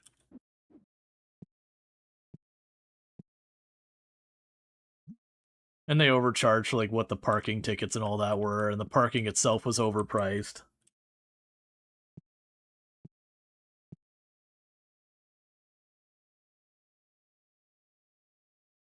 Alright, so we've almost got enough for the next set of cards that we've been waiting for. It's 6,000 bucks. At which point we start the addiction all over again of popping new packs and filling out new cards and all that stuff. But I'm going to try and get the last of the Destiny cards up there so we have all the current existing in the game card packs. From then we'll be just down to accessories. It's also interesting having now like 7 different staff members running around managing things. And pretty soon I'm probably going to have to expand the store again. It is getting mildly ridiculously claustrophobic in here. I'm also noticing we just started hitting a point where I'm observing minor dips in frame rate. It took us a while to get here. Because I know it used to be worse. It used to be when you got to your store to the side, that's why you stopped playing, is because, you know, things got a little pokey. Things didn't run quite right. Get the hell out of my store.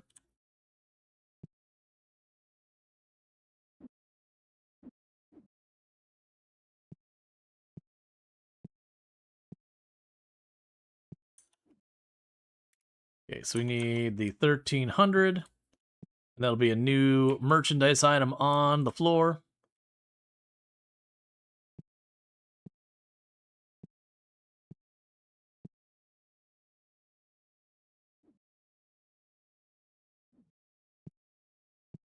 My brain was trying so hard to remember the dance the dinosaur there because I knew I could make it rhyme. But there was just a handful of words in the middle I could not recall because I don't think I've consciously thought of the dance the dinosaur since I was 12. Maybe earlier than that.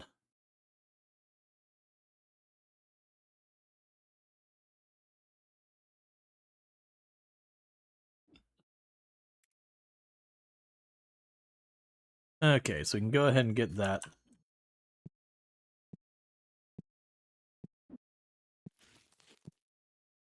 Alright, new cards time. So, I think I'm going to do the same thing I did with the other one. So, these ones are going to go here. Your cousin loved that dinosaur. It was a... Hey, you know, for kids, tweens, and even teens, it was a fun dance. When you got to, like, late teens, you know, that's when fun was too cool. Like, you're just too cool to have any kind of fun. If it isn't edgy, it's out.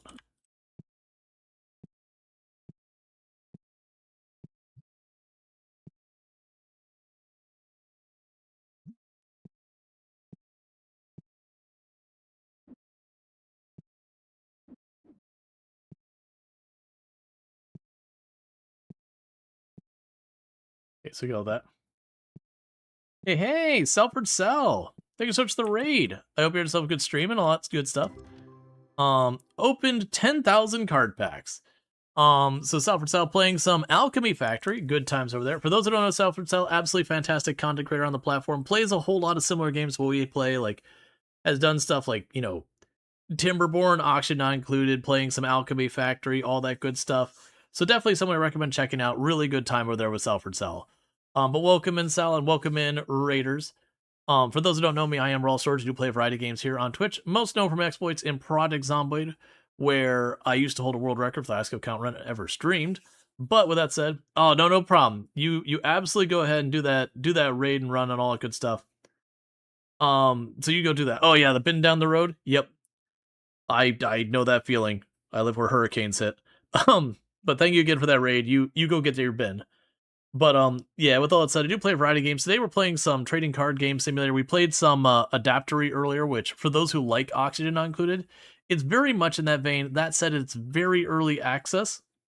So just know, like right now, Adaptory is pretty content light, but I do like what they've got there so far.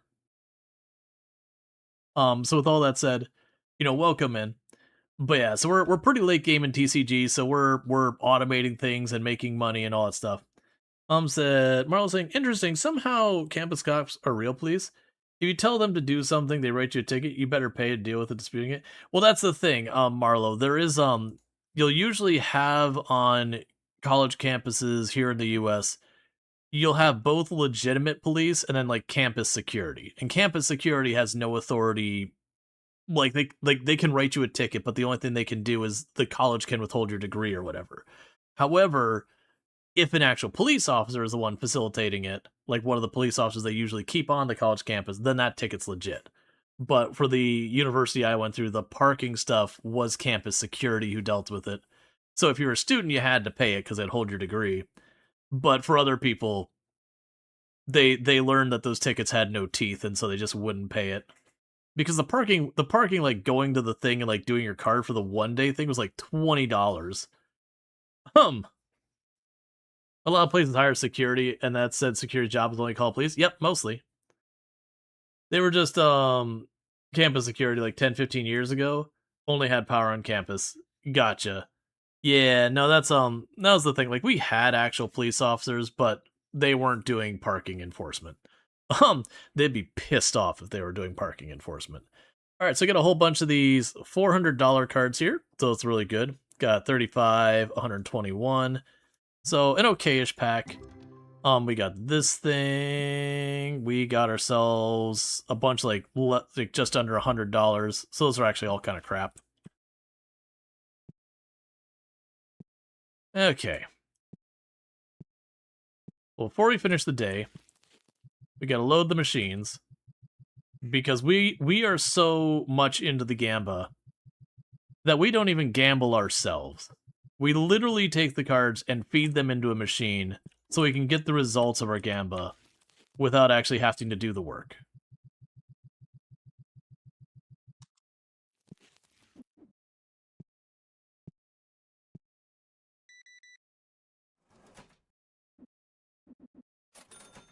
What do you want? Honestly, you're offering it for under market. I'll take it.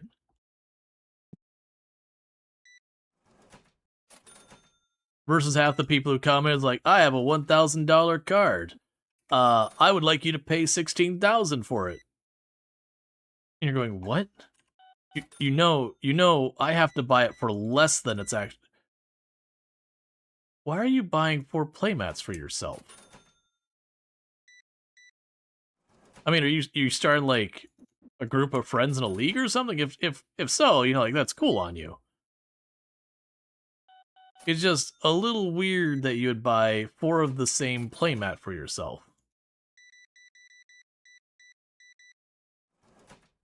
Oh, no, I get it. You got the one for school, you got the one for work, you got the one for your house, and you got the one where you go to that one buddy's house who doesn't really do a good job of cleaning the house, so it kind of gets the mat really gross. So you keep one for each place. That's just being reasonable. Let's see. You're so into the Gamba that you pay other people to load your. This is true. I'm so into the Gamba. I have gone to the point where I have outsourced the actual action of like pulling the lever on the slot machine. I got a handful of people on payroll pulling the lever for the slot machine for me. Look, I can quit anytime I want. We're not going to, but I could. How much longer until we get? Ooh, I need to get more cards out. All right, so let's go get some cards sent off for grading. Do we have any ghost cards? Oh, do we have ghost cards to send off? All right. Let's see what our highest value card is. So you are in the 200s. You're in the 200, so it looks like we're sending off ghost cards this time. So what we're doing is one of the new things they add to the game, I don't know when, is instead of just you have your cards, you also have grading. So the idea is I've drawn these cards, they seem good. They have, a value of like $400 something, but it can send them off to be graded, where they'll then give them a rating saying like, okay, this card is in mint condition, or oh hey, this card's kind of beat up. And it's kind of a multiplier. And you can technically lose value on it, but it's kind of one of those things like you win 90% of the time, you lose like 10% of the time kind of thing, where you're just like, it's just worth doing because most of the time you're going to come out ahead. And then not only can you come out ahead, you can come out ahead a lot. Like a lot. Here, we can actually check. So let's find one of these cards. There's a 175. 82. Come on, give me a valuable card so I can show a big number. 34. Well, it's not going to be as impressive because we're starting from a low baseline. But, like, where was that $100 card? Yeah, so this 175 card. So if I take it to get graded, if it gets graded at the highest level, which is 10, it almost goes up just shy of 10 times its value. Whereas I believe it's TCG 5. So like halfway down the values that you kind of break even. Anything lower than that, you lose a little bit of money, but it's just a little bit of money. Oh, okay, that's fair. I was about to be all upset being like, Benji, why out of all the really valuable card packs and everything we got floating around here, are you grabbing one of my cheapest, oldest packs and loading that in for the Gamba? You're playing the nickel slots and we have moved on to being multi-millionaires.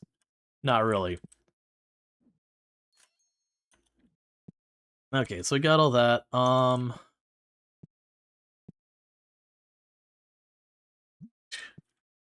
The amount of times that people are just like appear like right in your face. Okay, so let's see. We've got all our bills paid. The stock is looking pretty good. So the next thing I need to do is expand our merchandise again. So that's going to cost me 7,000 to get the epic Destiny packs, but the boxes instead of the Luke's packages. It's just more things for people to buy. You are willing to sell it to me at below market? You are speaking my language.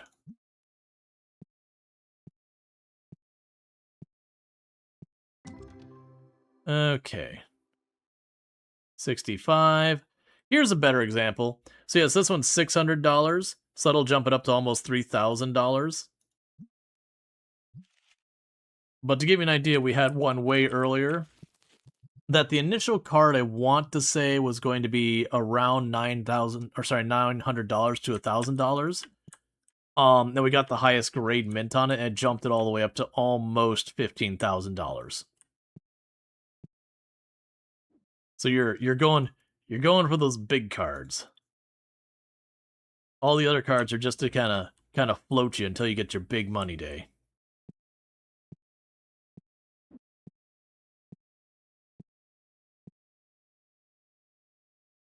That's unfortunate. But yeah, so you just have people on payroll just feeding the machines one after the other.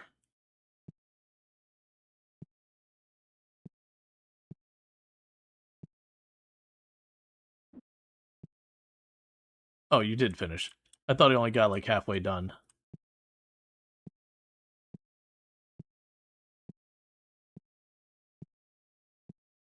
And all the loose boxes are from when I inventory and I don't check carefully, and I accidentally get one more box.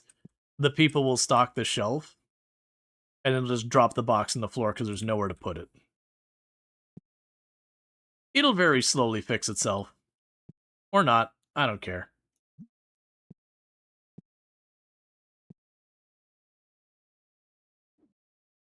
Okay. It was 8,000, right? 7,000.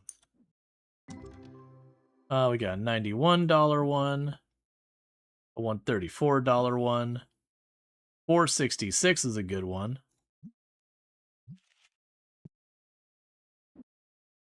I keep going. It's like, all right, let me go ahead and load the machine. But genuinely, now I got like 4 people working on stocking. There's no point. They're getting there as fast as I am.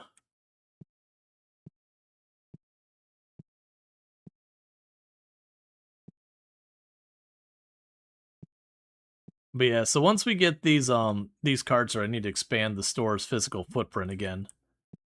We're getting a little claustrophobic in here. How close am I to being able to charge even more for being here? Alright. We'll get to there yet. Because we just keep them playing tournaments. Like, literally, we make almost like $4,000 or $5,000 from the people sitting at this table a day just playing the game for the fee of using the table. I wonder where all these people get their money to buy these cards. With how much stock you move and how expensive it is, this place has to be in like the TCG or the collectible card game capital of the world. Yeah. Especially since you look around the town here, this doesn't look like a super rich area or anything like that. You're not like talking big skyscrapers. Like, it's a nice area. But like this is kind of anywhere USA, like not small town, but like decent sized town, like not middle of Portland, but kind of out a little ways from the center of town. You're not quite to the suburbs. Or like downtown Orlando would look like this. You know, not like again where the skyscrapers and all that are.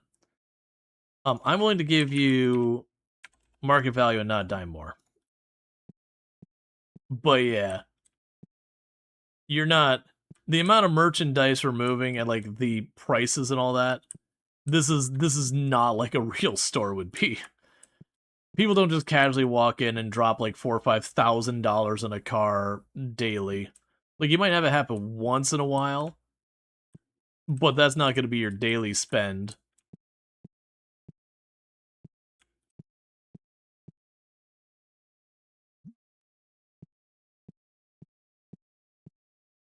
Like, and in real life, you'd have a card shop like this. You'd probably have, the card shop would be dead for a good chunk of the beginning of the day. You'd hit kind of that lunchtime, whatever. You'd see like a little bit of an uptick and it would drop off again.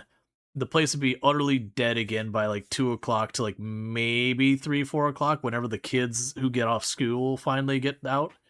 And then that's when you'd start seeing like ramp up into the evening. And then by late evening, it'd be back down. So in real life, a place like this would be pretty much dead the most of the day.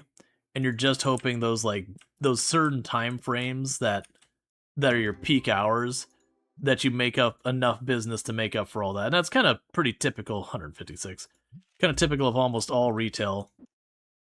All retail, you'll see that. Like, if you ever want to go to like not wait in line at a restaurant or ever, if you go around like 2:30, 3 o'clock, most restaurants are utterly dead at those hours because kids are still in school, all that stuff.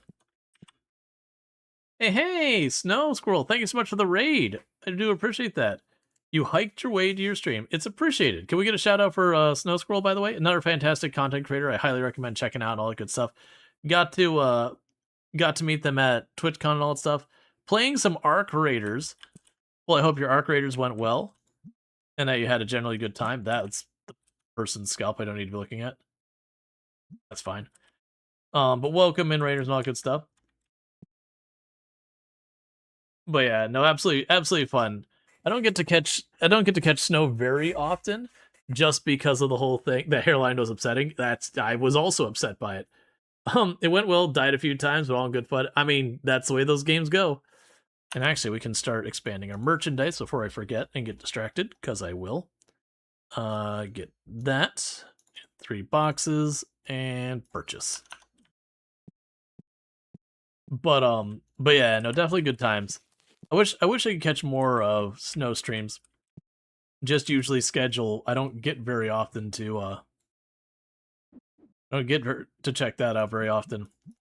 Always enjoy when I don't want the shelf and I put the shelf back. I don't want the shelf. The shelf is not what I wanted right now. All right, hang on. I'm being punished for littering boxes everywhere and not cleaning up my messes. And I do not approve with the game giving my actions consequences. There we go. You need to make a schedule too. Yeah. One of the many things. Thank you for the shout out and the warm welcome. Always. It's time to finally be able to raid. Yeah, no, it's appreciated. For those popping in here who don't know me, I am Rual Storge. I do play a variety of games here on Twitch, and I'm most known for my exploits in Project Zomboid, where I used to hold a world record for the highest kill count run ever streamed. That said, there's a past tense there. That these days, I mean, not these days, I play variety. I do play a lot of simulation. I play the occasional, like, strategy. A lot of, like, city builders, settlement builders, those kind of things. So pretty wide range of games, but always good times. Alright, so I just need a little bit more money. And I can check that out. But yeah, so tonight we're playing some TCG trading card game simulator, or trading card game shop simulator. Where you run, you know, your own little casual hobby shop that definitely would be this busy and not wholly unrealistic for the copious amounts of money people are spending here in the thousands of dollars every single day. Oh crap, that's an extra box. But been playing a lot of different games. Did some Adaptory earlier today, which is a new game that's very Oxygen Not Included like. But it's kind of taking that and giving it a little bit of a more of a like a RimWorld twist, just in like things happen, and that's just what it is. Oh, that wasn't a duplicate. There. You worked at a hobby shop. This feels unrealistic. Yeah, you don't have your hobby shop popping off from like 8 in the morning till 9 at night, just absolutely slammed. That just your game tables here, you're making $4,000 or $5,000 from people sitting down at the table. But the smells are real. No, you really didn't. Nope. But you also do have people walking in with horrific BO. The smell is real, though. Oh, hey, you want to trade me? I'm not dealing with $11 card. Get out. Yeah, no, like, it almost doesn't matter what retail you'd be doing. Any retailer where you're getting the amount of business this shop is getting, sir, personal space.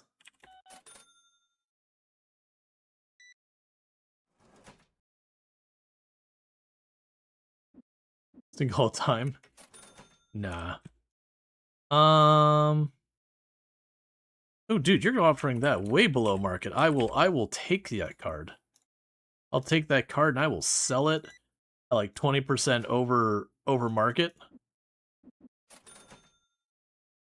He's very good at retail. I did well when I worked retail myself. I did work sales for a while, and I usually was out of our department, is usually like one of the top 2 in sales, and I had the lowest return rate of anyone in my department because actually sold people what they wanted. They never did add thieves to the simulator, did they? No. I think this would be a particularly bad game for having, like, shoplifting as a mechanic, just because, you know, you get the cards that are worth, like, tens of thousands of dollars, and if you could just, you know, you got that amazing pull and you're super excited about, and then just RNG gets jacked because you weren't watching, it wouldn't be, oh, that's a clever thing, you hard game. That'd be an F this game, I'm done. You got all that luck and you're cashing out and then just lose it. But you had virtually 0 return rate, though, through all your sales jobs. Yeah, I mean, I didn't have literal 0. I was working with tools and that, and we did have people who, it was Sears, who jokingly had the Sears rental service. So very famously, people would purchase a pressure washer, go home, pressure wash their pool deck, and all that kind of stuff, and then come back in and return it. So there wasn't a way to like truly avoid ever getting returns on any meaningful level, because you did have people doing that kind of nonsense. All right, so these are all new, but I had a very, very, very low return rate. And then you also sometimes had people who bought stuff and then, got buyer's remorse and then came back, or bought some home and then, husband spending like 12,000 or $1,200 in a lawnmower, goes home to their wife and the wife just gives him a look and is like, "You did what?" And then the mower comes back. Because they didn't have an importantly needing to happen discussion about spending. So 137, 227, 43, 418, that's pretty good. Yeah, you don't really deal with that. Yeah, no, it was a thing, and that was a long time ago. 106.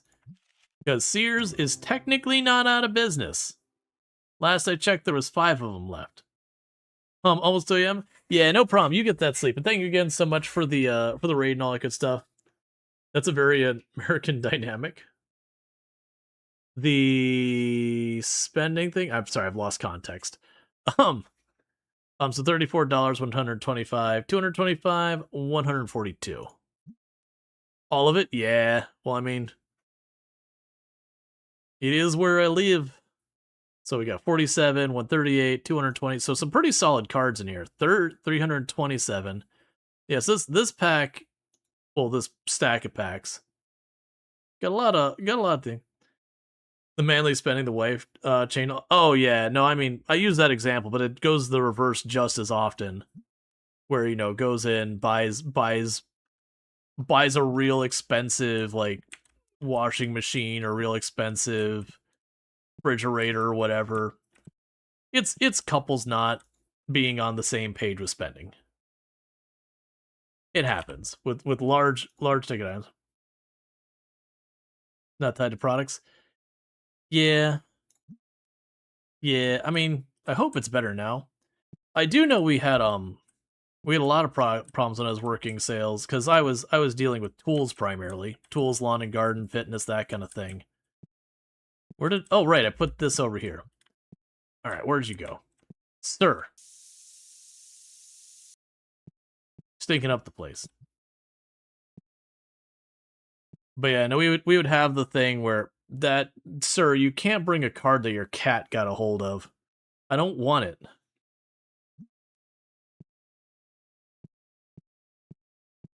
It's not. Your best friend is American. Um, it's all about who bought the biggest thing. Yeah.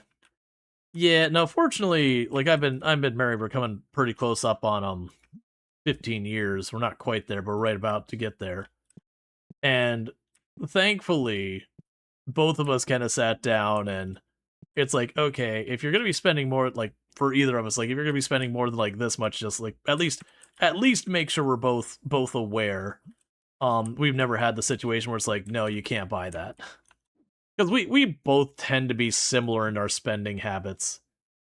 So we don't run into like any major problems where it's like one of us is just wholly on a different planet so far as our expectations on spending. Almost congratulations. Well, thank you. Because yeah, that's what, like, there's certain things when you're getting like, whether or not married but serious relationship, that you're going to be living together, sharing financial situations, that kind of stuff. You're going to be sharing your bills and all that. Um, it's definitely one of those things that and they have all sorts of different names. So whether they call them like marriage counseling kind of thing or whatever. They have like these really kind of cutesy names for them too. But it's kind of just a thing where you sit down with someone who's like, hey, we should have a bunch of these talks that you don't typically think of, but you really should have with your partner, before you're doing things. Because to make sure you're on the same page, because you don't want to create tension for no reason. Like, don't get me wrong, stuff is gonna happen. Someone slips up and misses the bill, like not the bill, slips up and is like not not really doing the chores a while because times are tough and the other person feels taken advantage of. Like these things happen. You got to communicate and work with each other and make sure everyone, mutually beneficial, yada yada. But well, I get what you're saying, Sinister. It's not strictly money. It's like some people don't discuss whether or not they want to have kids. It's probably something you want to make sure you're at least okay with what the other person wants before you know, before you're talking about owning a home together. Because if one of you is really, really like, no, I definitely want to do that, and the other one's like, I absolutely would never want to do that, there's not a kind of having kids. I mean, adoption, but that's you get what I'm saying though. There's definitely things that are like you aren't on the same page. You just have to do that communication. And most people have talked about that before they're saying, "Oh, wow, yeah, no." Here, generally, that would be not a red flag. It wouldn't be anything like that. I mean, it depends on the conversations. But if someone is just like, "Do you want to have kids?" like on date 2, that's likely to make someone uncomfortable here.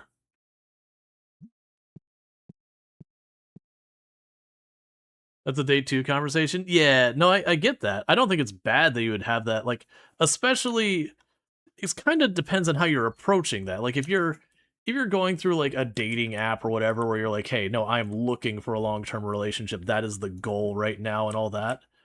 Then I think it would be completely fair to be blunt and be like, hey, you know, does want a family, doesn't want a family, like that. That being forward and all that kind of stuff is entirely reasonable. Um, but if you're just like, oh hey, your bud introduced you or whatever, and you're hanging out, and that kind of feeling each other out to see like, okay, is this someone I want to spend more time around? Um, yeah, no, like I said, it's not like a red flag where if someone mentions it, it's like, oh no, wait a second. But it would definitely be a little awkward. Not untenably awkward. It would just be like, oh, that's a little forward. Let's see. The U.S. is big. Social norms. Yeah, no, that's absolutely a thing. Like, you go to some places here in the U.S. and someone just walks up to you and is like, "Oh, hey, how you doing? Like, I hope you're having a lovely day." And that's just people being friendly. Your thumbs up. Everyone's like, "Oh, hey, no, I'm doing good. How are you doing?" To like complete strangers. And then there's other places in the U.S. where if you walk up and someone's like, "Oh, hey, how you're doing?" and you don't know that person, you're immediately like, "All right, what's this dude want? What what is your angle? What is going on here? Are you about to ask me for money? Like, are you about to mug me? Like, why are you interacting with me as a total stranger?" It's probably on the up and up fine, but like it's atypical behavior. Let's see, kids conversation on day 2 is pretty normal for adults. You wouldn't expect an adolescent to talk like that. Yeah, you're blunt and you don't socialize with strangers. Right. Like that's the thing where I'm at. If someone just randomly walks up to you and just starts striking up a conversation, it's definitely weird. It's hard to gauge when to mention the kids things. You typically unintentionally end up with guys 10 years your junior interested in you, and you do have to make it a point saying to them, dude, I'm old. I don't want them. You'd find someone your own age if that's what you're looking for. Yeah, no, I hear you. Well, like I said, if it's a thing that like you're, because I think it's a context of like if you're just more going on dates, you're in high school, college, whatever. It's not like a big formal thing or whatever. I feel like people would be less likely to ask. I do think it would be a thing that if you're going to like a speed dating thing, or like you're meeting people online, or you've got a friend who's like trying to hook you up or whatever, I think that's a different thing where it'd be completely understandable and reasonable that the person would be like, hey, this is what I'm looking for. Like, are we on the same page? You know, that's the same kind of thing where you'd be like, hey, I'm absolutely like not down with smoking. So like, just are you smoke? Like, if you're a smoker, like let's just get this thing out of the way. It's interesting. Yeah, no, there are differences in cultures a great deal. I never I never could do the speed dating thing. Even online dating, I found. So like online dating, like you met people online, that was completely normal for me. Even way before that was kind of a normal thing that people did. But like the dating website harmony kind of thing where you're talking to multiple people because of just the way the whole thing works was always very weird and uncomfortable to me. Like not that the other person was talking to other people or whatever, but like you might be talking to two or three, because the idea is you're going to probably go on a date or two or three to kind of get a feel for someone and be like, okay, maybe this becomes like an actual thing that we pursue versus the number where everything sounds good on the website and all that. You mean you're like, I don't know, or like, okay, that was a lovely date, and then you get like date two or three, and like, nah, this, no. I've definitely had one of those when I was doing the online dating when I was younger, where you met the person like, oh, this is not happening. this is this is this like the I will certainly take being alone from this. Not that there's anything wrong with this person, but these this is not a compatible situation. We're not even remotely close to what each other needs.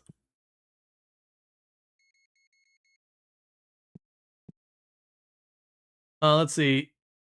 You're on team. Kids are evil. Keep them away from me. You never understood when someone would hide their kids until several dates. Then bam, look at what I have. Yeah, I never ran into that. I did date someone who had kids at one point, but they, it was very much they did not hide it. They were very much like, hey, here's the deal. Here's the package. Like, this is this is a whole thing. Like, you're either on board or you're not.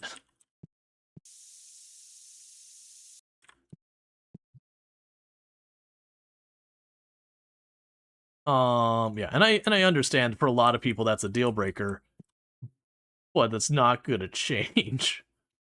You start with politics, that'll weed out a lot of people quick. I mean, it happens. I don't even think it's necessarily a terrible thing to go with that. So 69, because there are a lot of political views which we don't need to get into that very much very much if the person does not like has a incompatible view that you're not going to get along. And so I don't think it's bad to get that out of the way if that is the case.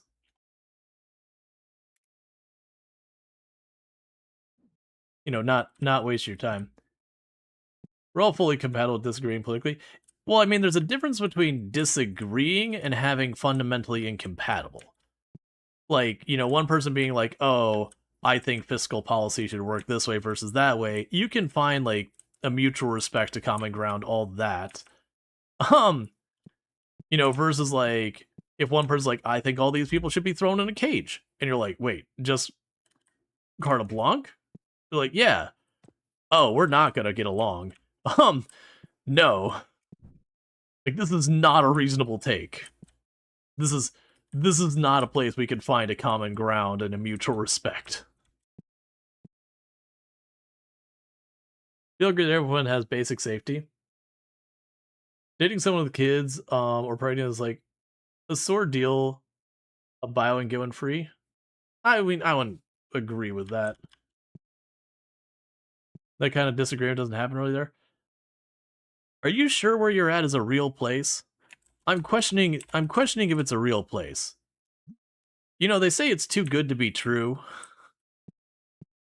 Obviously, I realize it's a real place. Oh, my cashier just noped out. Ma'am? No behind the register. The rumors are true.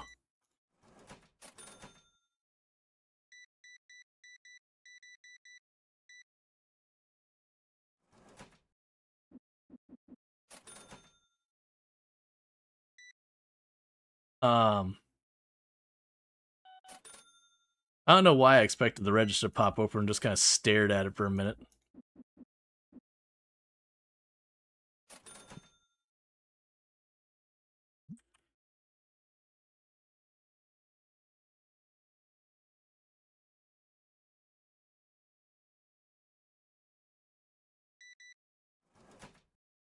Yeah, no, I usually find when you have sweeping statements about like, everyone here is positive or everyone here is awful, like anything like that. That the reality is there's a lot more nuance.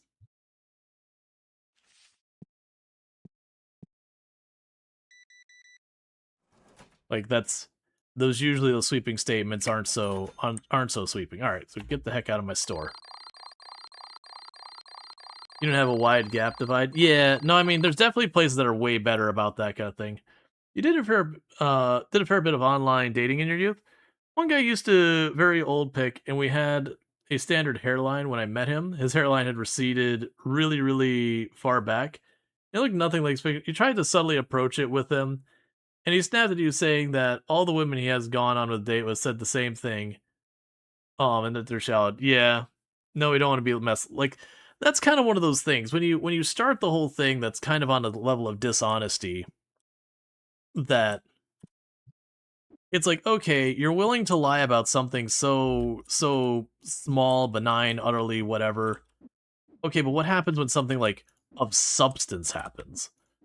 Like you screw up financially, that we need to be on the same page working together to like mitigate it. All right, so 74 bucks. Like don't get me wrong, I get people being sensitive about stuff and all that. 98.54. Because I definitely had that with one person as well, that they'd used a super old picture and then I met them and it's like, oh, okay, this is very different. And it was fine. We didn't end up like it was a one date, I think, because it was the same thing. It's like, all right, it's weird. It's weird that like you were so misleading about this. So 232, 143, 98, 36, 34. So it's like I got a sample size of one interaction, and in my one interaction there was dishonesty. Because it wasn't like, oh, it's a year or two. I was like, nah, man, this is like 4 years old. Like you're a different build. I mean, it's more than 4 years. Like you're a different build practically from then. Not a good, bad, or otherwise way. It was just a weird thing.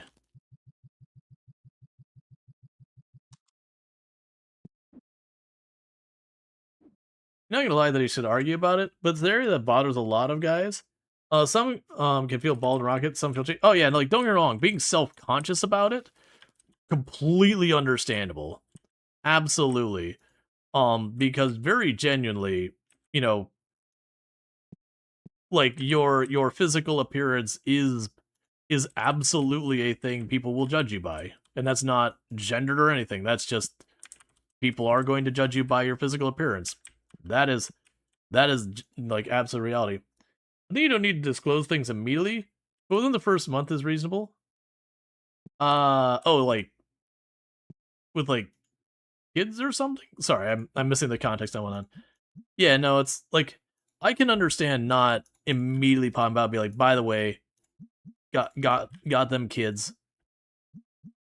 It's just one of those things also like if someone is like asks, there's definitely a whole thing to go there.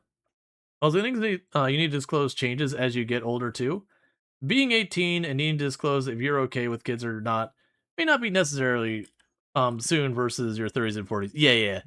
No, absolutely. And like I said, the relationship I did get in with a person who had kids, it was one of those things like we had, like a lovely first date or whatever, and it was like kind of near the end of the first date that things had gone positively. And she's like, by the way, it's like I have a daughter. It's like, if that's a problem, it is like, well, like let's not pursue this if there's anything there. And I'm like, that's completely fair. And we did date for a good while. And we had a 177, 96, 76, and 84.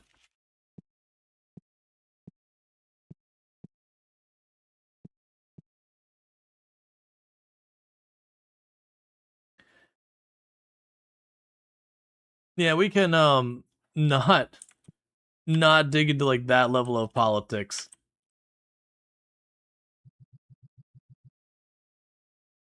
We don't need to like weigh like whose government's better than the other person's government and all that.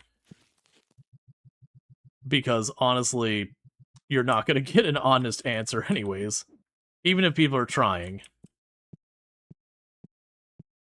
There is way too much what's the word? Not opinion. It is opinion based. Where something's like not sensitive.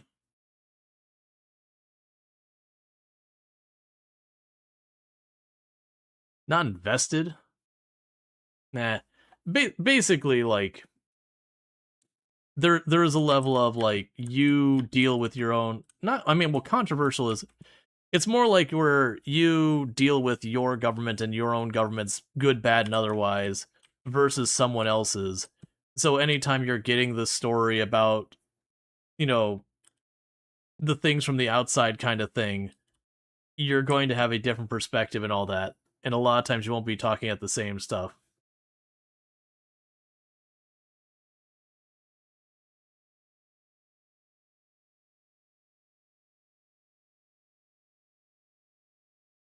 Yeah. Yeah, so let's move on from like the, you know, good, bad, or otherwise about individuals, governments, and all that. That's that is like pulling the pin on the grenade and just holding it in your face and being like, "Yep, let's go." That is absolutely going to blow up.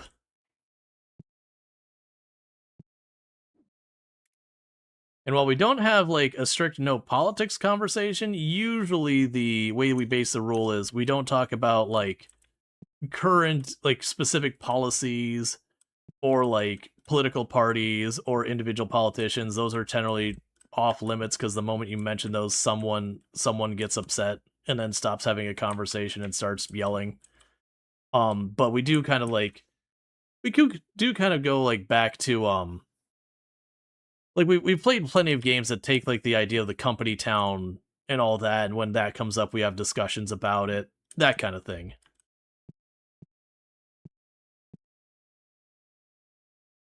Yeah, no, the game has changed a lot. The game has got a lot that's been added. Yeah, no, it's fine, sister. We're just gonna move on from talking about like the governments and all that.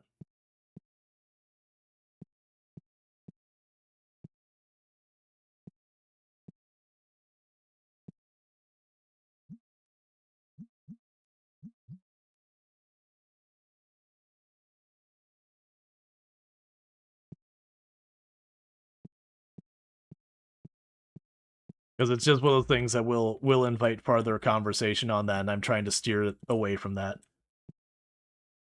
Yeah, no, it's all good. It was just a 10-second one, so it's just kind of clear the chat. Because that's usually the way we kind of approach a lot of the moderation thing is we'll like ask something to be dropped or whatever, and then if it keeps pushing, we'll end up making it like a quick little tiny little like 10-second timeout to be like kind of the whichever and all that. And then usually you'll escalate to like 5-10 minute timeout if people don't catch it, and then after that, things that's when people stop being around anymore. Would you guys eat cheese made out of rat milk? Sure, why not? I'm assuming it tastes good. Like assuming it tastes good, I don't have an objection.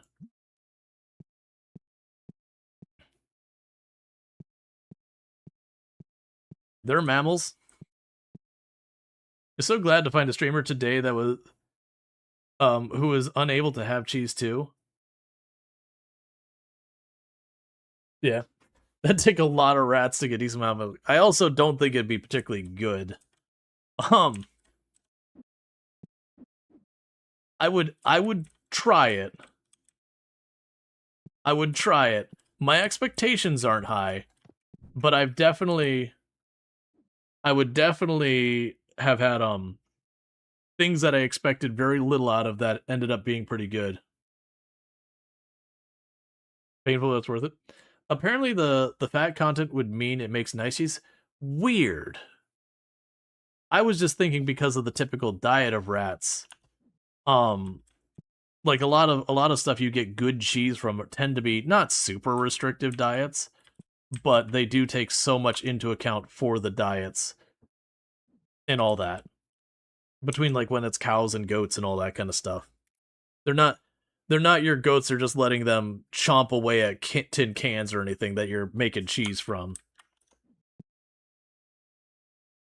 Yep, and all the mentions of cheese.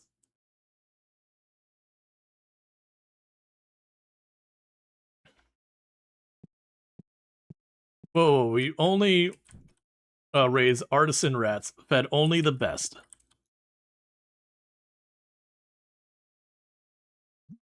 But wait, if you're feeding the artisan rats their own cheese, isn't that a deep concern for disease? Because we're establishing that the artisan rats produce like S tier cheese, and you have the cheese right there. I know the meme is that mice like cheese.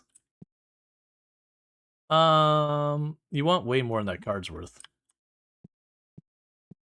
Free range rats. Oh yeah, New York has those. And most major cities for that matter. Free range rats, i.e. you just got into like the sewer system or something in your area.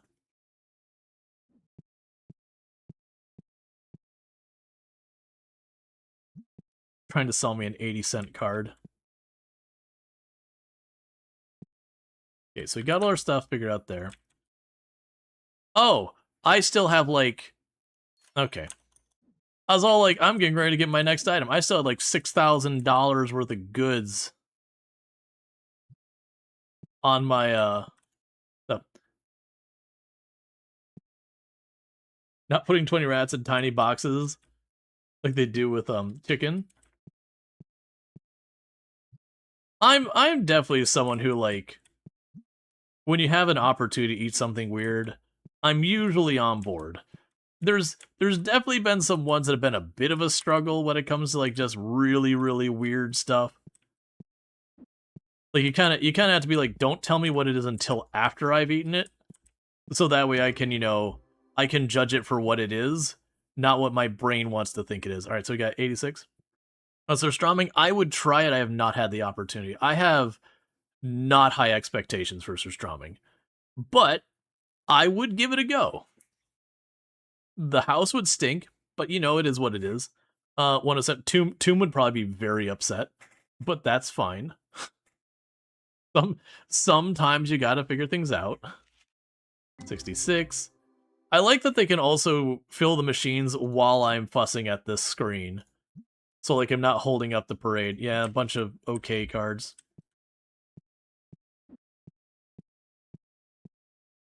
And like I've done Haggis and that. It's fine. That one was like neither a big deal for me in either way. Like as well as ones that like people are like, oh, it's this, this, and this. I'm like, okay, so it's sausage. It's just specifically prepared sausage. Yeah, exactly. It's just like it's got a whole lot of things that people like really talk it up. You're like, oh, it's just sausage.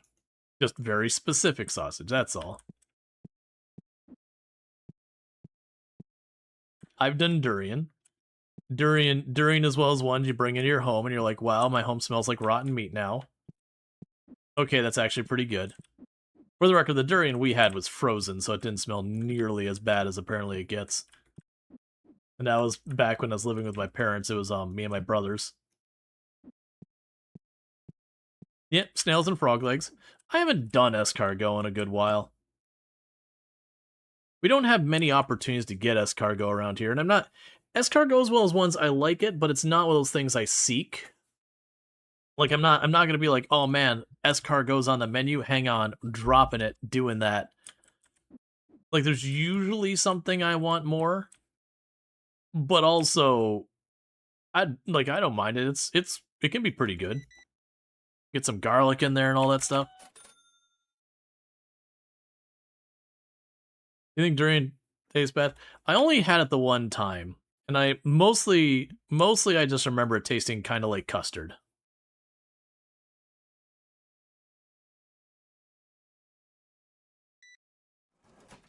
But yeah, like I had the opportunity to get oh, what's it? Buddha's Hand? which is a it's I don't think it's technically citrus. No, actually no, I take that back. I think it is citrus, but it's in that area of like citrus flavors. But like it tasted fine. I think it'd be really good as like to cook with it kind of thing. Like use it like you would use orange or grapefruit or something in cooking. But I don't think you'd just want to like straight up eat it, which is what we did because we had a buddy who's like, "Hey, I grew this. Do you want one?" It's like, "Sure." Um, sure, I'll try that. And so we just ate it as its own thing, and it was a bit much like that.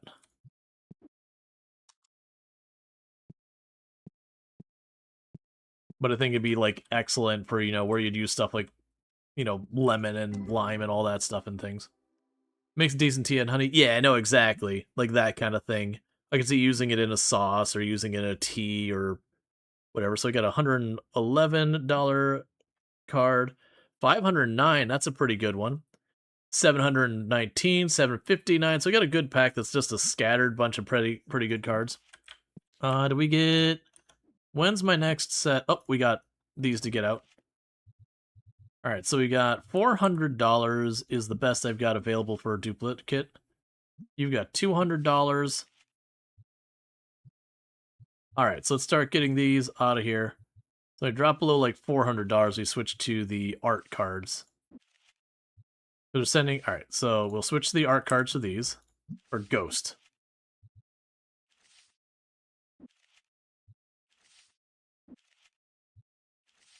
Because we're sending these off to be graded, because ultimately it just makes them worth more. So they pay like $90 to send off 10 cards, and then usually it's a pretty significant uptick. I don't have that card. It's not a particularly good card, but it'll help complete the collection. I've long since lost track of what I was even doing. Yeah, you heard about the presentation and sauce. Yeah, no, like absolutely. Like the flavor was good. It's just when you look at Buddha's hand, it's almost like there's like a lot of frills coming off of it, that there's a lot of surface area.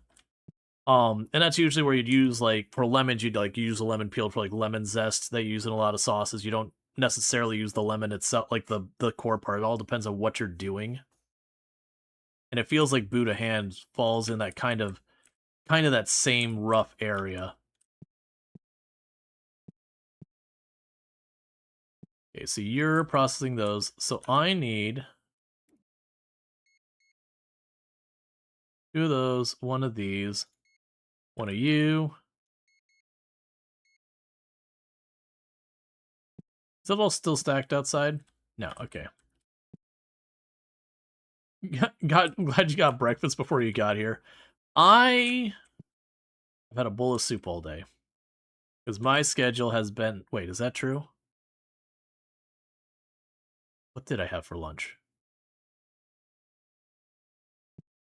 Yeah, no, that's true. I had a bowl of soup today.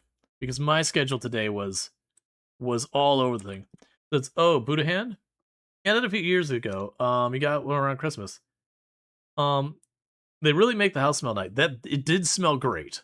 That is one truth about it. It absolutely smelled great. It's again the same thing as if you have like orange blossoms or whatever in your house. What kind of soup though? It was just like canned soup, but it was like roast beef and veggies or whatever. Someone order a calzone. Man, if it wasn't 4 in the morning, I would tear up a calzone. Calzone is one of those things. If someone wanted me to just wanted me to get rid of myself, just keep feeding me calzone. I will destroy myself with calzone because I will have zero ability to back off eating the calzone. If calzone is present, calzone is eaten. Yeah, no, normally I'm way better about it. It's today I had a very weird schedule. After stream is over, I'm gonna snack attack. Probably gonna go and get the last of the salsa I regret getting. Eat that, some tortilla chips, probably have something that's actually reasonably healthy to go with it. And the salsa that I regret getting, it was It was like, hey, hot honey sauce. I'm like, all right, well that sounds different. It's not good.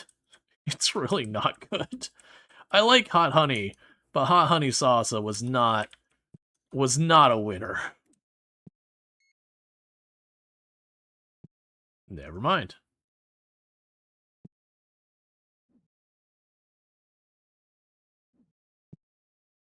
Where's the other box I was looking for? Oh, you're holding it. That's fair. Okay, those are all running. You're all doing your thing out here. Did we already pay our bills? We have not.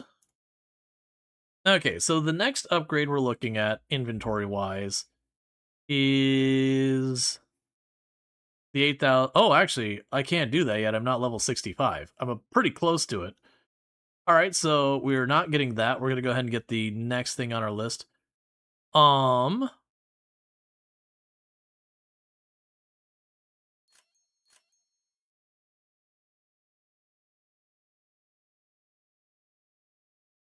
So at about $1,000, we'll get all those.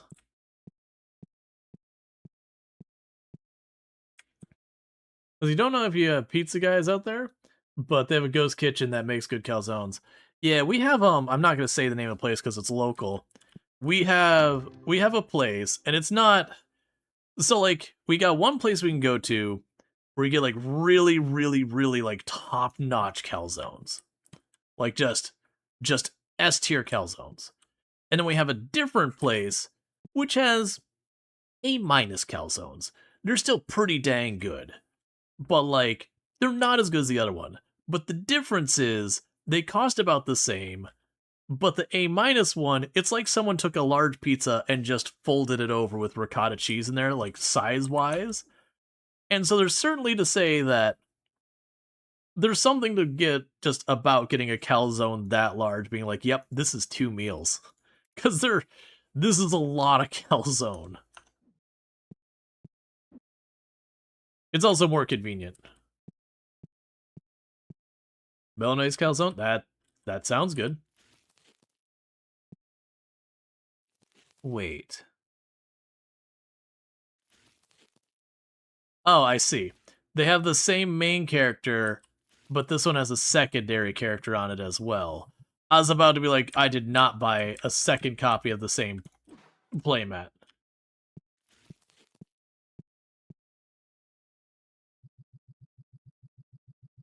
But yeah, no, we don't do the calzones very often because look, it's one of those things you could absolutely just wreck yourself.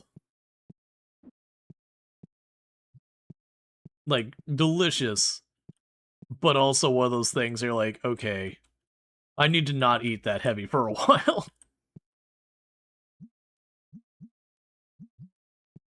Okay, so we got some more playmats. You want to sell me your 12-cent card that your cat got a hold of? No, thank you.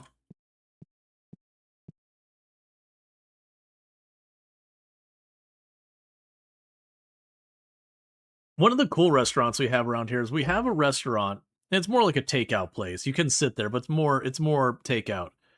But literally the entire place is just fried rice. But like the best fried rice. And you can get like all sorts of different takes on it. You can get like some authentic types from like different countries and all that. You can get some of their like more Americanized stuff and all that.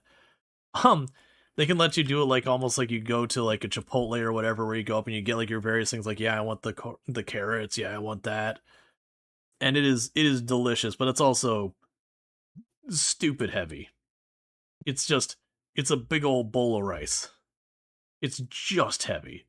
You eat it, it's delicious, and then 30 minutes later, you're just sinking in your chair, going, "Oh right, rice just soaks up all that liquid and just becomes a brick in your gut."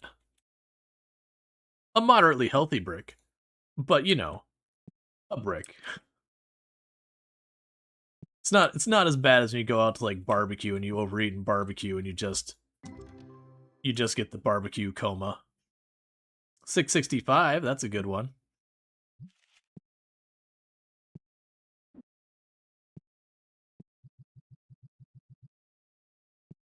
which is definitely a step up from the feeling you get when you go to like a Brazilian steakhouse. I haven't done that in like a decade. We go to like a Brazilian steakhouse or whatever, and you know, it's all you can eat. And so you really send it, you get the meat sweats. And you're like, I enjoyed my food and I feel awful right now. Just straight up terrible. Like not terrible in the I have eaten something I regret. Terrible as in I feel like my body's not okay. There is meat grease coming out of my pores and it's not I'm not comfortable with this. Not literally. It's not anywhere near that gross, but it's just you feel icky. Man, I haven't done that for it's just too stupid expensive.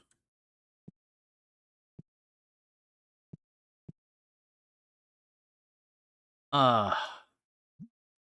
miss having that startup software dev company money. I like what I do now so much more, where I can kind of set my schedule. I'm not just making somebody else a whole lot of money. And I get to interact with people and all that. But there's definitely something to say about those jobs that just pay well.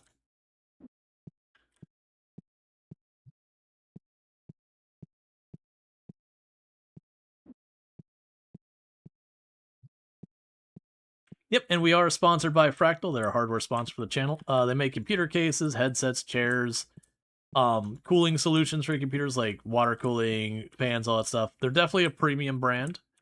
That the idea is they do like if they're going to be in a market, they're going to try to be the best in that market. I've been a Fractal customer since my last like 4 computers, well before I ever thought about streaming or even considered a sponsorship as possibly being a thing. So it is a brand I stand by. There we go. And we got someone stinking up the place. So, sir, right in the eyes there for you. Bathe before you arrive, please.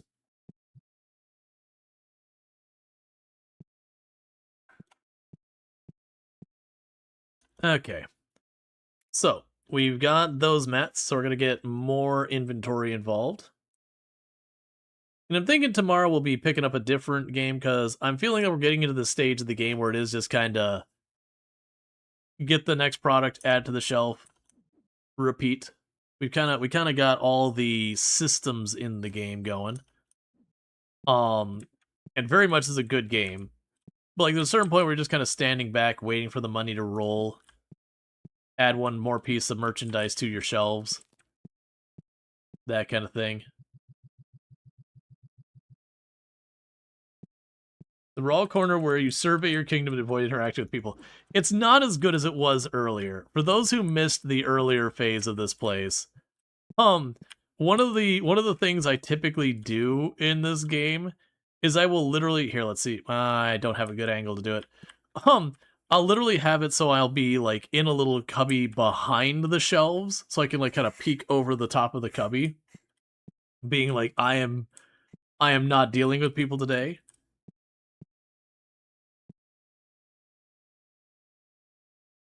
Sorry, you didn't even send the message you were writing? Oh, it's all good.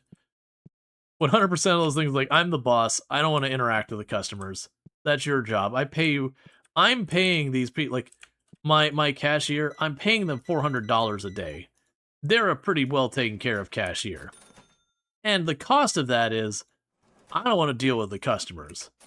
That's on them. I'm going to sit back here and just bankroll this place. And they get to deal with the people.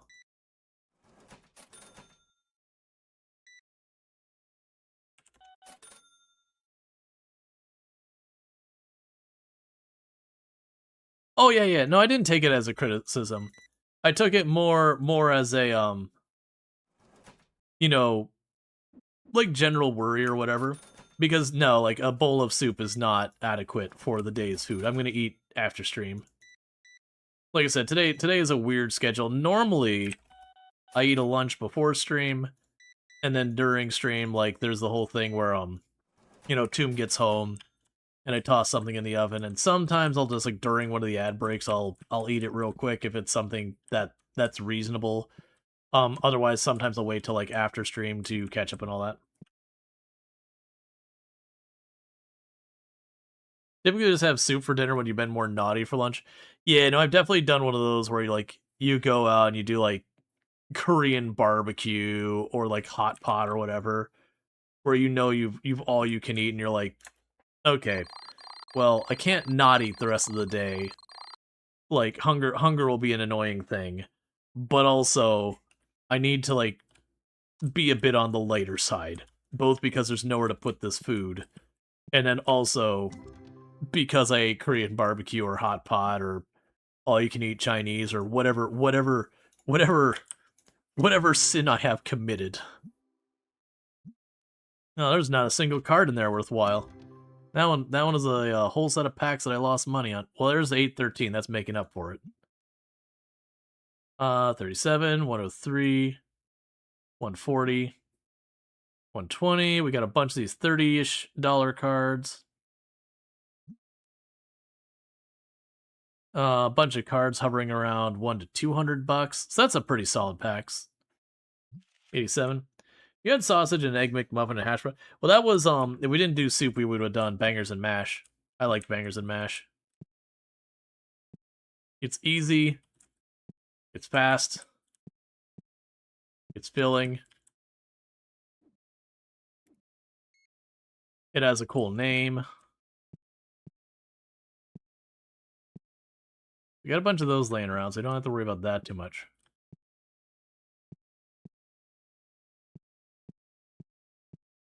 Hey, Light Rusty, and as a reminder, if you are enjoying the content tonight and you are not following the channel, you should probably follow the channel, because that is kind of how this whole thing works. You find good content you like, you hit that follow button, and then you find it again. Otherwise, you might not find it again. And then you gotta watch not good content, and that's just awkward. Because that's how you end up here.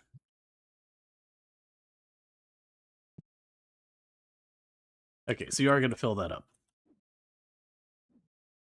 Or not fill it, you're gonna empty the box.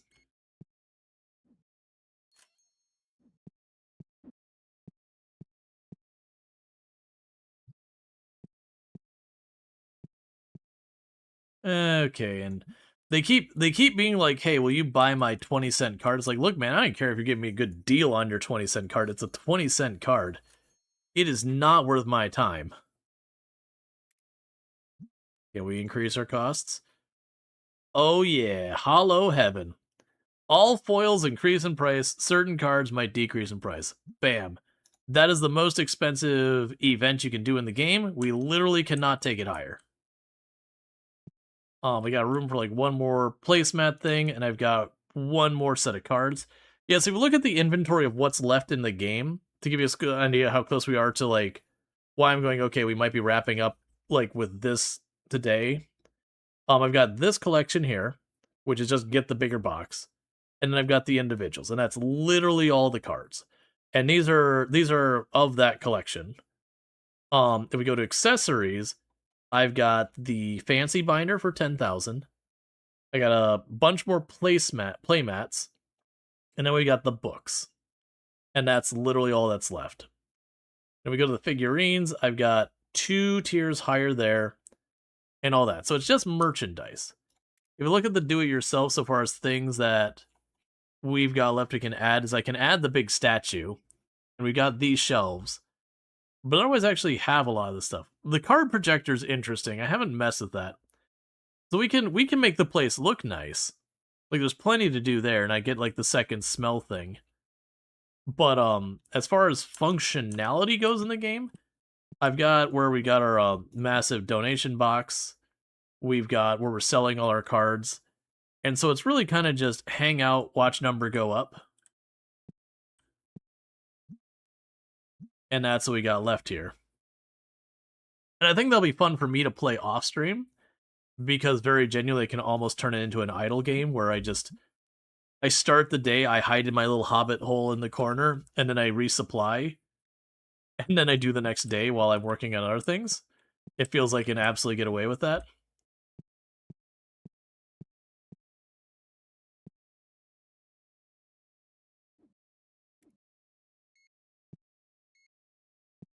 I mostly just do inventory now on chat save.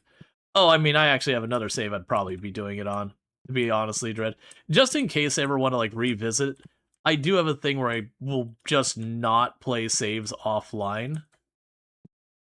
Because I always worry, like, something will happen to save, that, or, like, something will happen that I'll want to have done on stream. And then, I have messed up the save. So, like, with, like, Product Zombo is like, oh, I need to work on fishing, but that can be very tedious at times. And people's like, oh, you can do that off stream. It's like, no. No, because my luck, that's when I'm gonna die. And it is a real big just punch into, like, underwhelming when you've been watching a run that's been going for, like, weeks and it dies off stream. And it happens. I've seen that happen to a lot of people. And it's like, no, I have a hard, like, Product Zomboid specifically, have a hard, will not play an online stream off. Anything that's, permadeath or whatever, I won't. Which is funny, because we've actually made a lot of progress on the No Man's Sky permadeath run. Like, we finished literally all the story in the game. And so I was like, maybe I'll play it off stream to just, like, get stuff done. I was like, no, because I'm gonna die off stream. Well, like, we literally finished every single storyline in No Man's Sky on a permadeath run.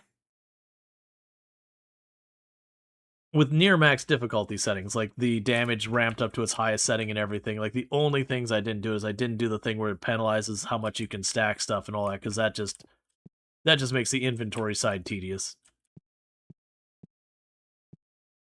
Yeah, I mean, they're just running this place now. I mostly just check the machines and restock inventory at this stage. And then I do a bad job of it, too. That way there's more junk laying on the floor everywhere.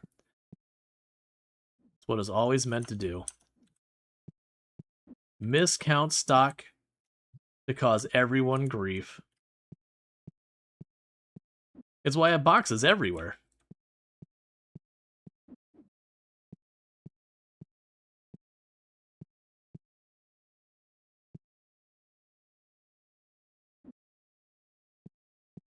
You watch people branch? Mine, you never mind? I'm sorry. Huh?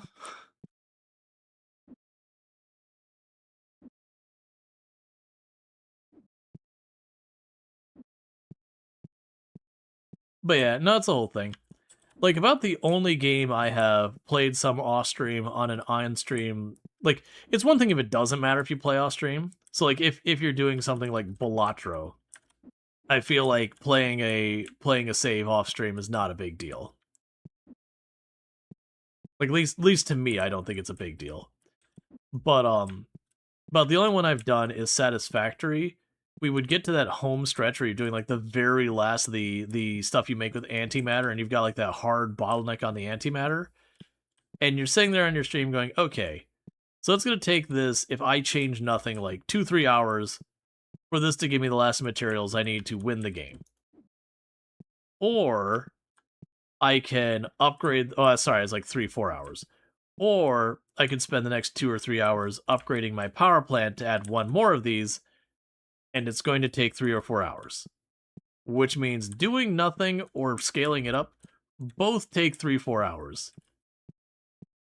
And it's just one of those things where, like, all right, well, what I'm going to do is just, like, let it run for an hour or two off stream to, like, shorten the time so that we can, like, half stream it or whatever, guarantee we'll get it done. I've done that. That's about the only game I ever did that. So 111, 78, 88, because otherwise it's me running around looking for slugs for the whole time while we wait for the timer to run down. Let's see, you did some off screen and did not dev mode. Add 37 stacks of diamonds in my inventory. Yeah, no, I've seen that. To be fair, the people I've known who have seen that, they were like, yeah, this is just a grind, so I just did it. Like, I just gave it to myself. I was like, oh, okay. I don't care. Mine long ends, next to each other or in shapes, very much the same of all time. Yeah. Yeah. Well, that was one of the things I got conscious with, like, when we got to, like, very end game Vintage Story. Vintage Story was a lot of fun to stream, but once we got to the point where we were just making steel, which is the very last material in the game, steel just takes a while. But it was, like, just going through the pattern of doing, like, the 2 or 3 things to make steel and then waiting for the steel, kind of just doing that cycle. If I was doing, like, collab or creative stuff, there's a lot more I can do with that. But, like, because you kind of need to refill the coal for the steel production, you can't really just leave it alone. At the same time, it just takes a while. So both times I've done full playthroughs of Vintage Story, I got to the point where we got steel tools, and that's where we ended, because it's like, I want to make the steel armor, but it's a lot of steel, and it just takes a long time. And that's the idea, is like, it's your chase item. You don't need it. It's not important. But you get it just to have it and be like, hey, look, I got my steel armor.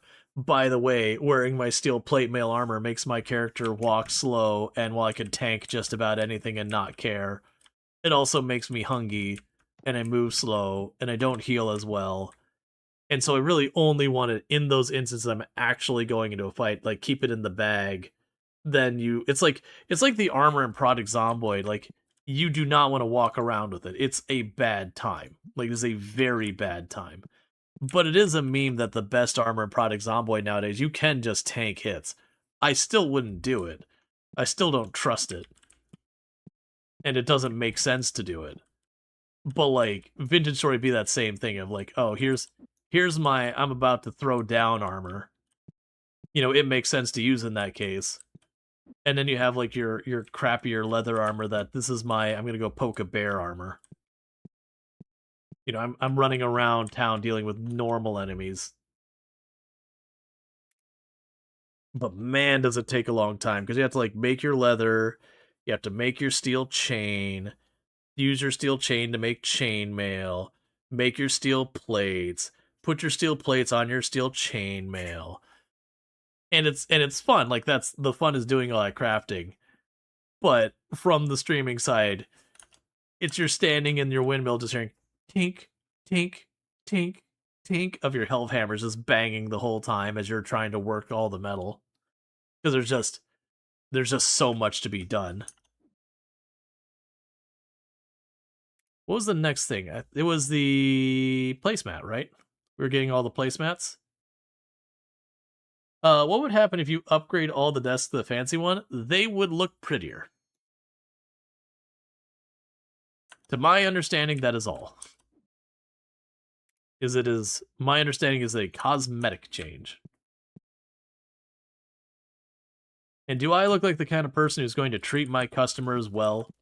Or do I look like the kind of person who's going to do all the numbers and be like, hey, wait a second. I could save $100 here that I could then use to purchase more of my own supply, and sit in the back like a gremlin and open packages.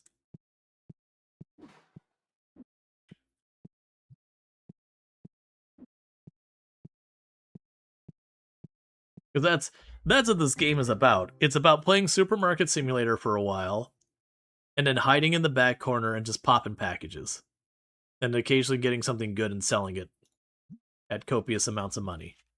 And I say this in a positive stance. I'm not saying this in a negative implication. I'm saying this is a good game. 175, like, the Gamba is the game. But you could be doing designs and layout and stuff and standing back. No, that takes creative talent. Like, that takes, like, creative talent, all that kind of stuff. No, there's so much junk laying on the floor. Addicted. Someone genuinely has, like, a slot machine emote. That's honestly, that's 2 emotes I've seen today that I'm like, okay, this gives me ideas. The one of the person just rubbing money on their face is such a fun emote. I'm definitely going to have to, like, because I've got my greedy emote, which is fine. No complaints. It's done its job and it's done it well. Ooh. Hey, lady. I just want to say, have I ever told you that you are my favorite customer? just walking in and casually dropping $3,000 on a single card. That lady right there, her, fantastic. You won't realize it, but she's assistant bank manager.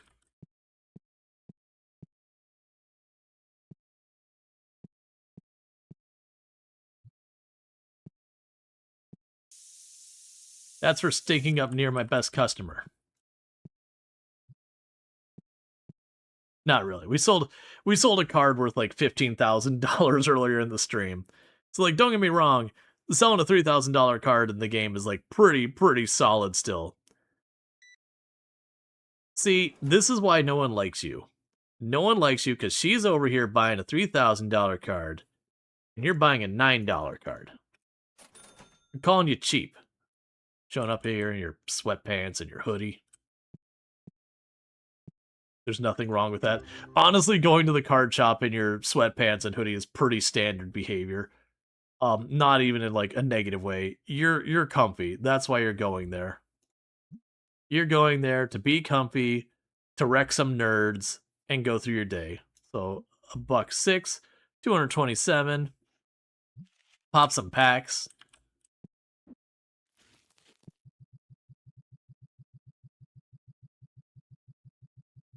There's the slot machine too, right? Yeah.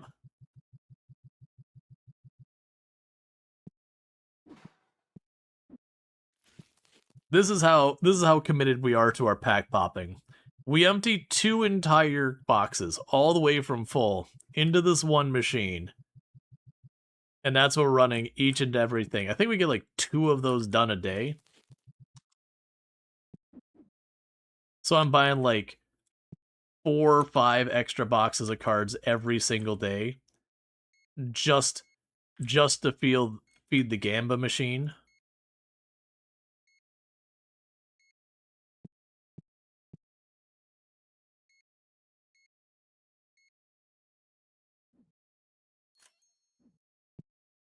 You can stay out there, that's fine. Alright, so let's advance the day. Oh, wait, I have someone in checkout. Lady, we've been closed for like 2 hours.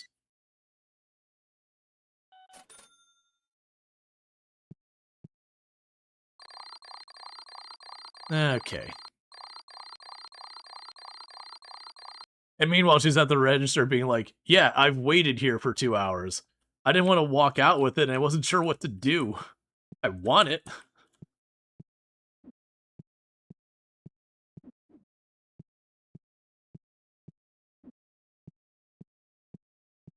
She really needed that 60. Hey, it was like, it's an uncommon card. It's not very popular, but it is just the one she needs for her deck. It's an interrupt, and it sets her up for a good combo. She's only got like 2 options, and the other card's like $300-400. She's gonna take that $8 or the $6 one. It's what you gotta pay for the game. Alright, so with that said though, chat, I've had a very long day. So I am gonna be wrapping up here. So I'm gonna make sure to do a backup save just because don't trust your saves, always do extra saves. But with all that said, thank you so much for tuning in. If you have enjoyed tonight's content, don't forget to drop a follow. That way you can find your way back here in the future. But go eat more soup. Well, I'm probably not going to have soup, but I am going to go eat some proper food. So what's going to happen here is if you're watching over on YouTube, the stream will be ending abruptly because I do not have a host ready over there. But thank you so much for watching in. Don't forget to like and subscribe. And then for everyone over here on Twitch, I'm going to go ahead and put up my ending stream screen. And we're going to go see who we can find to drop a raid on.